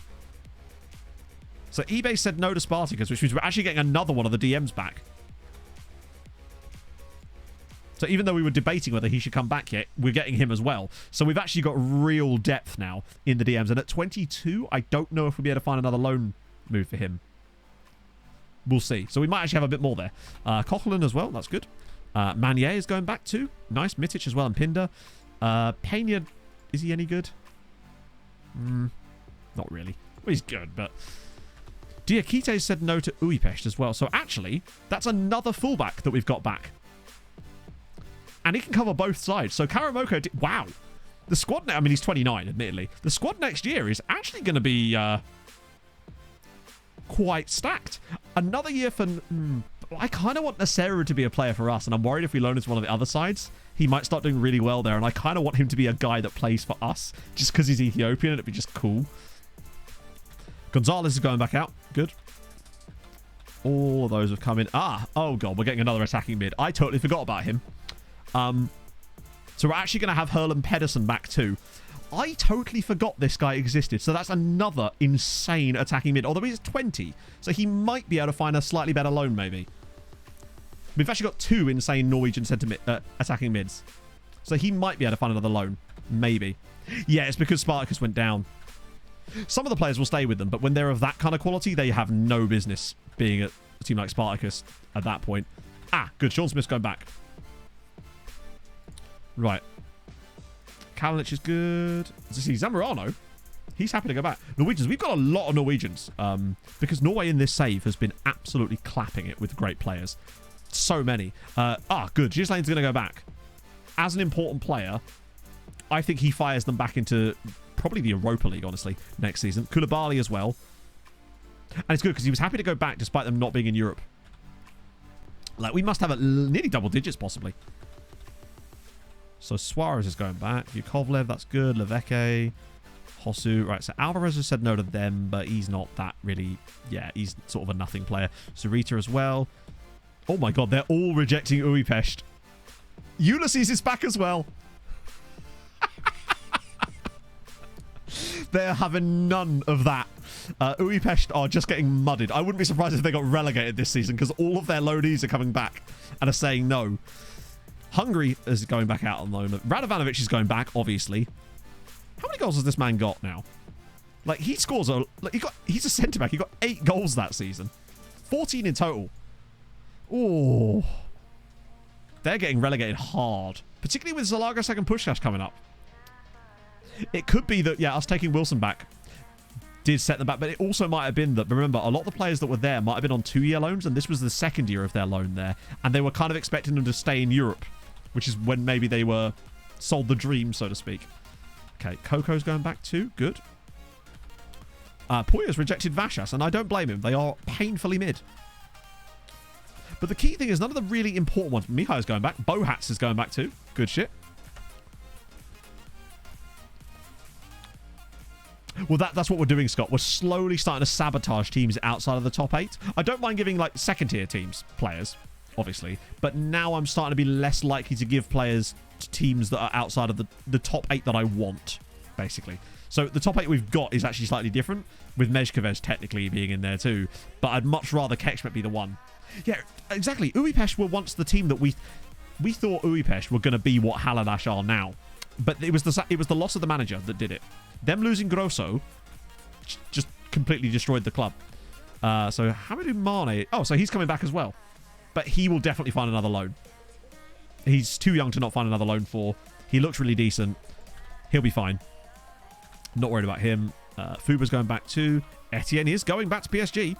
200 grand a month, and they're going to pay his entire wage, which is going to go up as well by another 7 grand a week. Jose Carlos and Boateng as well. So Haladash keep their amazing goalkeeper. 117 caps for Nigeria. That man has saved them so many times. Literally. And that's all of that done as well. Good stuff. Cool. Position offers come back with set positions for. Why, when you offer out players for loans, you don't specify a position? Do offers come back? I don't know. I really don't know. Probably just because FM is the best answer I have for you, really. Not even in my top 2 purple clubs in Hungary. Oh, Kekshmet and Bechiskaba, who I still can never say correctly. I'm going to have to look that up on Forvo. Definitely my goats there. My mountain goats. We did win the Champions League, yes. 2-1 in the end. Had to come from behind, but luckily Janosch exists. And was able to bail us out despite being 18 years old. What a guy. No matter what he does for the rest of his career, he'll always be remembered for that. He just keeps making memories. It's brilliant. There's Barclay Baith, which is a superb name. Any fun names in it? Paddy Ellison. Barclay Baith is just great. Any solid players? Nothing yet, no. But we're waiting for more progress to be made on them. I have gone through the in-progress bits and scouted any players that looked kind of... And here they are now. To see if there is any kind of interesting players in there. But a lot of them are at clubs that we can't really afford to measure in. Yeah, no, we've already looked through the 31 in progress. That's the same 31 that was before. Because it was still 31. Okay. Wow, that's quite good for the bottom of the list. Let me just see if there's any random old players in here. Nope. Okay, that's good news. Any stupidly expensive players we can't afford. So, yes, these guys. Although Gafli Menezes, because he is Brazilian and plays for a Brazilian side, might be worth a little gander. This is multiplayer values in the top season for Season 1 when they're akin to the National League level. Okay, here we go. Wait, Season 1? Oh, I see.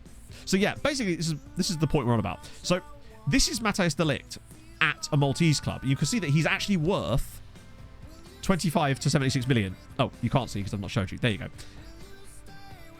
He's worth that amount in Malta in Season 1. The point being is this isn't going to break any kind of realism elements for us because we won't have players of these kind of PA and CA levels in Season 1. But by the time we do have players of this kind of level, the values on the leagues will actually make sense with the values of the players. And that's the beauty of this setup. Hopefully, anyway. Change loan rules. I doubt it. If anything, they're getting more restrictive, as we've noticed lately. Is there any reasonables in here that I can maybe just send around again before we go any deeper on these? Yeah, it's quite a lot, actually. Duque Quartal is a cool name. Advanced rules editor. Ooh, rule. Okay, you want to remove all the loan rules. Okay, so that is very much a Hadrian question. There is topic of Malta. Yes, that's what we were discussing. Right. Lukovic is that guy. So this is after a Gonzalo scout, and he still seems to reckon he's around about that level of good. The question is he worth that to us? Do you know what? Actually, he might make the exact type of loan farm fodder, even though he's a bit more expensive, that we were looking for. Those guys that are just kind of a bit good. Oh. Yeah, I don't want to pay 7, but why? Oh, because that's the save we're doing next year. I don't know about him. Not for 7.5 million. Kenshiro is obviously joining us already in a couple of weeks. Samba at Bordeaux. All right, 18. If he's like... Panache will be long gone in this save now because obviously he'll have retired years ago. He'd be cheap as well. Very cheap wages. Might be rough. No, I think it's going to be really fun. He's got 14 jumping reach. He's not bad. If they'd go really cheap on him... I still don't really want to pay 2.7 for him. Boom. Are Malta being added? I don't think Malta's being added. No, we're doing it ourselves. Imagine that, Hadrian. They announced that Malta has got a licensed league for next year. That would be funny. Like, actually really funny. This guy's only 900 grand at Wolfsburg. Good tackling. Pacey, good... Yeah, he's definitely a buy. For that kind of price, this kind of setup at 18, it's not amazing, but he's not going to want loads of money. So 900 grand release clause. That's just... It's just good business. I'm the Pope. Oh, yours will definitely be more accurate. Take off the Caicedo at Millonarios. He's 17, but he's cheap, and he's a winger, and he's good on both feet. There we go. Definite buy. It's all I wanted is a winger that's good on both feet. I think he said he wanted a loan there, didn't he? Hopefully, anyway. Muddy, thank you very much for the follow. If you are new to today's streams and you have enjoyed, drop a follow. I'd appreciate that. 1.1 million is totally fine. I will get to those lookups in a sec. I just want to get through this last loan report. Particularly these two, especially him, actually. Oh, he's optional. Oh. Now then, when is that option? That's the end of the year. With him, I'm going to shortlist. We'll pick him up for free if we can. Because we'll get notified when his contract's about to expire. So we can grab him then. And you, what's this injury? Pulled calf muscle. Oh, pulled abdominal muscle. He's £7 million. So he'd have to be like really quite good. And he's temperamental. And honestly, he's not that much better than a lot of the other players we've looked at in that same kind of mold. And he's certainly not 7 million good, probably. You have no idea who he is. Yeah, that's me very often, actually. Another buffer overflow. No, it won't get a buffer overflow at 384, I don't think. It'll be 128, 256, and then 512, I presume. Right, let's have a look at this old what is this? What are you... What? Is this just a setup so you can dob me in with another thing I said 8 years ago? Ah, he's gone. He's gone. Have I spelled his name right? I have, and he's gone. I'll refund your points. Panache. I don't think we had keep history after retirement on him, and I just nearly wrote lasagna there. Oh, no, there he is. Also, can we talk about the fact that there's multiple people called Panache? We've got Alec Kazamba Panache and Denver Kazamba Panache. Denver Panache. Loving that. Oh, but there he is. Yeah, retired at 29 after playing for Schiaffok. God, it's mad. He played for Debrecen and Ziermot in this save. That's how long ago it was. We could get Panache, and I'm fine with that. I want that to happen. Just to find out. Well, I think I swear I remember seeing a player with that name. So Reinhard, we'll take... Oh, youngster. Could I do a cheeky on him? I don't think I can. Nah, not with those requirements. And I'm going to try it. Who would I be if I... actually, I can't be asked to try it. There's no reason to. He's German as well. We could just literally give him an 8-year contract, have him till he's 26. Bish bash bosh, loan farm extraordinaire. Perfection. Caicedo. Caicedo. Show me your goods, my friend. And he wants a loan move. That maybe will help. There's a bit more cash for him. 15k. Ouchie. And he probably will get Columbia caps if he's any decent. Any decent. Words are hard, chat. Scroll that down a little bit. Good news as well. Shoulder still holding in there. It's a little bit sore, but I went for a run today as well, and it's definitely on the way, on the good ways, which is really nice. I was genuinely starting to feel like I was going to feel like that forever. Like nearly a month of just debilitating pain was really doing my nut in. Oh, really? Oh, God. Who just got a Norway cap? Oh, my God.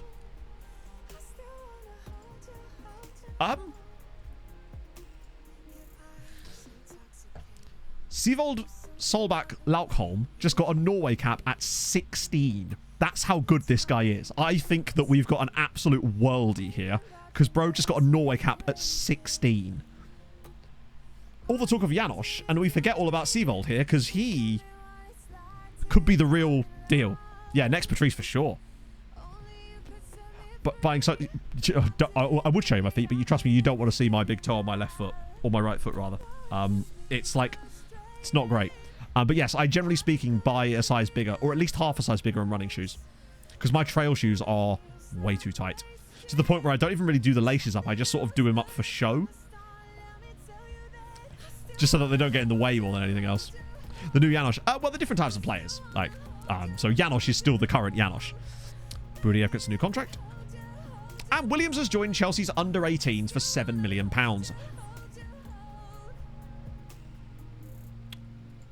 We offered them more than that. We offered him £9.5 million, and he's now gone to join Chelsea's under-18s, whereas he would have played for us. Let's have a look.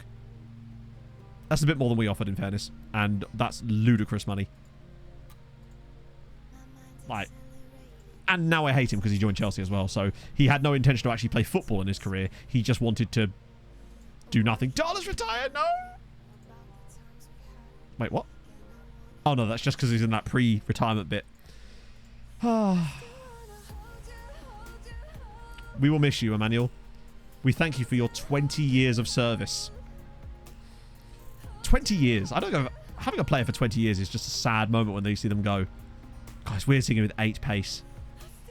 What a hero he was. How many games did he play for us? 439 league games. God knows how many. No, we can't sign him as staff. He didn't ever get staff attributes, unfortunately. Unlike Montiel, who did. So he will be sticking around. Oh, that's sad. Right, so that's the holiday. These guys. Janosch Satmarier's got a new contract. Wait, hang on. Okay. That's the thing that's happened. The pre-retirement limbo, which is weird that they do that. Why don't they just retire on the day? Oh, here we go. Right, these are trash offers. But I think... No, you couldn't give him 2 testimonials. The game wouldn't let us give him a second testimonial, which is very annoying. I want more money than that, but I think we should start playing them off against each other. Because they are wanted by multiple people. I don't know. We've got... Oh, actually, probably Ethiopia. We've got an Ethiopian central midfielder who is actually goated. Not yet, but he's going to be, hopefully. He's 5-star potential, and he's still 5-star potential. He looks like he's going to be an absolute monster. And he came through at an Ethiopian club. So that's the best exciting thing about it. Is not just that he's Ethiopian, but he came through an Ethiopian team, which just never happens. I can't believe we actually spotted him. So I think with Ahsoka, we're just going to start trying the bidding wars, right? We're going to have Budayev coming in. We'll get money for Ahsoka. I think the plan is... Because this is a load of crap. I want to try and get the highest fee as possible. No interest in talking to Arsenal. Love that for him. Let's see where they're willing to go with this, right? See if they do 39 million. Okay! 39.5 million pounds. We've got a starting point, chat, of 39.5 million pounds. I was not expecting them to go for that. Good. Okay. So now we cancel the City offer. And now we'll try and see if someone can put 40 up front, just to start off with. Now we're talking. So firstly, I want 40 million flat, just to get us a nice established number. Because technically, that was only 30 million up front, the other one. So we'll set him to 40 million now. See if the others are interested. I feel like someone is going to come and trump Arsenal for this. Easy. So we're getting Reinhardt. And we're getting Caicedo, although I'm a bit concerned that no one else has bid yet. It seems that no one actually came for him straight away. We might have to try and entice them in. Because I'd take 35 up front. That's surprising, actually. That no one came in for it. Let's just try that. Just try and... Never played for the club and couldn't create a testimonial. That's really surprising. As long as the player's been at the club for 10 years, usually unbroken, then he should be fine. Generally speaking. Hang on, Pushkas is back in the Hungary squad. I didn't realize he was still eligible. I thought he'd retired from national. Wow. Also, it's kind of gone under the radar that Puskás has been here this entire year and still didn't play for us. He's still never played a single minute of football for MTK in his entire career. Yeah, he's 36. Oh no, Manier's injured. Thank God we got the loans done first. We did do him dirty, but he did very well at Debrecen, to be fair. Right, weirdly, they're not coming in for Ahsoka. I mean, honestly, I'll sell him for 40 million if I need to. Europe's tops mark. Whoa! Beng's Sword just won that award that we don't see that happen very often. Obviously, Zivkovic grabbed one there. And the only player that's ever won this for MTK was Airing when he got 37 that season, and no one's even come close to getting that tally since. Fair play. Well, yeah, we were excited about Puskás because, one, he was called Puskás, and two, he felt like the first real big player. Is the World Cup going wild? We should get automatic results for it, shouldn't we? I think we have a screen flow set up that should show us the World Cup, right? And Miggy is now a coach. He's absolutely awful, but luckily he's got a National C license, so he will become better. Like, he can't really become any worse, let's be honest. Oh, Miggy, what a player. So that's another pillar of the community that's gone. Let's check the World Cup. Oh yeah, it's not started yet. That must be pre-World Cup friendlies. Nicholas Jackson's Gambian in this save, really? He's already better than Bentner. And he's going to get more qualifications than him too. Romania are just having a fun time. They're just vibing. Also, Božović is joining us this summer. Janos at the World Cup. He was certainly in the Hungary squad. Whether Hungary made the World Cup, I don't know. I think they did, didn't they? Because they were top of their group last time we checked. Yeah, they're in the World Cup, and Janos was in the squad. So, hopefully. Ahsoka is Man City target. Well, then, could you please bid on him? City, hi, lads. Have they got a guy called Venables? Steve Venables. Have you considered taking a bid on our boy here? See if I drop it to that, because that's what it said they wanted. Stojnic moved to Milan. No, he won't. He's... Oh, there you go. New contract for Brahim. Gutburner. Thank you for the follow. Sounds like the name of, exercise equipment from the 90s that you'd see advertised, really late at night. Yeah, if they're willing to discuss terms. Man City are... Oh, God. Man City are buying Daniel Stacey off Kishvarda. Now then. Bear in mind, Daniel Stacey signed for Kishvarda on a free transfer last season. He's been there 1 year. The question is, how much are Kishvarda about to rip Manchester City off for Daniel Stacey? I've got to say that they're probably looking at least 30 million? 15? Then again, he is 20. He's 31. If they get, to be fair, if they get 20 million pounds in a single year for Daniel Stacey, it's not the end of the world. But it is still a bit shit that they're only getting those kind of bids. I assume he's oh wait, is he transfer listed? They don't have a role for him. Kishvarda are fobbing off players on Manchester City for 20 million pounds. I love how big time they are. That's amazing. Why don't they have a role for him is a different question, because he's really good. I love it. City just buying Kishvarda's knockoffs. Yeah, played 45. Exactly. Have they got a new manager or something that we just don't know about? There you go. New coaching course for him.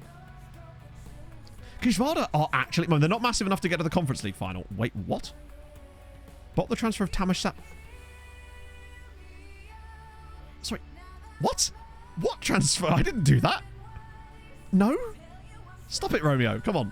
I don't remember trying to sign him. Yeah, he's on 92 grand a week, which will probably be helpful. And getting a player like 31 off their bill would be pretty good. Go on, Galatasaray. Yes. Come on. Show me the quality.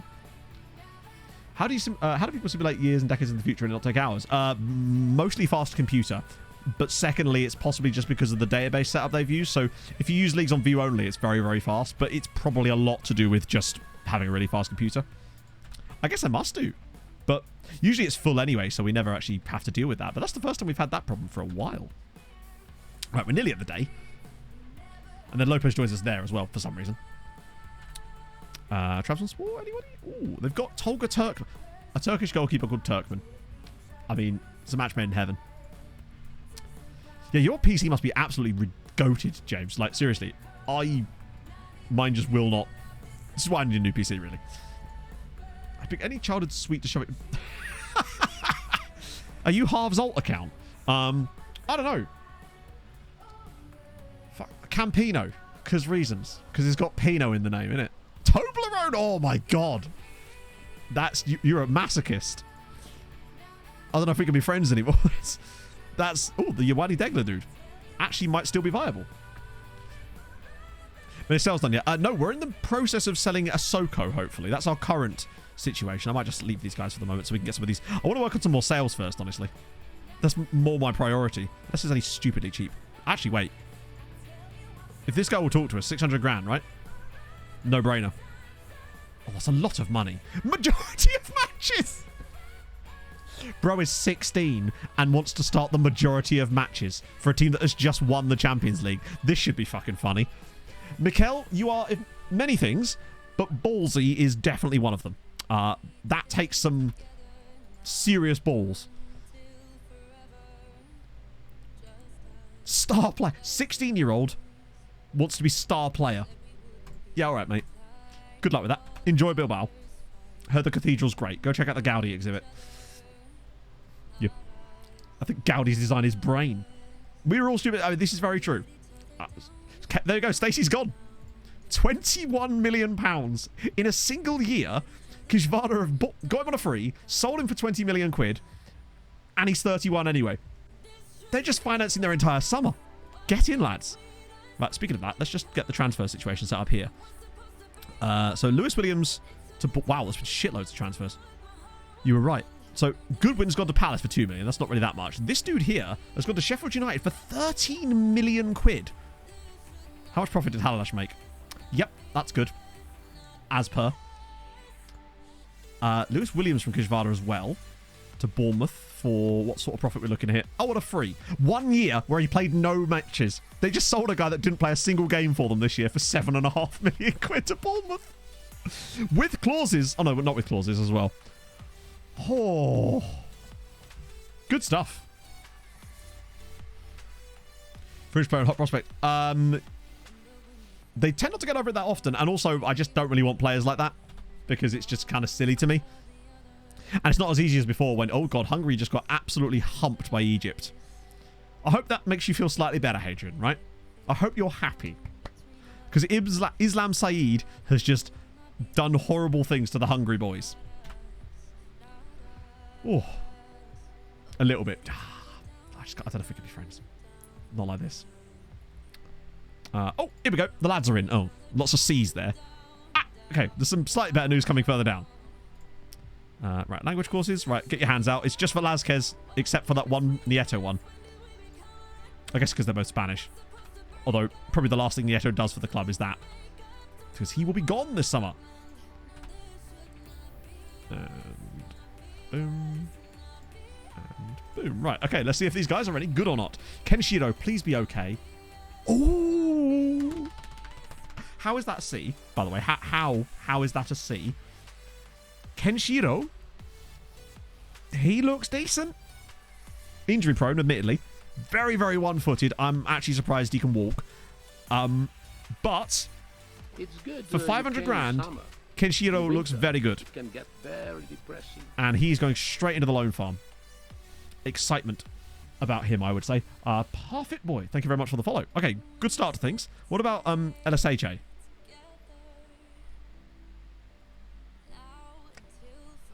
Yes, please. Okay, good.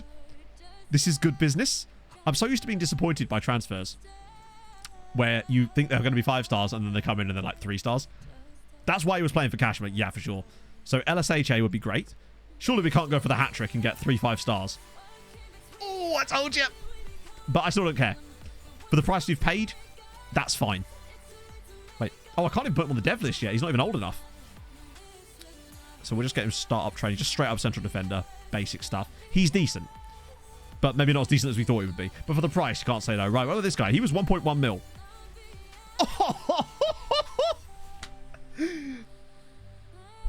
Yes. That's not bad. Oh, I thought he was going to let us down. I thought he was going to be one of those guys that drops off massively. That's very good. Hey, Gary. And he can go in the loan farm. Yes, please. He's got no finishing ability at all. But luckily, he's not a striker. Lovely. Yeah, he's got good tackling too. You're right. How many answers? That is the question. Can we go one more? Reinhardt's not going to be that good, is he? No. But he is 2-star CA, which is not bad at 18.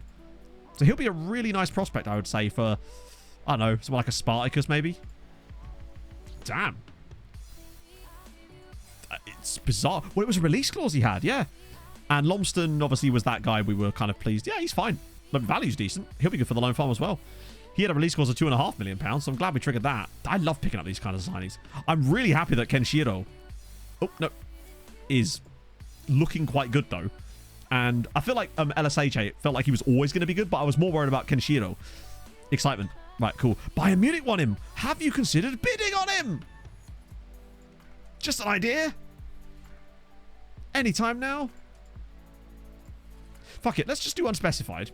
See if any of them bid at all. Let's see what they actually want to do. Watch them offer me like £10 million. Right, so we still fourth on the rankings. How is this possible? We are literally second in the coefficient and have been now for like 5 years. How are we still not at least above like Italy, who are so far behind us? We're still number one on that. We're miles clear of everyone else in that, aren't we? Actually, there's still 12 points in it. We're still clear. And we do get the extra coefficient point, which means... Oh, that's the Champions League. I was like, what? But that does mean Mezhkovej UECL. Unfortunate, but we kind of expected it. But that's a good Champions League lineup, I would say. Honvéd could definitely give it a go. And then homegrown players are obviously always fine on that one. Cool. Okay. We find out. That would be... But, I mean, they said that about Bassi, and Bassi seems to be really good for us so far. So if they want another player that they don't want and we can make him better, then I'll take it. We seem to be in for a lot of people at the moment. Right, Goto, come on, please tell me someone wants him. Really?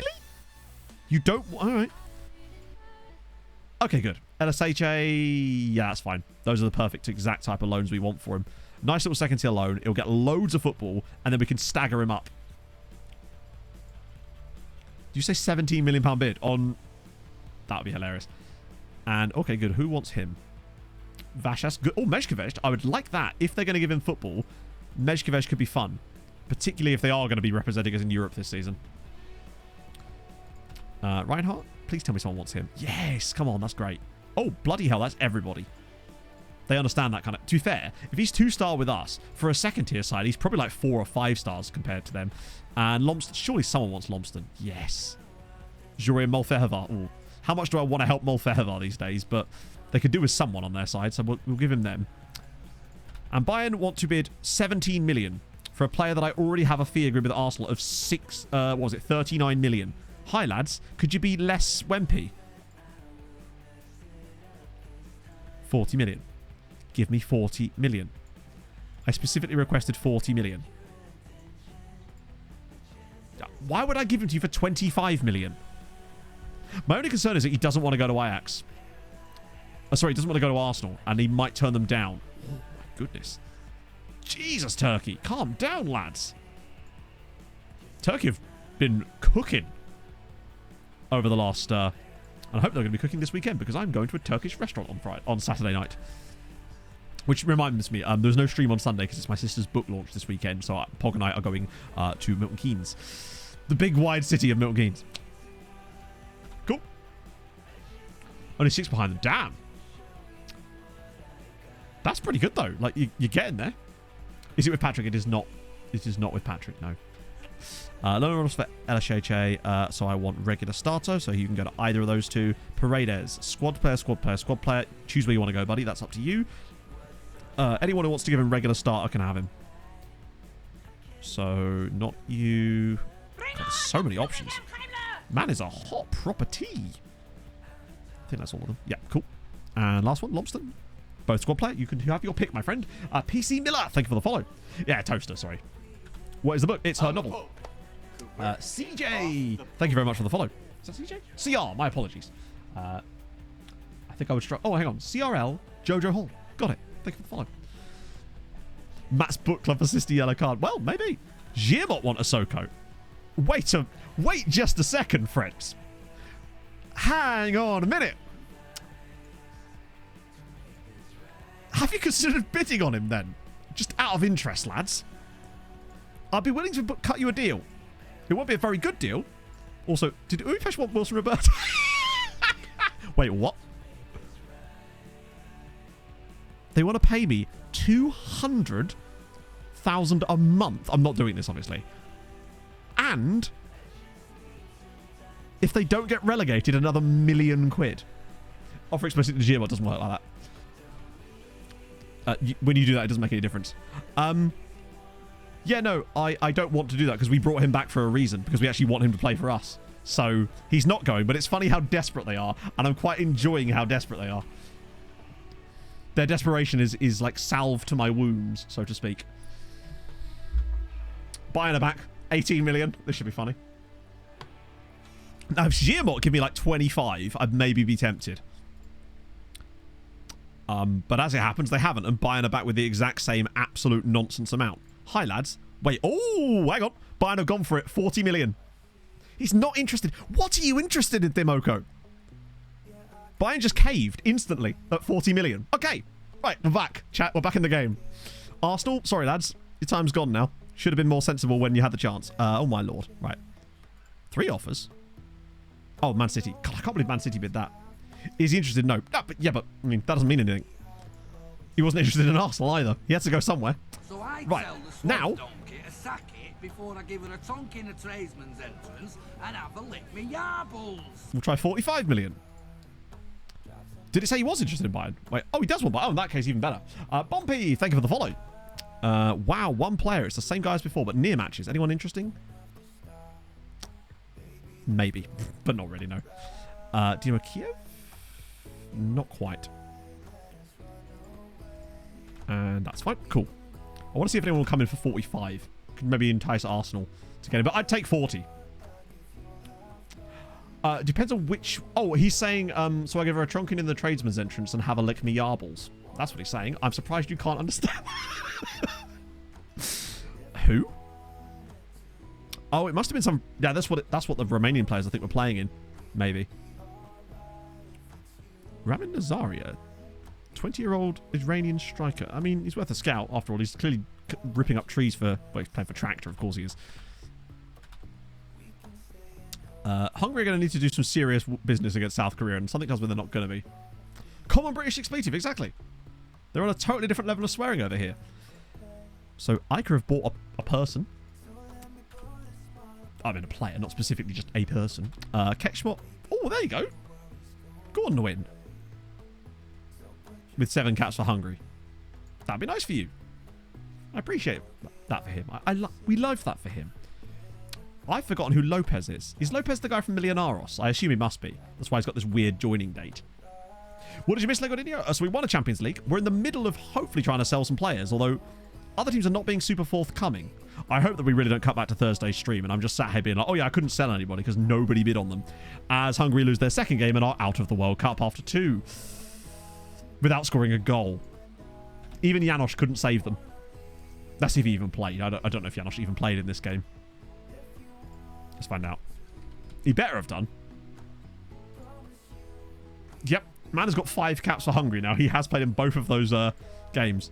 Top of the sponsorship table. 106 million in sponsorship now. That seems higher. Doesn't make any difference though. Kishvarda with their new stadium still getting nothing. God damn it. Small reputation boost. I'm amazed we could even get reputation boosts at this stage, so we'll take that. Okay. I want to at least get to Lopez, man. We'll have some kind of conclusion on the Ahsoka thing, because clearly we're not going to be able to get him out for 4. Maybe I'll just try unspecified again and then just try and bump whoever bids on him up again. I wasn't expecting that to work. It's weird that Bayern went nowhere near it, and then when I did it again, they were like, yeah, fuck it, why not? You've got me. Damn, is he really one of our best players? This is why I don't want to sell him for as little as that if we can avoid it. I'd rather sell him for a lot more. Well, yeah, I mean, I'm hoping it will do. Rule change. I thought they say rule changes. It's like, we're moving a date. Like, let's not get silly about this.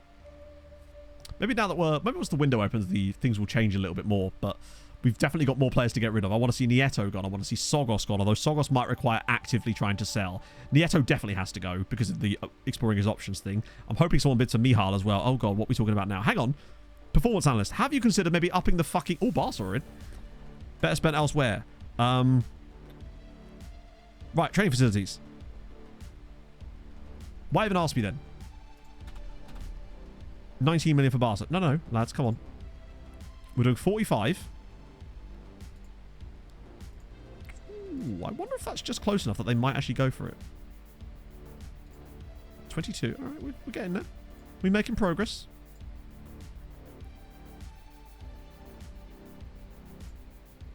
20. Okay, lads, you don't understand. Bayern have already bid 40.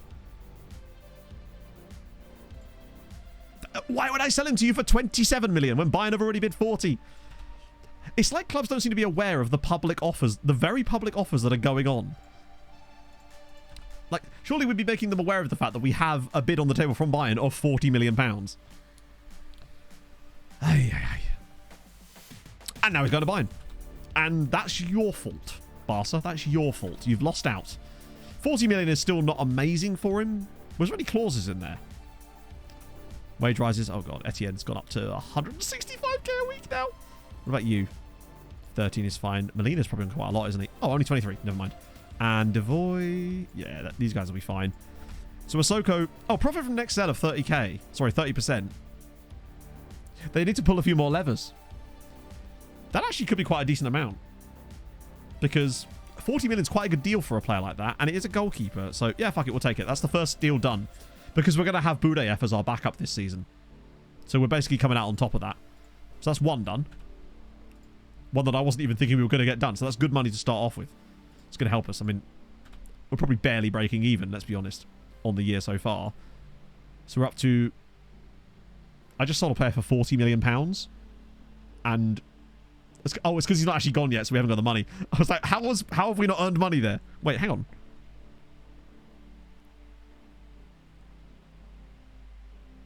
Yeah, player sold 4 million. That's fine. That was just the stuff from the end of the last one. Right then. Cool. Oh. Yeah, I think that's something that I would like to see, but I'm worried that they would turn it into another meeting, and you know how much we don't want more meetings.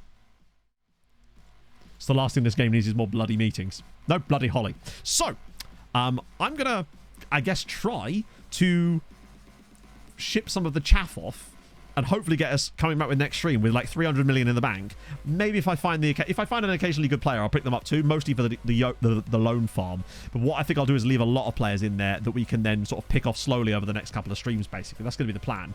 So let me just see who's live this afternoon. Is that a Waikakam I see? It is. It's a wild Waikakam. And that means that, well, it's the least I can do. That's not the least. The least I can do is nothing, obviously.